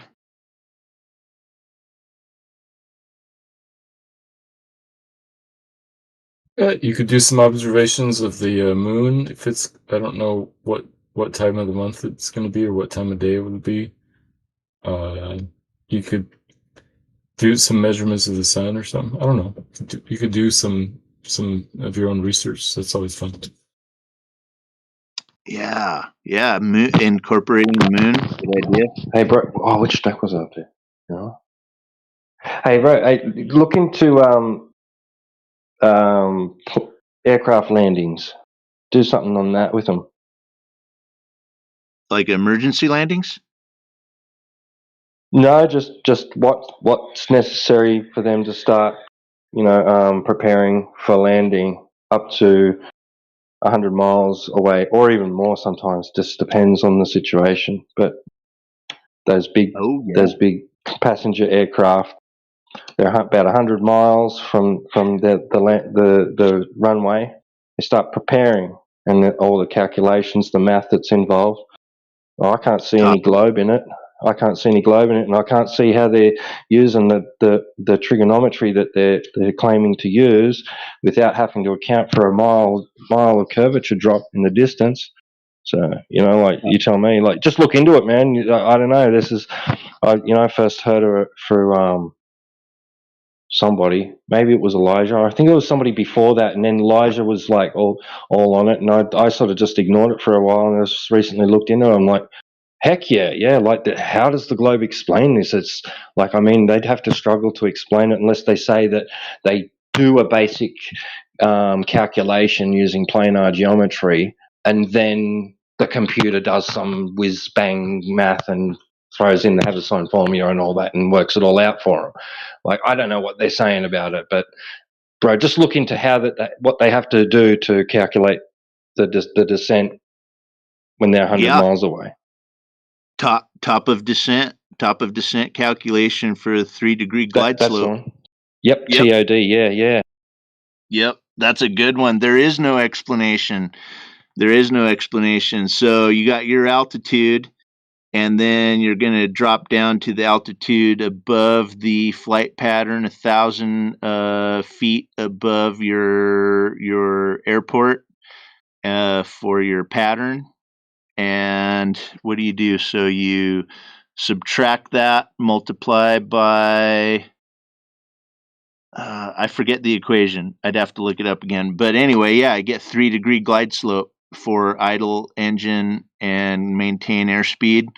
And yeah, they don't equate for any drop over 100 miles. There'd be like 6,000 some odd feet, 6,600 feet that's not accounted for. How do they do that? How are you?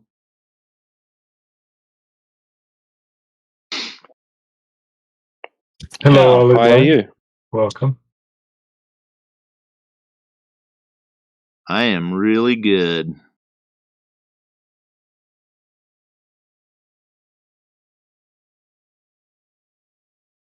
I blame it on the bourbon.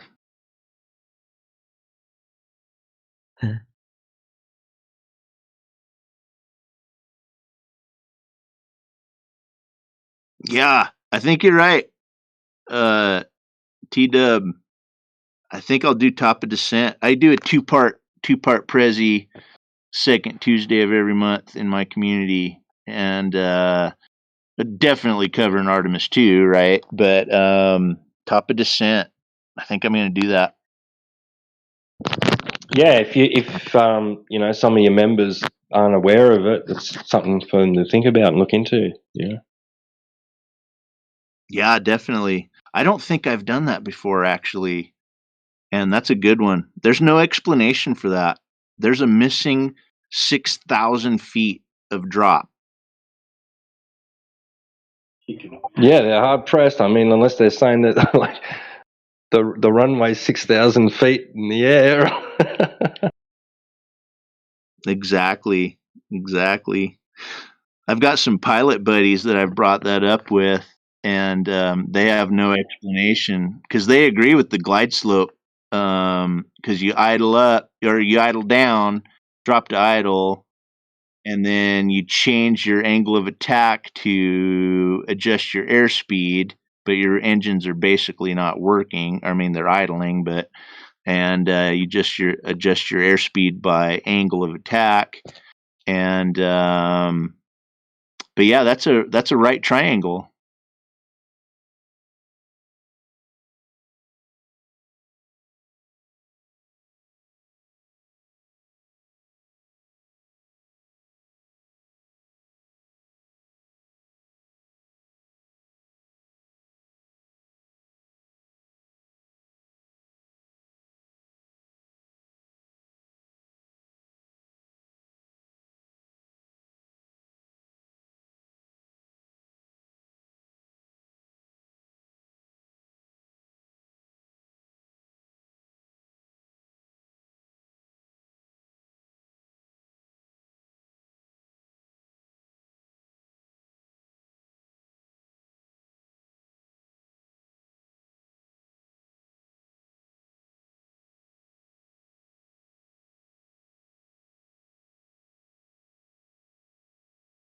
Have you heard Man of Stone's ILS um,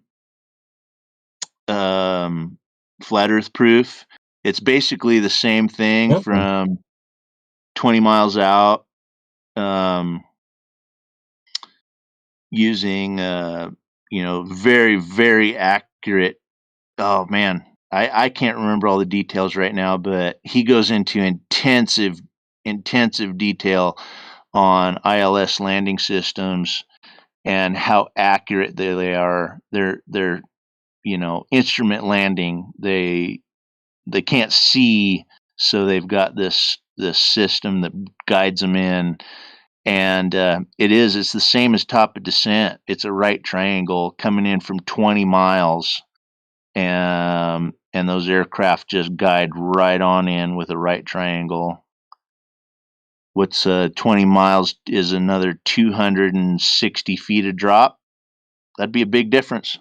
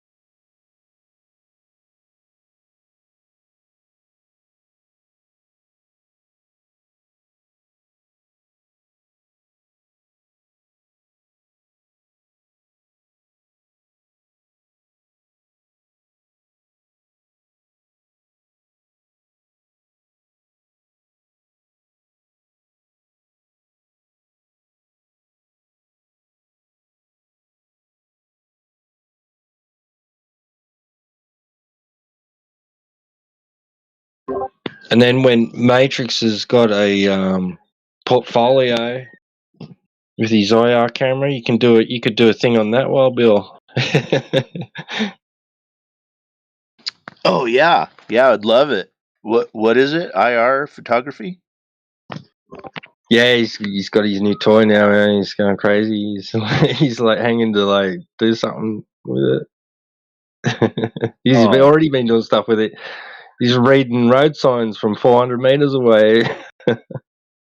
wow, wow. Oh, I would definitely do that. I would love it. I got a pretty good group coming. Well, I live in a town of 500, but I've got about 20, 30 people. Well, 20, 25 people showing up, and yeah, it's a good time, good discussion. It's a decent whack of people. Like you in a fairly well populated area. I know you're out of town on a farm, but like where you go to, is that like well populated or is it small town or what? 500 population for my town, and then the next town What? over. Yeah, yeah, and then the next town over is about 3,000 people, and I get those both two communities. I get people showing up for my meetings, and I've been doing that for almost 3 years now, and Nice, man. Nice. it's a lot of fun. A lot of fun. I was wearing a water doesn't curve shirt the other day in the supermarket, and this chick at the checkout ahead of me, she's like pushing the trolley away, and she's turning around. She goes, "Cool shirt, man. I've got something similar like that at home." Like, awesome. I love it. I love it. Oh man, the most fun I've ever had was one night. I was sitting with a bunch of guys. Well, I knew one of the guys there. There were probably 6 or 8 that I didn't know. And the one guy sitting next to me turns to me and he says, "Hey, have you ever considered the true shape of this earth?" Or something like that, you know. And I thought, "Oh my gosh, I'm getting flat smacked." It was awesome. It was awesome. I loved it. I think if I remember right, I said, "What are you suggesting? Are you suggesting the Earth is flat?" He didn't know I'm a flat earther. He didn't know. Did you play along with it a bit? I did. I played Glober for a little while, but everybody was laughing because they knew. Yeah, that was the best. That's That was the cool, man. best. Getting flat smacked out of the blue. I loved it.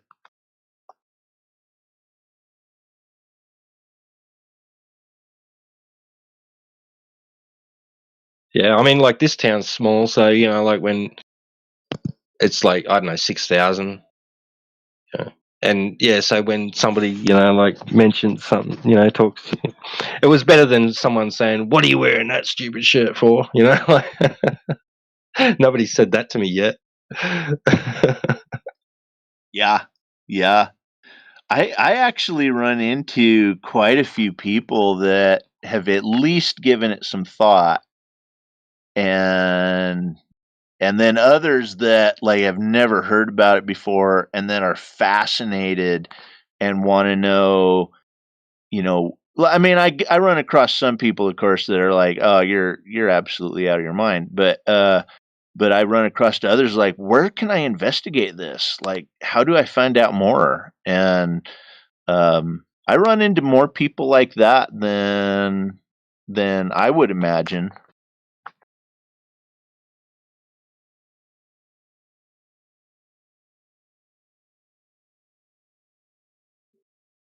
Yeah. Yeah, well, I mentioned too that I wear a cap. See, I put this stuff on it and I forget I'm wearing it. Like I forget that my cap says, the earth is flat. Didn't you know that? Like, I just forget. I just like go about my business, So yeah, that's the second person that's commented on something I was wearing. The first one was a guy at a tobacco shop, and he's like, "Oh, you come back here for a sec." I'm like, "What?" And he's like, "You really think that?" I'm like, "Yeah, man." And he's like, "I've never met a real flat earther in real life." Oh, And then that's yeah, beautiful. we couldn't That's talk about it beautiful. then, but the next time I went in there, he's like, "So he served me," and he's like, and he had like, there was no customers, and he's like, "So like, what's the go like with flat earth?" Like, like, so I gave him like a 2-3 minute like rundown, like, and he's like, "Oh, right, yeah, right, like he wasn't combative or nothing, like he was like super interested. It was pretty cool. That is cool. I find that more people are interested than not.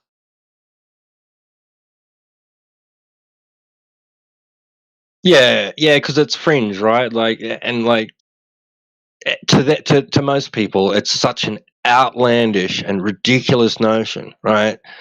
But some people are into those sort of things, right? They're like the fringe, pushing the boundaries, controversial, conspiratorial, all that stuff, right? Like, so it's like it does spark interest in some people. Like, yeah, they're like, could it be?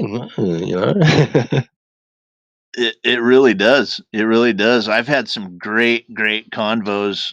I have a resort near me where I go and BS at the bar, and I've run into people from out of town, and we'll just strike up a convo and get into, oh, well, what's your hobby? What do you do? And a lot of times I'll tell them, well, I'm an optics of the apparent horizon researcher. Really? Wow. What is that? Like, what do you mean? And so like I'll get them like for about 5 minutes on optics and perception and observation over distance, and then I'll get into curve rate, and they then they realize where I'm going with it, and some of them go like, you can see it in their face like, "Oh shit." And but others like go, "What?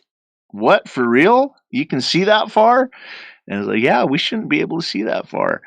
And it's been some great That's good, man. conversations.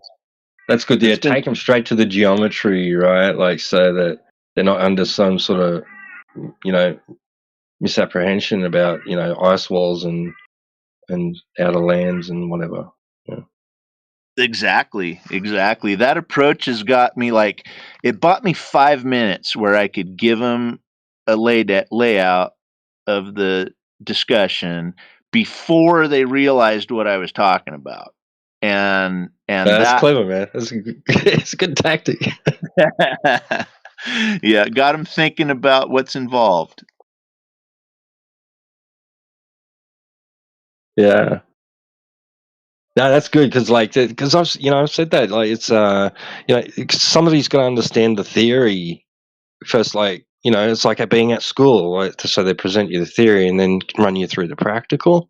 Like, then you apply the theory to in practice, and it's the same thing here. What we got to do is like teach these people like the geometric claims, so the concept and the theory and the mathematics that would be involved, and then show them what is actually out there in reality versus that. Like, so that's a perfect way to start it out. Like, and to like and to like name it something like that. Like, oh, that sounds technical. Like Yeah. optical optics of the apparent horizon researcher. Yeah. That'll get them thinking. They'll be like, "What does that mean? Hang on a second." Exactly, and they go, "Ooh, what is that? That sounds scientific," and they'll get all interested, and then so I'll give them a layout of how we observe the distance and how the horizon appears to our eye and so forth, and that, oh yeah, that makes sense. That makes sense. And like for 5 minutes, I've got them, and then I get into curve rates, and they go, "Uh-oh." Right. It's like, yeah, now we introduce the radius of the Earth, and yeah. Yep. Exactly. Exactly. And you can see it in their face. Either they go, "Uh-oh, this guy's crazy," or, "Ooh, that's actually really interesting. What's going on?"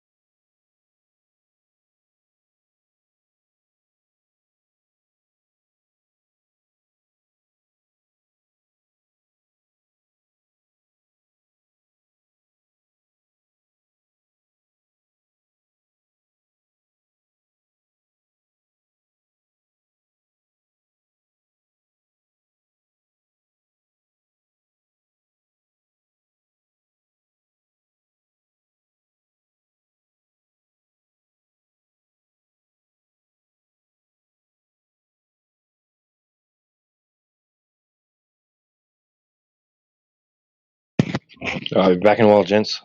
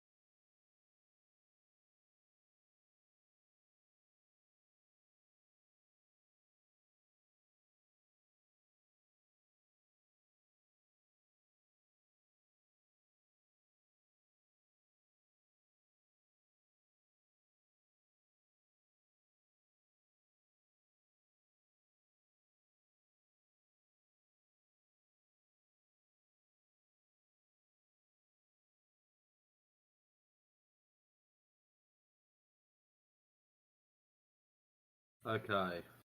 How do you say your name to start off with?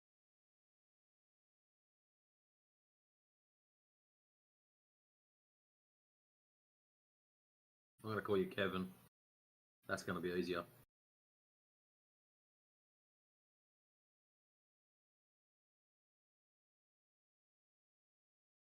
Hello, John, Kevin.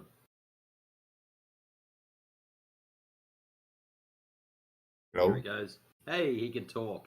Very good. Welcome. Welcome. Thanks. Okay. Let's start off with the stars to start off with so you can understand what's going on. And I'm going to use an analogy and I'm going to use a clock. If you're standing and you are facing the clock, it spins in one direction.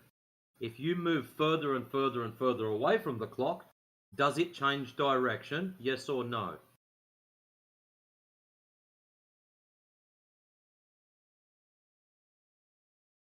No, I think. Correct. It does not change direction. So when you're looking at the stars that are spinning in one direction, so you're looking up, you're looking at Polaris, and the stars are coming from your right-hand shoulder, moving across to your left-hand shoulder, from the right to the left. And you move backwards, 500 miles. You look up, they are still coming from your right-hand shoulder, going to your left. You move back another 500 miles, looking at Polaris. They still come from your right-hand shoulder, go to your left. Go back 5,000 miles. Right-hand shoulder to left-hand shoulder. Another couple of thousand miles. Right-hand shoulder to left-hand shoulder. This is where it becomes interesting. You turn around and face the opposite direction. The stars have not changed. You have. So now they look like they're going from the left-hand shoulder to the right-hand shoulder. They don't magically turn around and go the opposite way just because you're further away from the clock. Do you understand?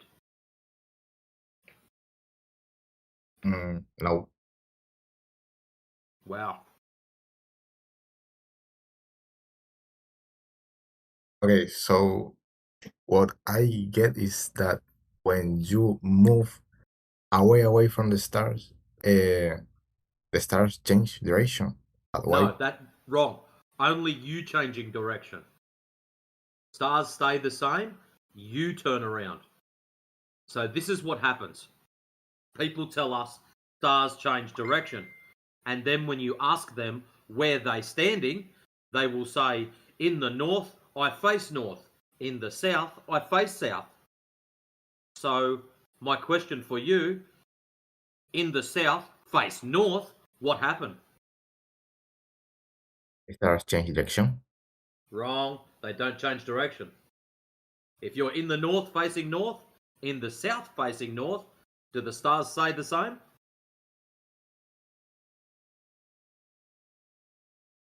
Don't know, never thought about it, or not sure what I'm talking about.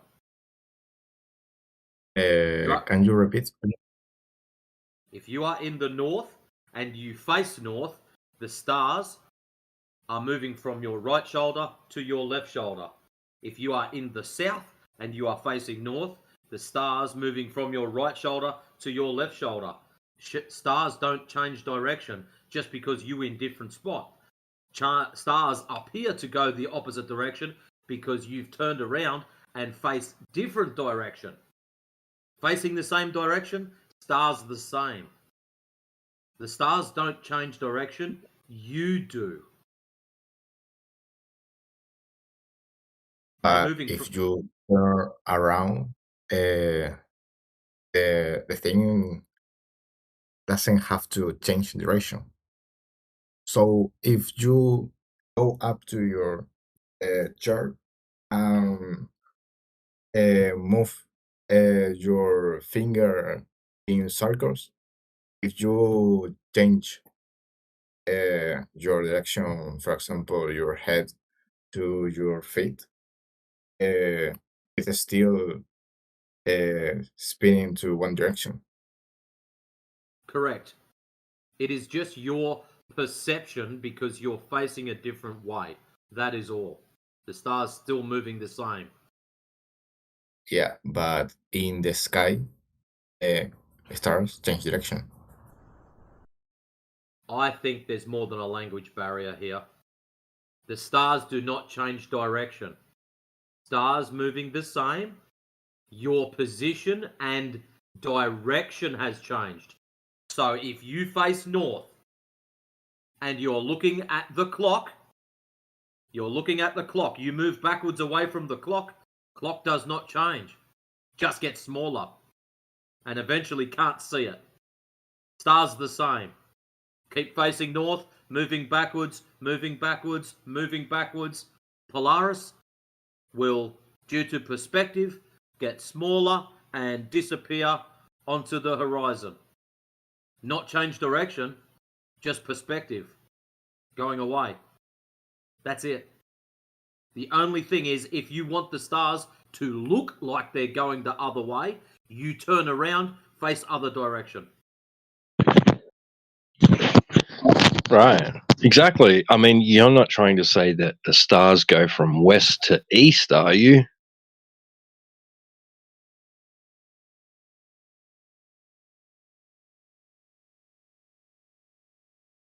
I don't think he understands what we're talking about. How about we make it easy for you? I put picture inside chat. Nice, easy picture.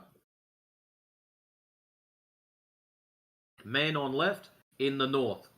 Man on right in the south. They just a matter of their optics. That's all. On the ceiling did not change direction, just the way they are facing. But the 6 and the 9 can revolve to the right and doesn't change direction. That's not the change in direction. They're still. Are you saying that the stars rise in the west and set in the east somewhere?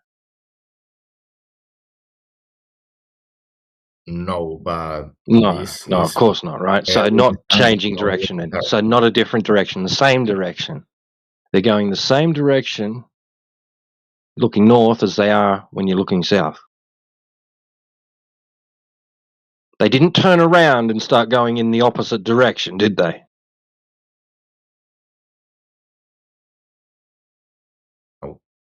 No. So it's just all right. So can you think of like, okay, a train, right? You're on one side of a train track watching a train go past you. It's coming from your left and going to your right past you. Now, if you were on the other side of the track, looking from the other side at the same train moving in the same direction, it'd be coming from your right and going to your left instead of your left to your right, right? So it's just a matter of perspective. The stars didn't change direction. They didn't stop and turn around and start going the other way because you went somewhere else. They're still going the same direction. It's just that your perspective, your orientation of view of those things has changed. And it's not exclusive to north and south. You can be in the north, right? And you can turn around and look north. Like you won't be directly under the North Pole, right? But you're looking north, in the north of the equator, and you'll see the stars moving from your right to your left, right? Anti-clockwise. And then turn around, don't go anywhere, just turn around and look south. And the stars will be going from your left to your right, clockwise. And then in the south, go south of the equator. And it's the exact same thing. Nothing's changed. And what happened with the equator? Nothing. You just went over it. You just went under it, really, but you went past it. That's all. Then there's stars that are just going to appear to come directly from the east and go straight over the top of you, and then straight over directly to the west. Maybe curve off a little bit to the left or right, depending on which side of the equator they're sitting on. But yeah, that it's just a matter of your orientation of view, right? It's not based on your location. It's the same for everybody anyway, unless you go directly stand under the celestial poles, then it might be a little bit different. Okay.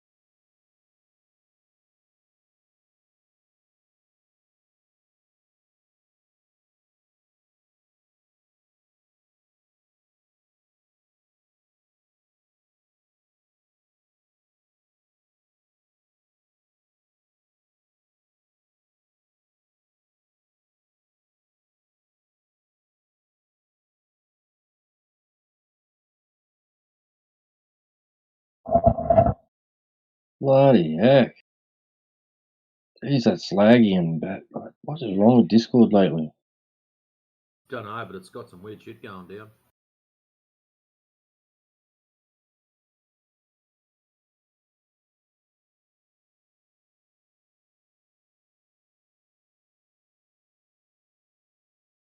Is our friend still here, or has he took off? You got any more questions, mate?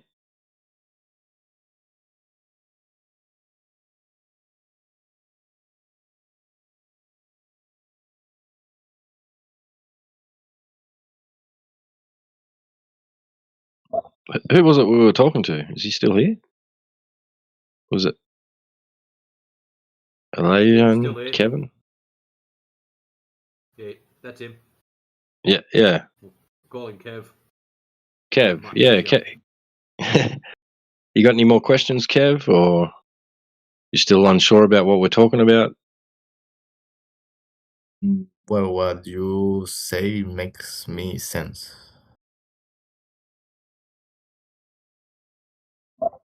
Oh, awesome, man! Because yeah, I'm glad you understood it, because a lot of people struggle to understand that.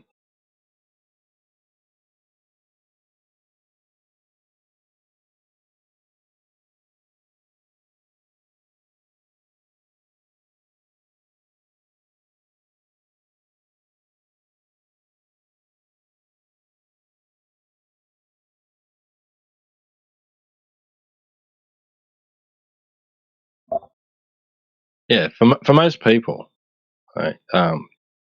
What they observe is things in the sky rising in the east and setting in the west, or they at least move towards the west. Yeah. If they don't see them set, they at least are moving westward.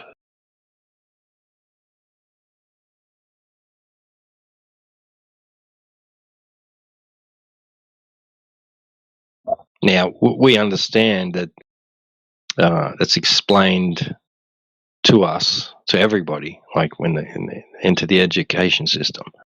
It's explained by the rotation of the sphere Earth, right? You're standing on a giant sphere and it's spinning on its axis while it orbits the sun, making everything in the sky appear to move across the sky from east to west. That's the explanation for it. But what's the evidence? That's what I'd ask. Especially since we observe and measure the Earth to be flat.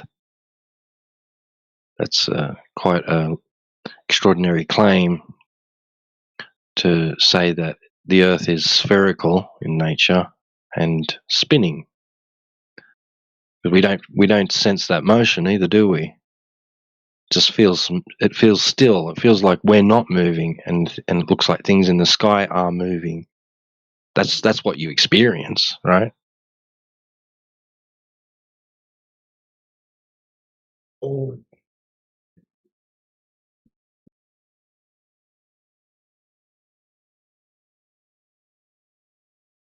What?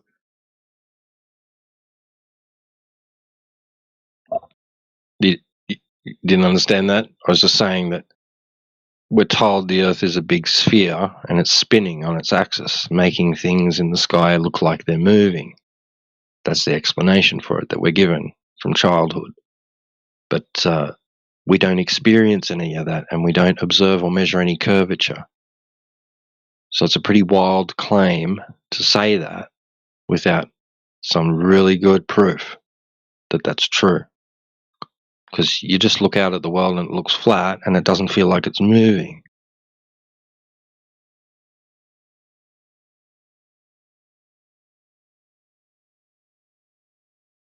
You have by chance well, you can conceive your form of the earth.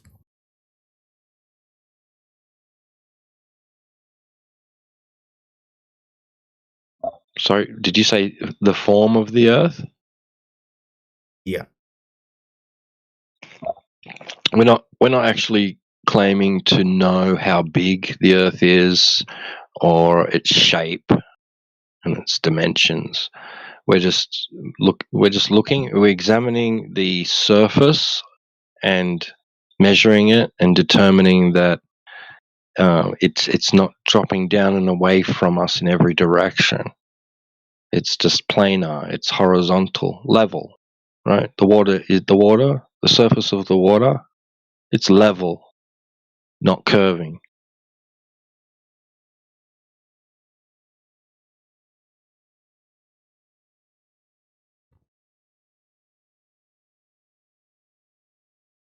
So the earth isn't a disk, right? No, not that I know of. I don't know its shape overall. I'm not claiming. None of us here are claiming that it's like a disc-shaped planet in outer space. That's not what we're saying.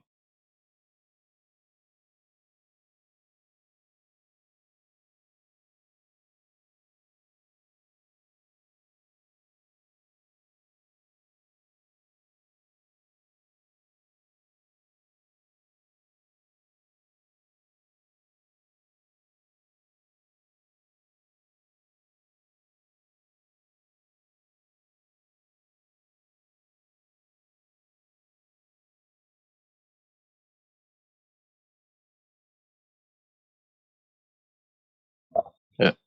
A good idea would be to like look at exactly what we're told about the Earth with regards to it being a sphere. Like, okay, so they say it's a sphere, do they? Okay, what makes them think that for a start? Right? What reasons do they have for thinking that they live on a sphere? What have they observed in reality to give them that idea? Right? And then ask, how big do they say it is? Oh, they tell us it has a specific size, 6,371 kilometer radius, right? Which is roughly 40,000 kilometer circumference. Well, where did they get that from? What makes them think that one, that it's on, that we live on a sphere, and two, what makes them think they know how big it is?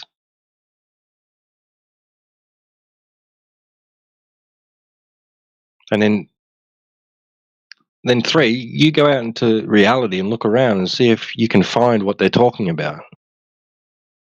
Because those numbers would have specific consequences geometrically and visually.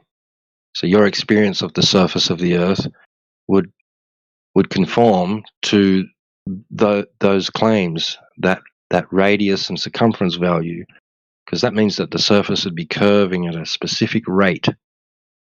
And you can use roughly 8 inches per mile squared. It's good enough for the purpose of trying to find that curvature. The problem is when people go and try and find that curvature rate through laser tests and long distance observations, radio propagation, they can't find it.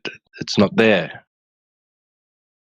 That drop over distance that should exist, which would necessarily be obstructing your view, right, over distance, is not there.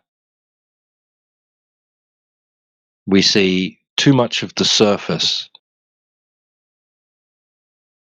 If, you know, if the Earth was a sphere the size that they say, then we'd only see so much of the surface from any given height, right?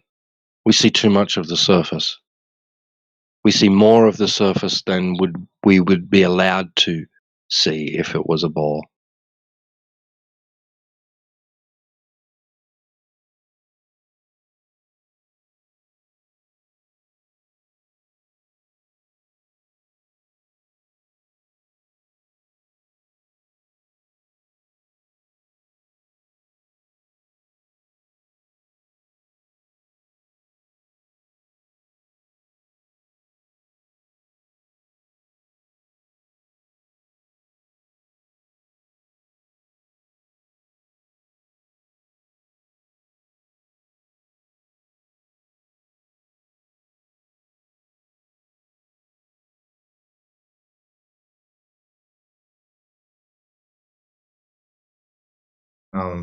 I have one more question.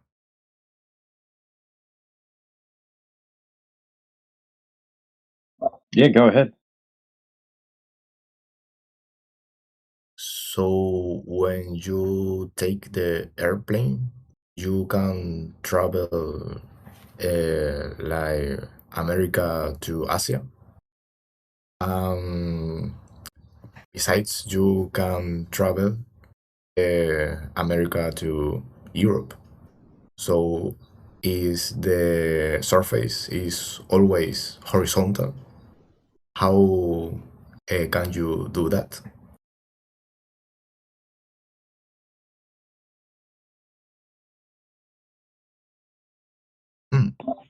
You're talking about circumnavigation, like starting at one point and then traveling some distance and then coming back to where you started.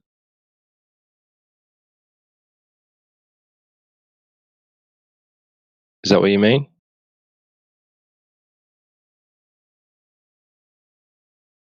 I don't think that's what he Maybe was meaning. yes. I think he was meaning that just flight in general necessitates a ball. That's the way I took it. Well, aircraft operate as if the Earth is flat and is as if it is not moving. That's how they operate. They actually inform student pilots that that's what they're going to be doing, treating the Earth as if they're flying over a flat and motionless Earth.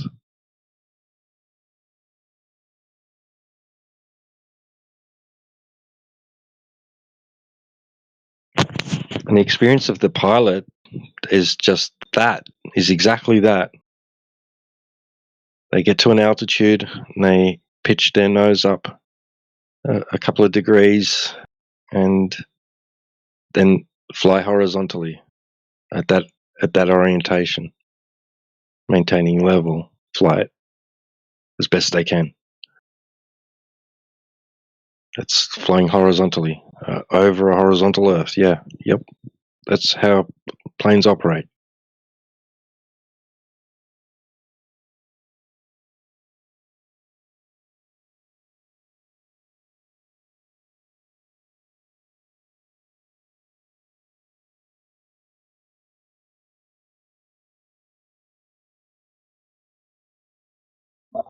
Now, despite pilots operating aircraft as if the Earth is flat and motionless, right? Because it is. Many of them don't believe, right? Well, they don't understand that that's actually the case, that they're really flying over a flat Earth. They believe that they're flying over a globe.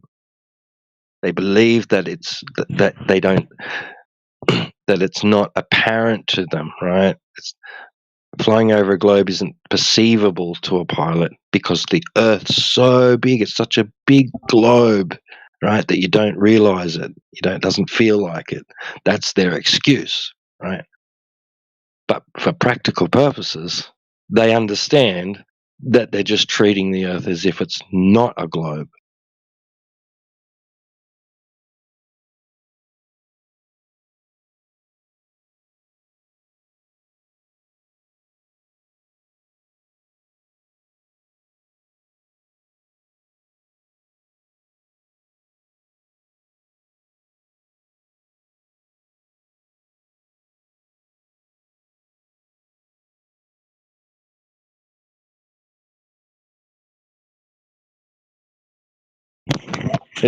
There's many pilots that have actually, you know, probably in the last decade or two have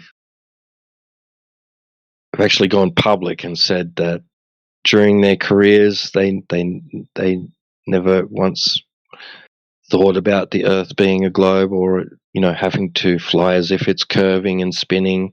They didn't account for any of the curvature or spinning, and that they now question, that the globe, if the globe's true or not, and some of them are actually flat earthers.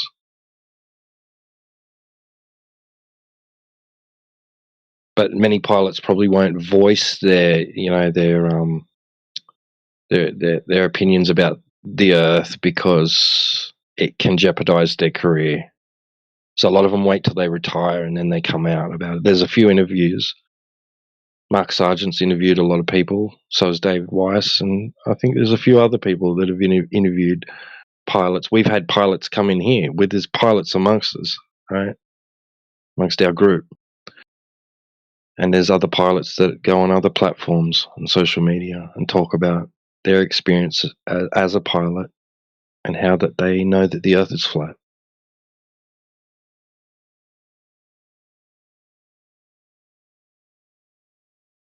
But because flat Earth is such a taboo topic, and it's considered like one of those things where if you think if you say the Earth is flat, if you think the Earth is flat and you talk about it, right, and you're a pilot, people think you're crazy, and they're going to think that you're unfit to be, operating an aircraft and being responsible for passengers, getting them to places safely, even though none of their duties require them to account for curvature or rotation. It's quite ironic, but that's the way society is, right?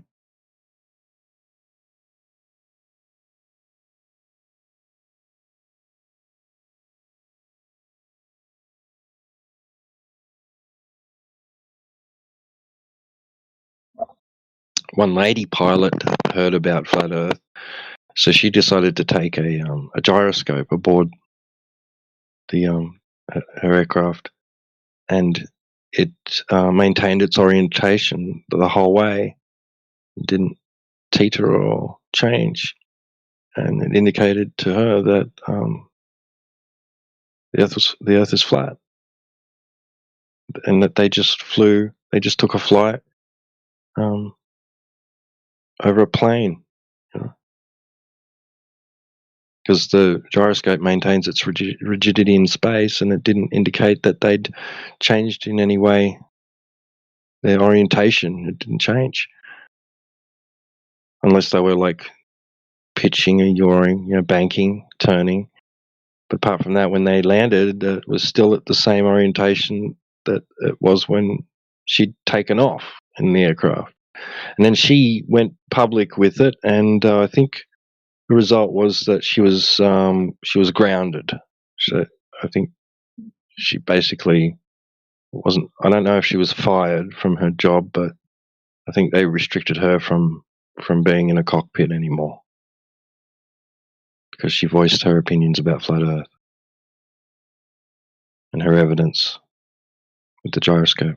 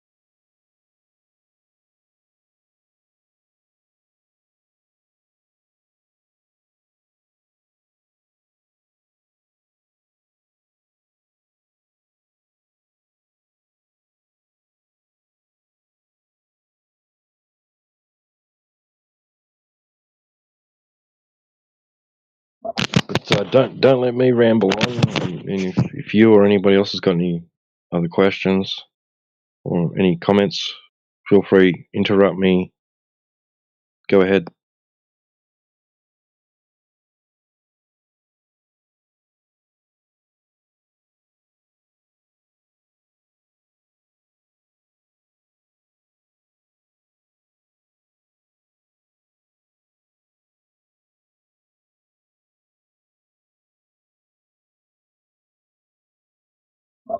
Actually, I was just talking with Wild Bill earlier about how they plan to land aircraft, particularly the big commercial aircraft, your jumbo jets. So when they're about 100 miles or so from the runway, they begin to calculate their descent, right? So that's called the top of descent. So they understand the distance they are from the airport, and they know that they're the speed they're doing. Well, they're roughly right. So based on those and their altitude, they know that they have to start adjusting their speed and their pitch downwards. So they were previously flying it with a 2 or 3 degree pitch upwards, nose up, and they have to start pitching 3 degrees downwards. Now this is with respect to horizontal, mind you, okay? And they're treating the distance 100 miles away, the distance from the airport, as if that distance along the surface of the Earth is a straight line, not a curving one. Over that distance, there'd be something like a mile, nearly a mile and a half of curvature. Something like that, or maybe it's not that much. It's a lot anyway. Over 100 miles, there's a lot of curvature. Thousands of feet of curvature. There would be if the Earth was a globe, right? Now, in their calculations, and they're planning to descend very gradually towards the runway from 100 miles away, they're not accounting for any Earth curvature.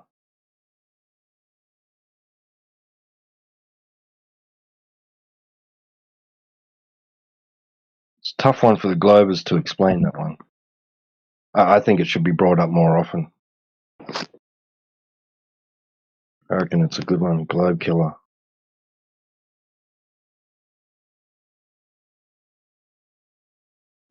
And it'd be why that those weasels that were talking to that German flat earther, that scientist fellow, what was his name?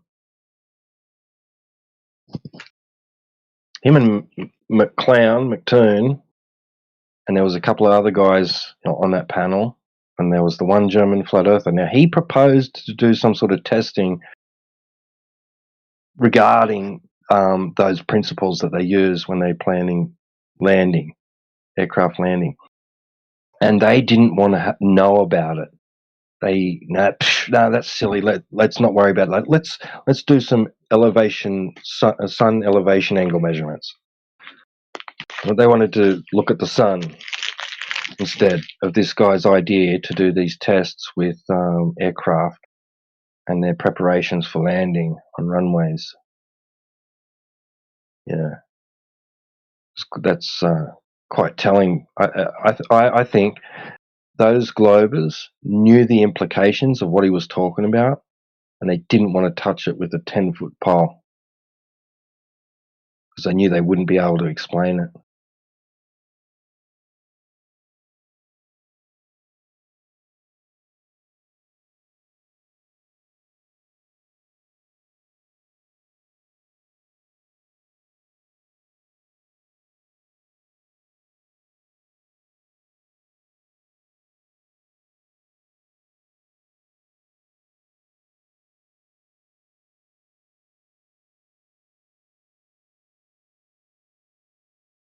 Anyone else? Anyone remember that guy's name? Who I'm talking about? Doctor somebody. Not Dr. Shiva, is it? Doctor somebody.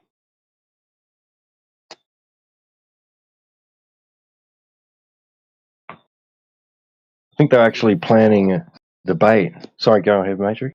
I was gonna say which doctor? It was Shiva, the Indian fella, who was gonna get teams of FE versus Glovers, but he was all about the everything can be proven with the scientific method and how there has to be a formula and everything put forward.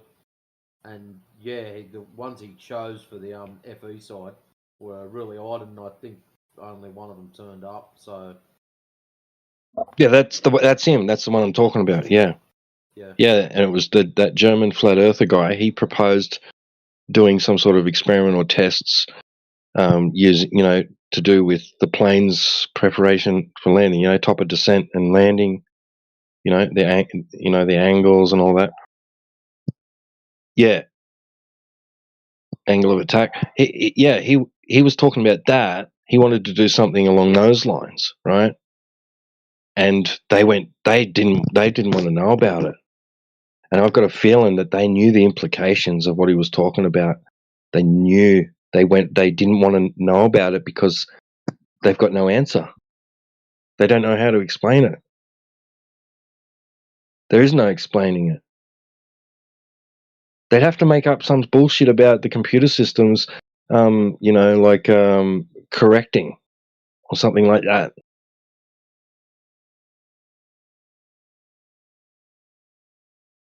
And I think that's why they didn't want to know about it. They'd rather look at the sun and point at the sun and say, "Oh, see, the sun, therefore globe."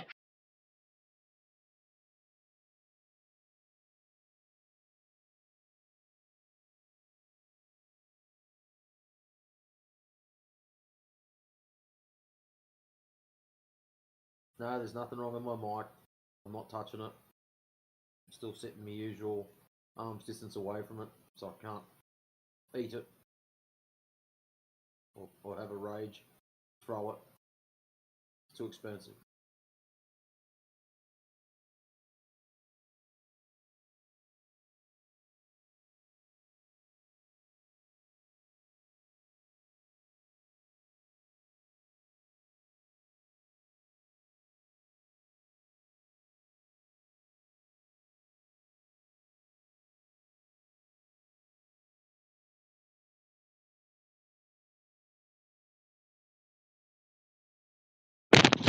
I've got to change my name now.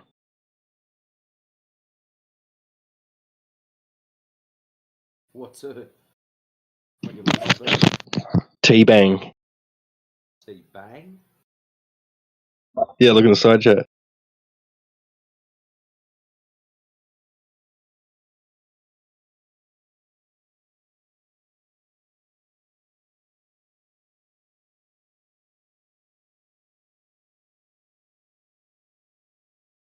No, he's got T-Bag. Wait, I swear I just saw T-Bang. What? Yeah, he edited it.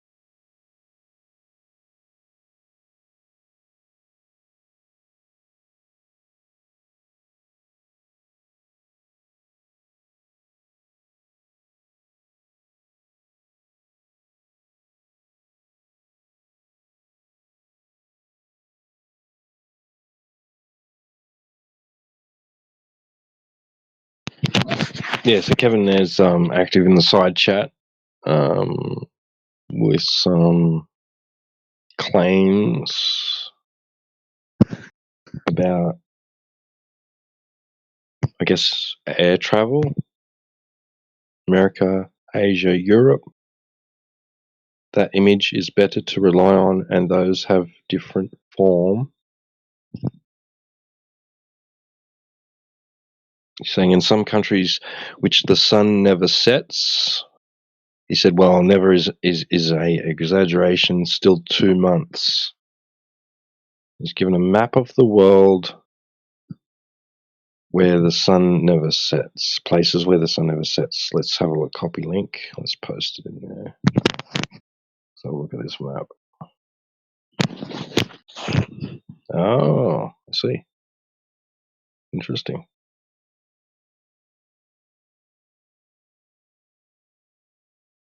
Places where the sun never sets. It's funny that because we get told that if the Earth was flat, the sun would never set. It'd be light. It'd be daytime everywhere all the time. So I guess it's flat in those areas, right? Oh, you love it, don't you? Yeah.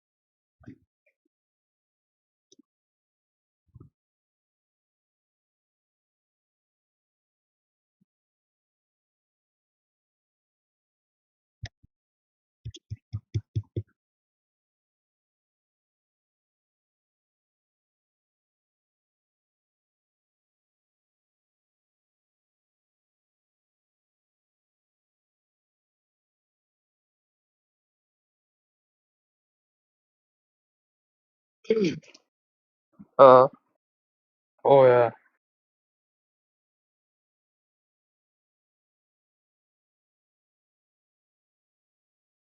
oh yeah, oh yeah, oh yeah.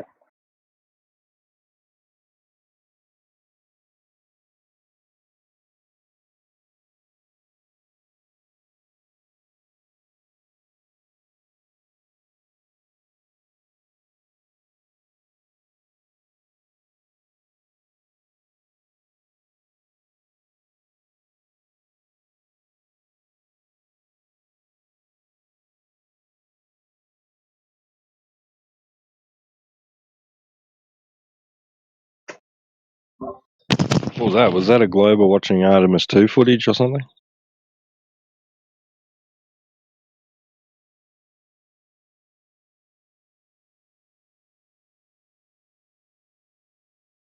I'll tell you what, Matrix, I don't know about you, where you are, but such a clear night and so starry, man. Give me a couple of photos, will you? Oh, my camera would not do anything any justice. But yeah, beautiful. Even with neighbour's light blaring straight in my face, I can see, the haze of the Milky Way. Got the saucepan there, towards the west. That's why I like it when I go over to Mum and Dad's. They're only in a straight line, 30 k's from Kuna Observatory. Right, yeah. Nice. So yeah, they get a nice little spot hidden out of the light. Like their nearest town is like, what do they reckon? There's 300 people in the district. So yeah, welcome to downtown. So there's not much light pollution. Pretty untidy.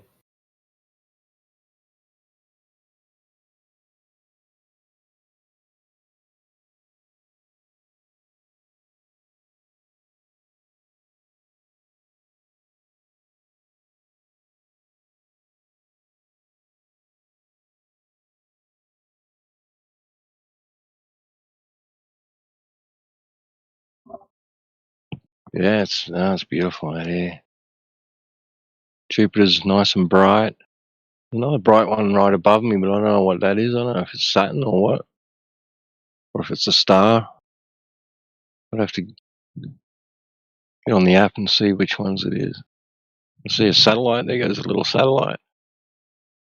What they call satellites.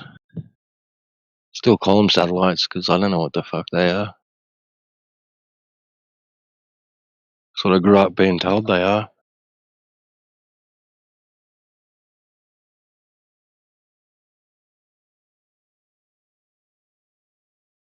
Seen a few lately, actually. Last few nights. They always tend to be coming from the northwest, heading southeast. Interesting. Yeah. Actually, that one seems to be getting brighter the more east it gets, which doesn't make much sense. Should be starting to fade out.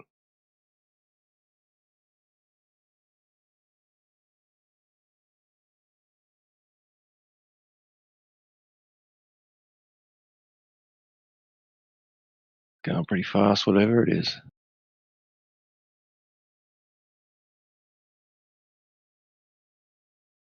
It's like following the Milky Way.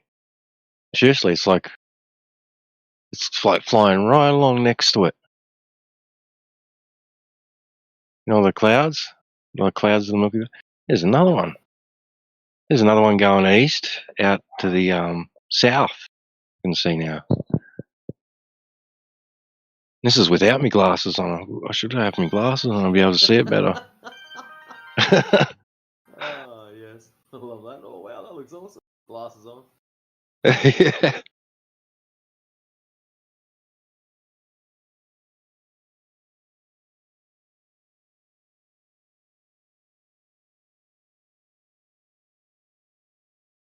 Yeah, another one moving east. That's what I mean. Like lately, I've been seeing a lot of them. They're just coming from the west and heading east.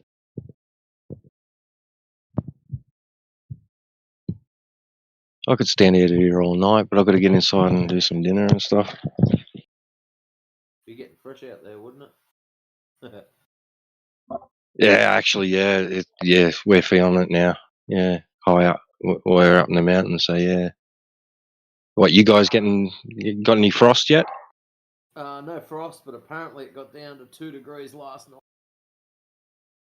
Oh, bloody heck. Yeah, we're I was getting pretty fresh this temperatures like that morning. too. I woke up Yeah, this yeah. morning taking photos. When I took off taking photos, it was 8 degrees then. But it didn't feel Jeez. like it was really sunny, and that's so I thought I was just in shirt and shorts and walking around town taking pictures. But yeah, it didn't feel cold. You know, like some mornings it's just like, oh shit, this feels hot, it just goes through you. It wasn't like that. It was fresh, but yeah, still really nice. Great Yeah, photos. right, yeah. Yeah, it's getting colder now.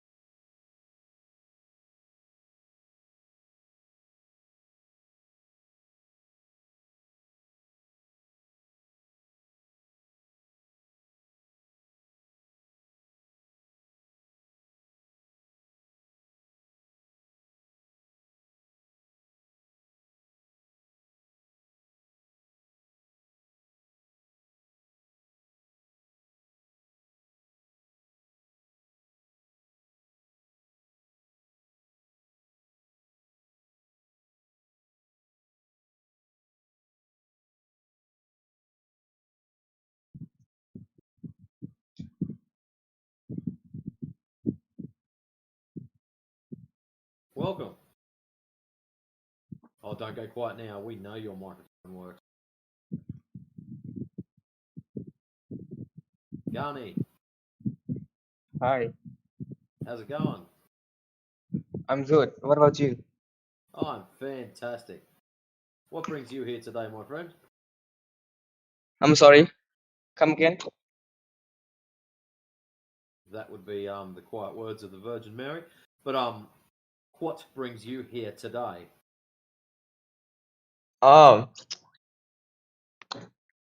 I joined this Discord with some kind of link of my friend.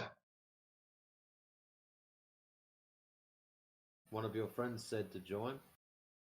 Yes, Ah, did he tell you to join this channel or this server? this this Discord. I'm a new here. Yeah, I guess. So you're here to practice your English? Yeah, that's true. Ah, very good. Why everyone is silent here? So they can hear you talking. If everyone's talking at the same time, can't hear a thing.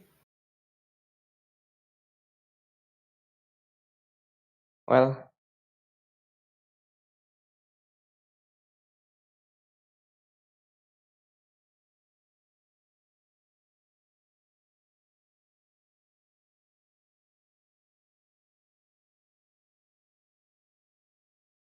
So while you're in here,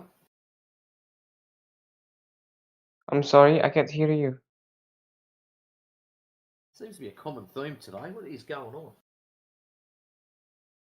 Right, while you're in here, what shape do you think Earth is? Is it like they tell us at school? Sphere? Or is it planar? Or also known as flat? What do you think it is? Wait, wait a minute.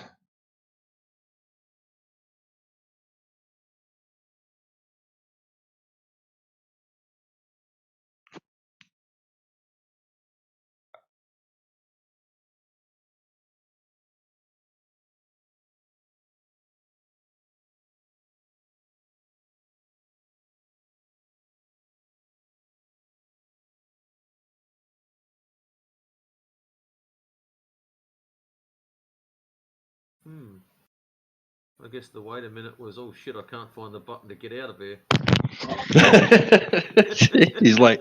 he's finally realised. He's like, looked at the channel name. Oh shit. Oh shit. Wait 1 minute. Click.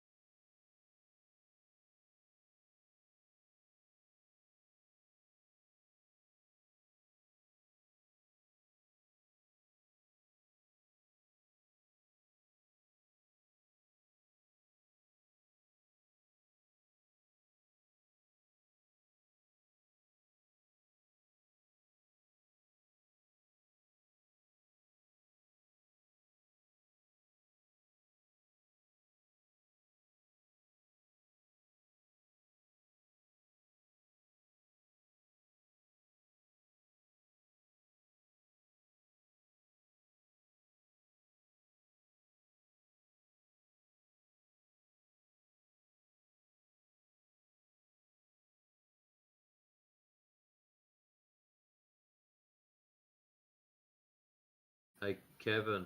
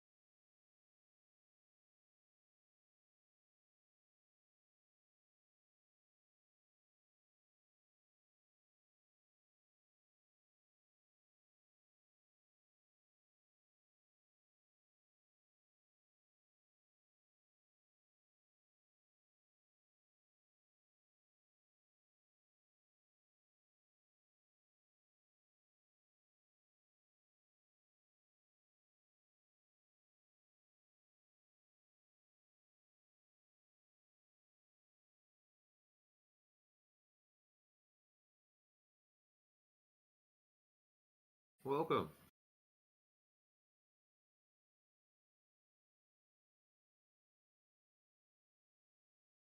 One in, one out.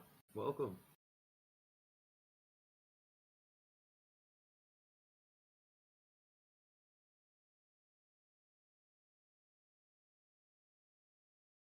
Third time lucky. Welcome to our channel. Thank you. Hey, we've Nice to got meet one. you. So Yes. the other ones didn't want to talk. Anyways, what brings So you here today? someone was speaking. No, very quiet. Very quiet. Okay, everyone is mute. Yes. Okay, so waiting for someone new to pop in to talk to.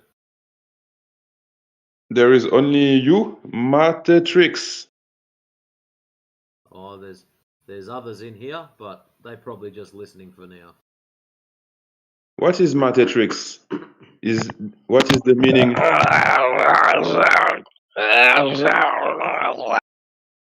There you go. Yeah, nice to meet you too. Take your pills, T-Bag. Hey, Take he your speaks. pills. He speaks Stephen Hawking. Cool. Take your pills, T-Bag. Take your pills. Cheers, mate. You're right. Just having a joke. Yes. Oh, very good. So, be careful about the flat earth. Why is that? Flat earth. What? Why? What are you worried about? What'll it do When to me? I'm driving, when I'm driving, I'm always looking forward because we don't know where is the limit. Yeah, but you're probably driving around places that you've been before, so it's obviously not there. I appreciate the slightly long run up though, but that didn't land as well as you thought it would.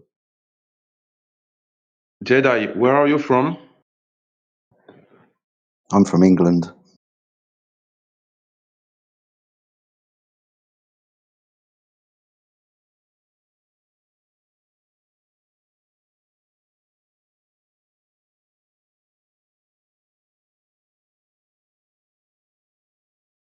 Jedi, do you believe in the Yeah. flat earth? Yeah, go on then. Okay, can you explain me why? Because water's horizontal on the surface at any and all distances that we can measure that should measure to have curvature. Don't. Sorry, I did not understand. We could I'll keep it. measure what? We measure the surface of water, the surface of the earth, to be flat, horizontal, not curving.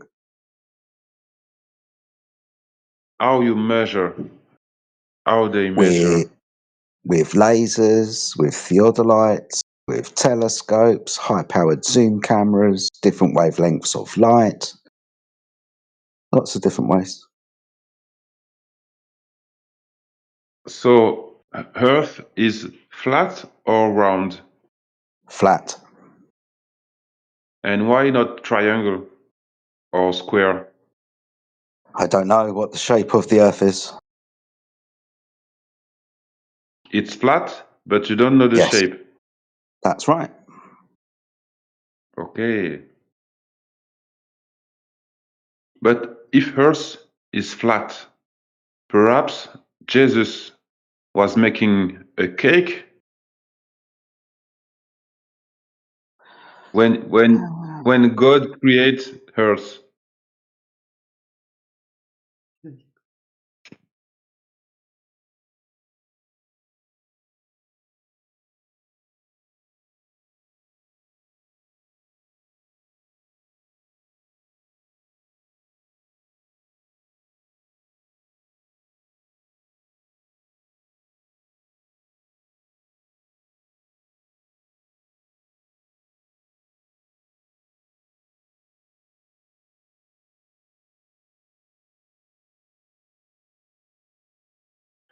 Can you explain more? I want to understand why Earth is flat.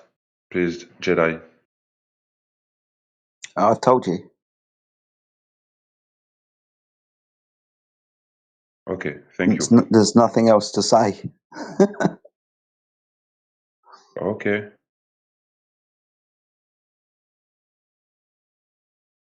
Et on va lire.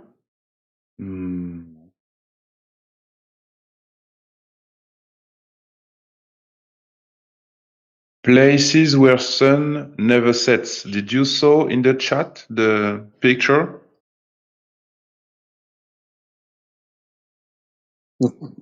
Okay, what about the sun that never sets? Here I am, standing on the floor, watching the sun go around me for 24 hours. Okay. Okay. Here Okay. I am in France, and I can watching the sun also. But in Greenland. Okay. How you can explain En avion passe. that Amérique en Asie, il fait pas le chemin le plus long. the fly the airplane can come from Asia to USA Because it flies from Asia to the USA. It would fly west or east, west, depending on where, whichever way you wanted to go. East or west is fine. okay. Amérique Est. Ouest. And if Earth is flat, can an airplane turn around this Earth, this flat Earth? Can airplanes turn around? Yes. Yes. Is it Yes. possible? Yes. But it sounds weird. Why? You tell me yes, a airplane can turn around a flat Earth. Yes. Like in a circle. Can you draw a circle on a flat piece of paper? Yes. Can you imagine an aircraft following that circle? Yes, but what is behind? Is there a up and a down? Yes. And on the upper side of this piece, we are no. Not like a coin. not like Not a like a coin, pizza. Not where there's not like a another pizza, side. No. but it's flat and not Yes. like a pizza. That's right. You said other side. Like up and down. Obviously there's an up and down. I point up and I point down. But I think you meant something else.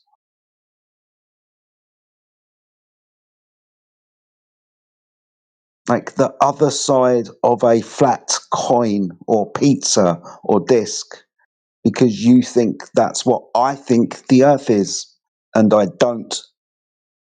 I don't know the shape of the earth, and I wouldn't even suggest another side, like a disc. That's silly.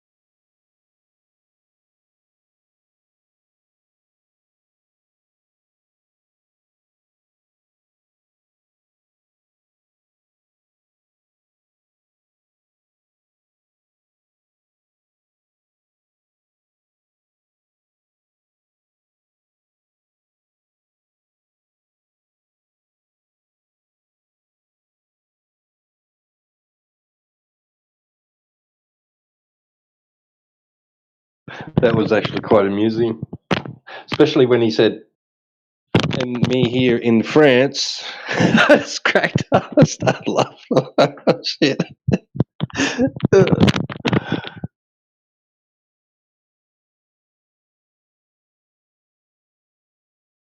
I think you should all be proud of me for speaking to a French so long without breaking sweat. Breaking into Oh, an what? interpretation. I was surprised, yeah. Oh shit.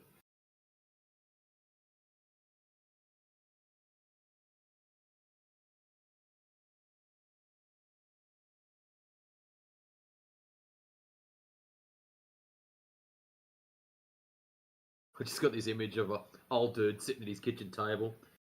He's got his newspaper there, glasses sitting on the end of his nose, and he's just looked up at the radio and just gone, "Aye, lad," and back to reading his paper. Like as if nothing's happened.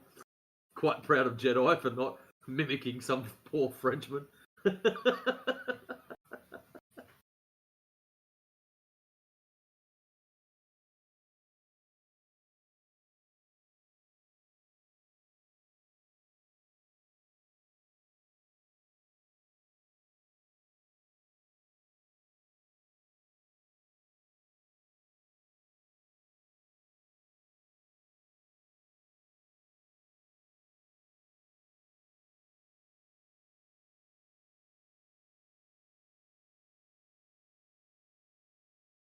One thing I did learn today, whilst I was out snapping photos, is my old tripod sucks.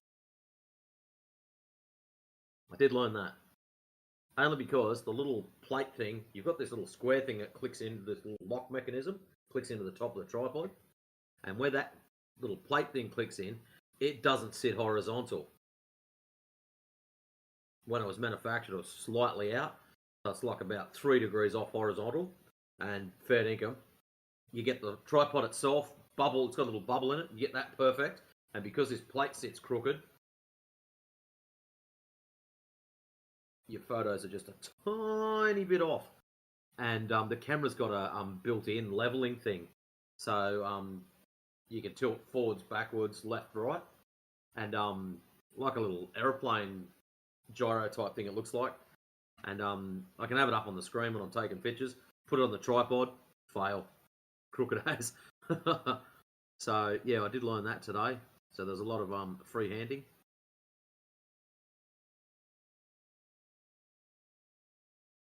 This is going to cost me $1 million by the time I buy all this shit.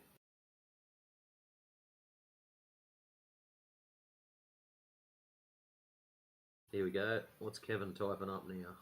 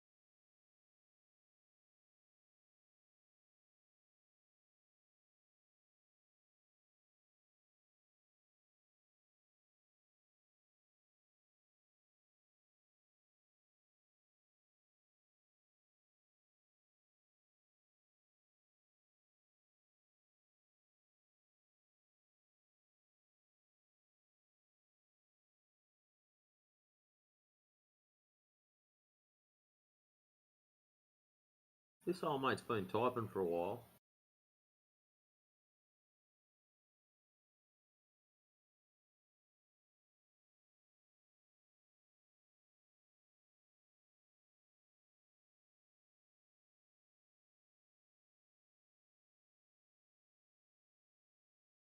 Hopefully one of the letters on his keyboard's not just stuck down.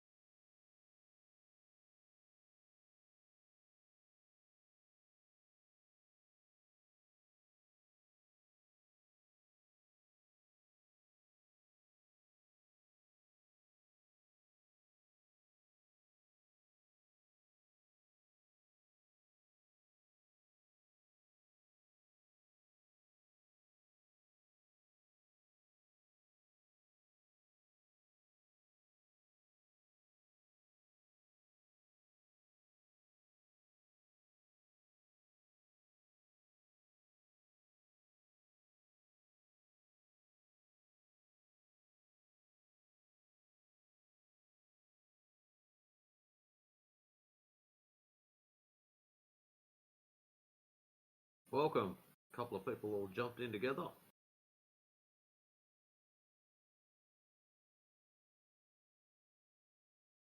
Was it Zoli or Zoli?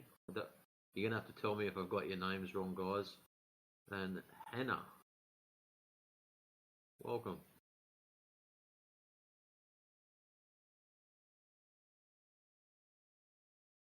You clicked the wrong button, didn't you?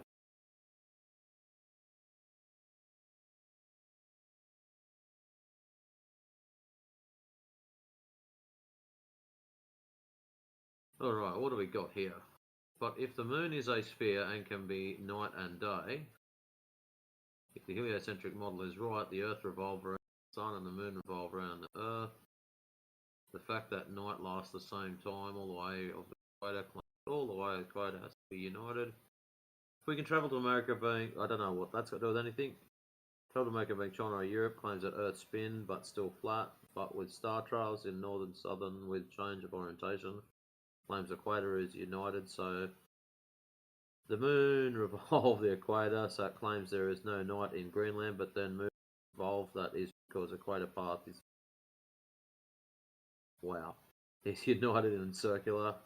If because then moon telesportate itself and is physically impossible by now, it would be still at night in the Canary Islands and Chile and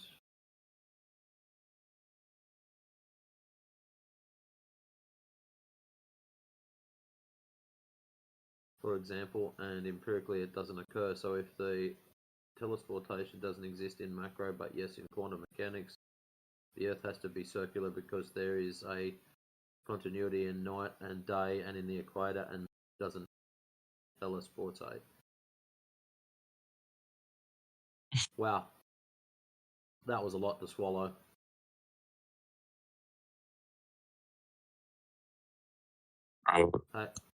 Hey, This Kev. gift sent implies that the sun has a dark side. The gift sent implies the sun has a dark side. Yeah, because if it didn't, then everyone on every single edge of the planet would be able to see the sun at all times. if it was flat. The edge of the Yeah. planet. Where are you getting Yeah. that from? Well, if you look in the sky, you can see what's in the sky. If you move 10 feet, you still see what's in the sky. I'm just going back to the edge of the planet thing. Do you think we're Yeah. a pizza planet flying through space? Do I think what? Sorry, you're quiet. That's all right. What's going on? Oh, look at this. I know it's got. Yeah, that'll fix the quiet. Back to my normal yeah. volume. Yeah, we fixed it. I found out what was wrong. Anyways, Nice. and then everyone puts their volume down to normal levels. Do you think that flat earthers think they live on some kind of pizza planet flying through space? No, I'm just looking at the gifs and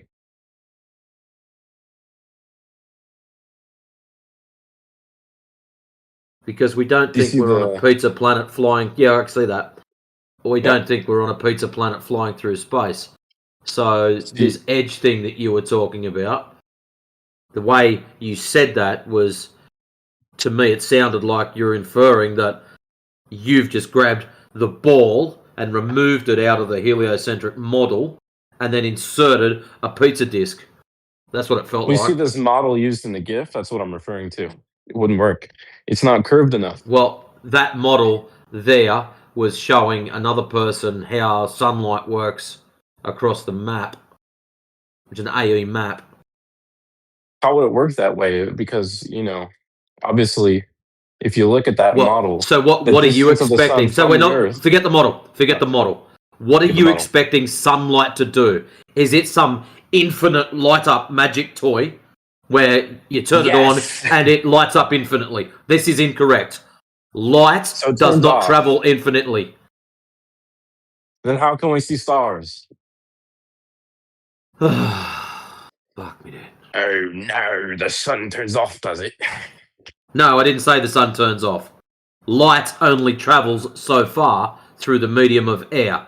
For example, right, you know when you go diving underwater, light only travels so far through water.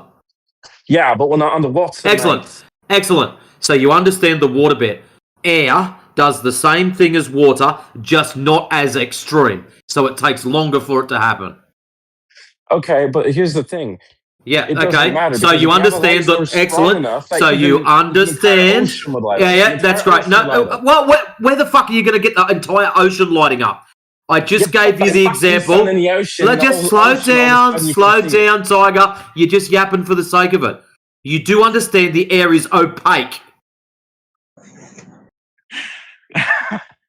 What are you laughing for? Yeah, it is opaque. It is opaque. Excellent. You're right. So that means its opacity, the light deteriorates as it goes through it. You do understand that? Yeah. Excellent. So that means the light can't travel infinitely. Okay. Let me ask you a question then.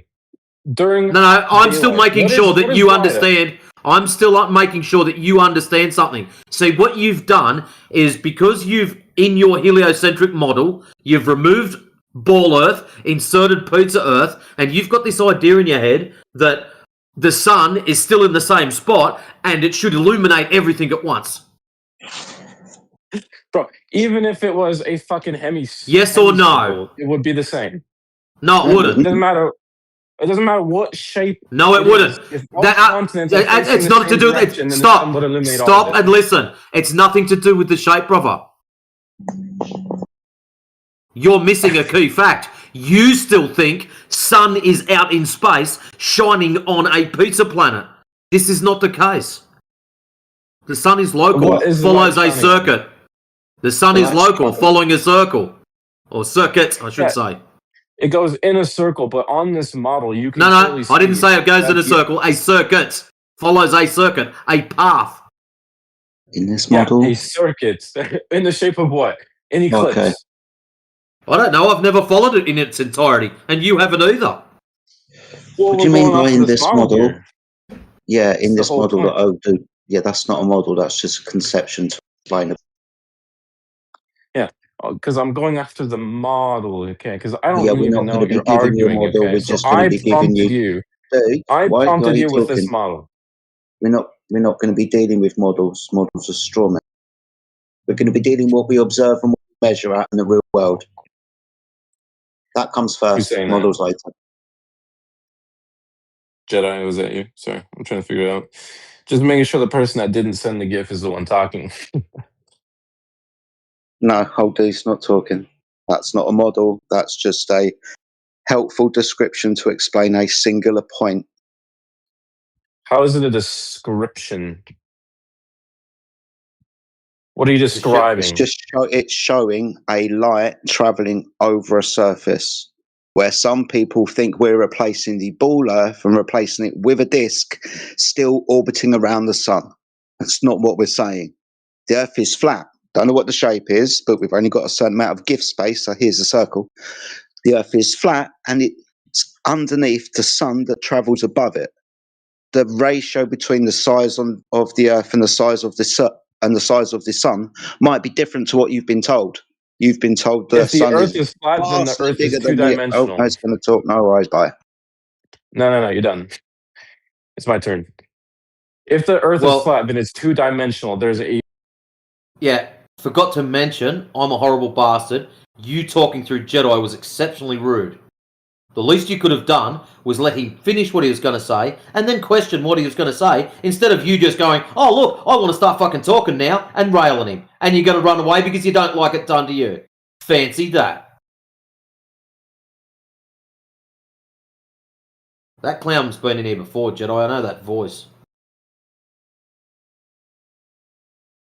They'll start sounding the same after a while, mate.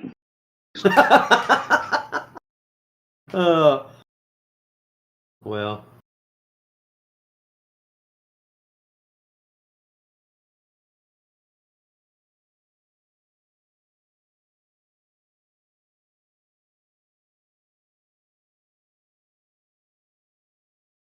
And the sad part is he's going to run away and it's either going to be telling his friends, oh, I outsmarted all those flat earthers. They had to mute me. Or it'll be a full reset because nothing sunk into his head and he'll come back in here in a week's time and ask the same stupid question. Because he didn't want to listen the first time. Which one is it? Raul. Oh, the deafened one. No, that's Riker. No, that's Riker. Where's Raul? Gone already. Oh, right, okay. That was the one that just ran over the Jedi. Yeah, it didn't sound like he was even listening. No, he wasn't here to listen. Another one that's come to preach, and as long as you all listen to what I've got to say, I'm good. Yeah, he was just waiting to talk. He wasn't interested in the answers.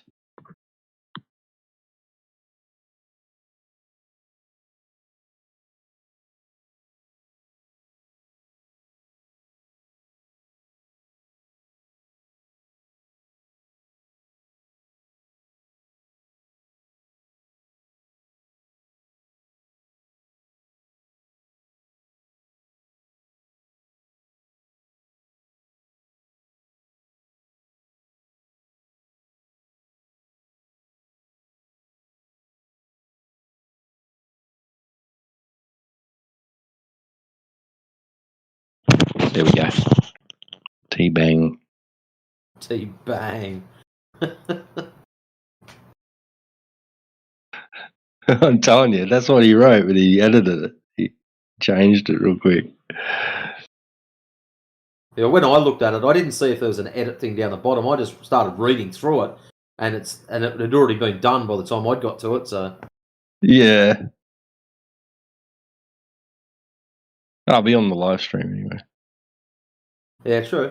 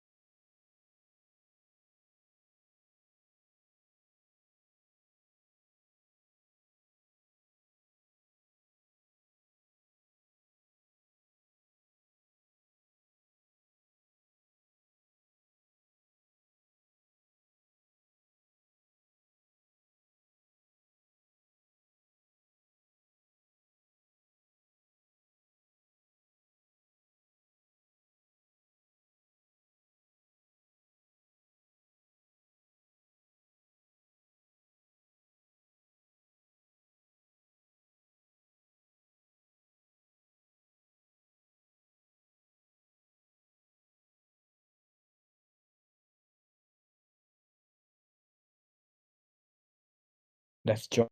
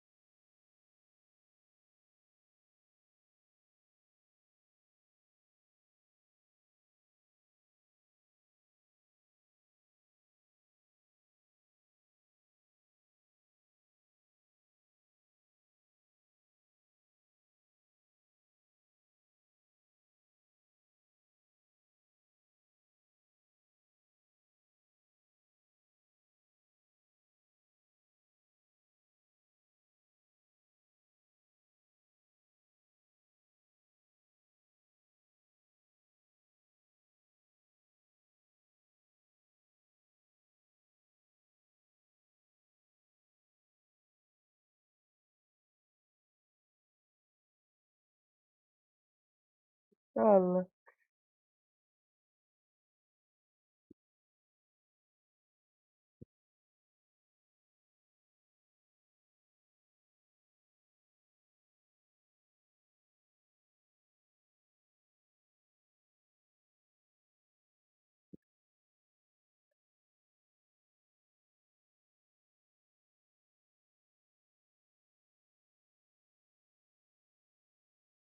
No.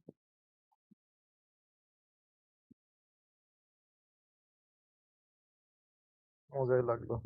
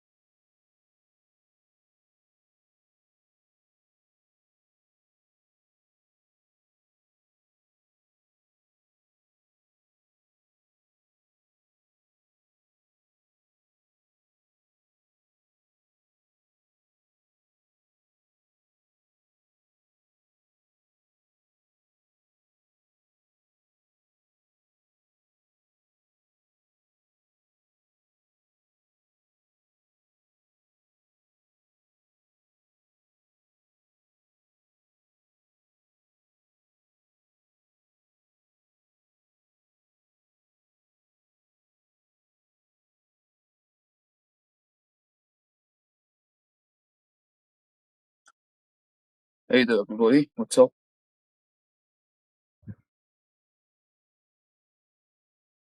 Hello, people. Are you on? Wanna ask something? Are you on, people? No, they are sleeping.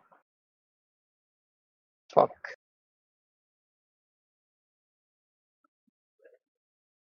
Never mind. Come on, man.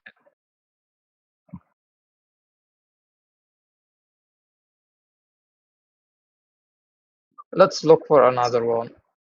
Blood equals religion. How about the one that says Aksa Hindu? Seems interesting.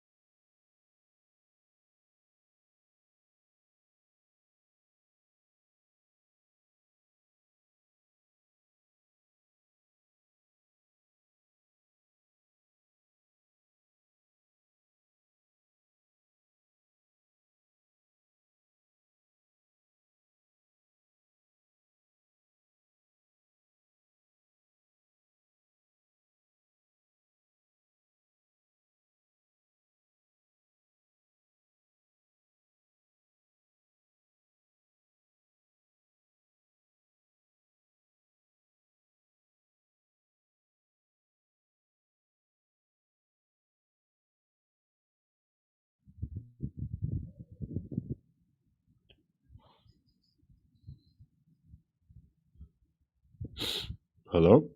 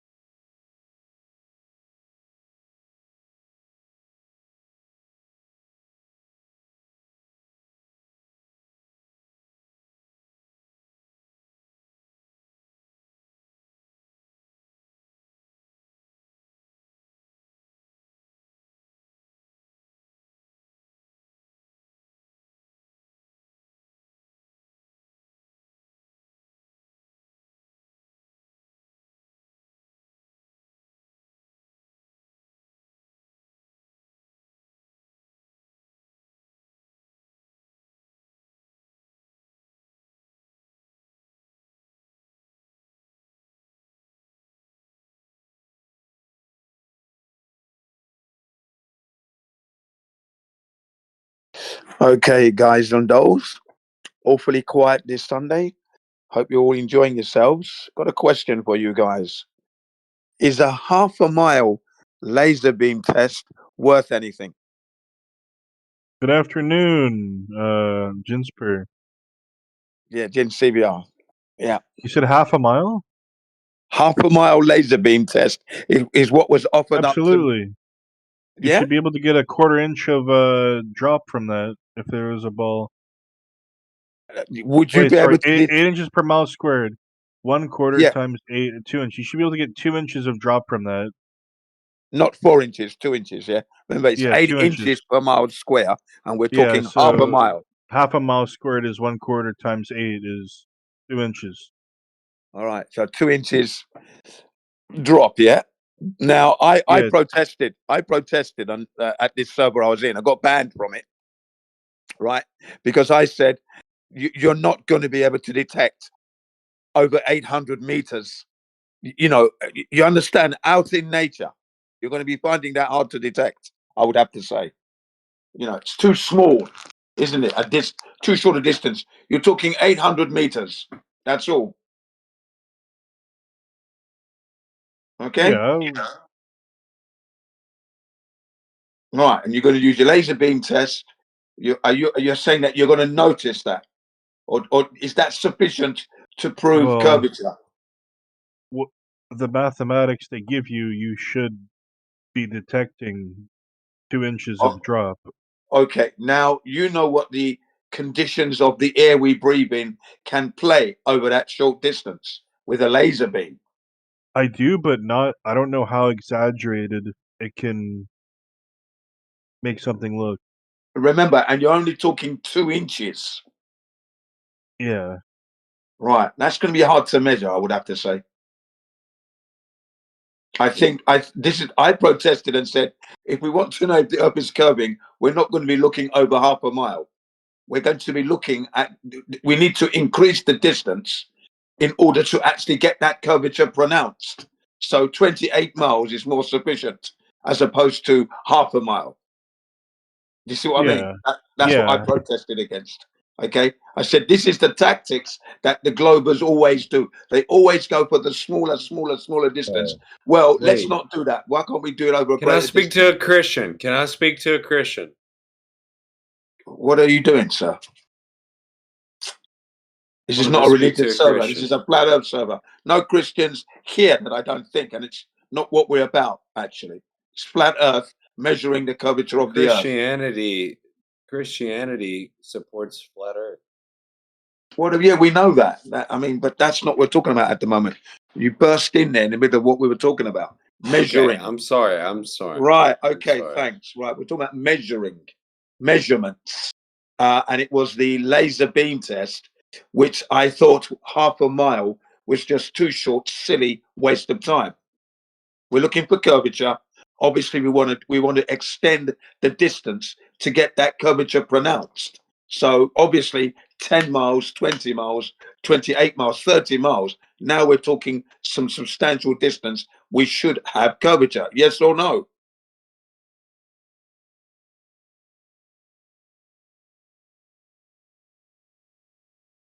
Come on, flat earthers. I'm asking questions. Come on.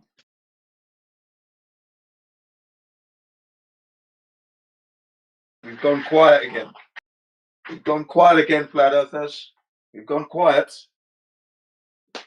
Am I being unreasonable by saying that half a mile is too short? That's the question. Remember, I got banned for that. I got banned for protesting. I've been reinstated again anyway from that server because someone came to my aid in the end.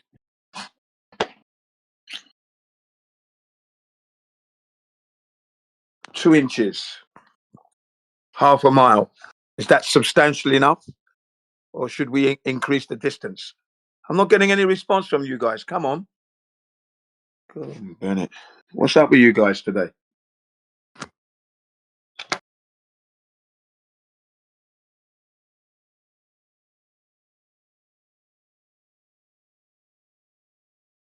I know Christianity states that, but you know, when we want to know about the earth shape, we're not going to rely on the Bible here. You know, we want to make sure that we can actually measure it. I'm not poo-pooing the Bible.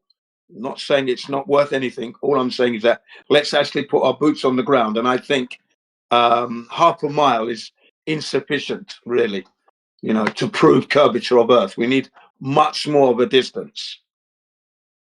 Hence the 24 miles, 28-mile laser beam tests. Right, now we're talking distance here. Now we can see curvature, surely. And we're not seeing curvature over 28 miles. So clearly we're not going to see it at half a mile. But I think it's too short a distance. That's squabbling, and I don't like the squabbling aspect that the Globers like to bring along. Squabbling over half a mile. Why don't we just do it 28 miles then? That way you can see whether or not the Earth is curving. So I protested strongly, and then I got banned. But then an Australian guy obviously put an appeal out. I wasn't there, but he told me, you know, he appealed. He said they were wrong to ban me, and it seemed like they wanted to ban me for the longest of time because I always go into this particular server and cause a ruckus. They actually cause a ruckus. I just pick their brains, you know, and then they get upset. And then they didn't know what a scientific method was. They don't even know what science is as well in this server. Trying to say that when you're measuring something, you're doing science. And as we've said, you know, when you're measuring something, you're not doing science. You're measuring. That's all you're doing. If anything, it's geometry. If you're looking for the shape of something, that's not a science. Not that I've never known it to be a science. So then they say, so all the scientists are wrong. Well, yeah, they're wrong because when you're measuring the surface of the Earth, you're not conducting a scientific experiment. It's an observation test. That's what you're doing. You're not. There's no science there. Drop over a distance, finish. So you know they got very uptight, very upset. They went into the stars, cosmology. That's not a science. Astrology. That's not a science. Astronomy. That is not a science. All those are theories. They're not sciences. You know, what are you manipulating? You know, you're making observations and you can't prove your hypothesis from what you see. You can't go there. You can't go to the object you're looking at in the stars. And then I quoted the Michio Kaku, where he stated that no one in his field uses the scientific method. We do it by the seat of our pants. It's all guesswork, etc., etc. Right. So there you are. So a man in the field you're talking about, cosmology, theoretical physicist, stated that they don't use the scientific method. So clearly they're not doing science. It's all theoretical. But they got upset still. They still wouldn't have it. And that's when I got banned. But I'm back in there now anyway. Yeah, the server is called Black Heaven. It's run by Black Americans. And when I go in there as an African myself, right, I always rock their boat. And I mean rock it till water's getting in and they're having to bail out. And instead of bailing out, they kick me out instead. Because they can't accept the truths that we bring to them. Don't shoot the messenger. Why don't you go and measure it? That's the problem. No one wants to measure anything. They want to rely on the scientists. And then someone offered up a half a mile laser beam test. I didn't get to see his results or hear the results because I was protesting, saying it was too short. At the end of the day, why half a mile? Why didn't you extend it to 10 miles? What's this half a mile? What are we doing here? Got a laser beam, remember? And he was with his university colleagues when they were conducting this, which I highly found dubious in itself. But there was so much noise in the server, you know, everyone's talking over everyone. One flat earther versus about 20. That was me. But I took them on, destroyed them. When you're getting banned, you know you're hitting them where it hurts. Welcome to the server, whoever that was. If you have any questions related to the 24/7 flat earth in the way of the heliocentric model or the flat earth, why are we saying it's flat? Please ask your questions. Don't hesitate. My colleagues and I here can answer your questions. And if we can't, we'll tell you we cannot. So go ahead. And I hope you're enjoying your Sunday.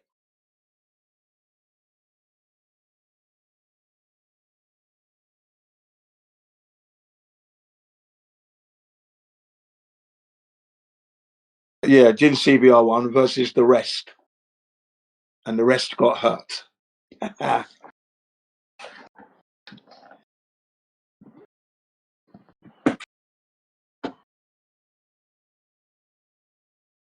They couldn't understand the reality of time zones on a flat earth, on the earth we live on.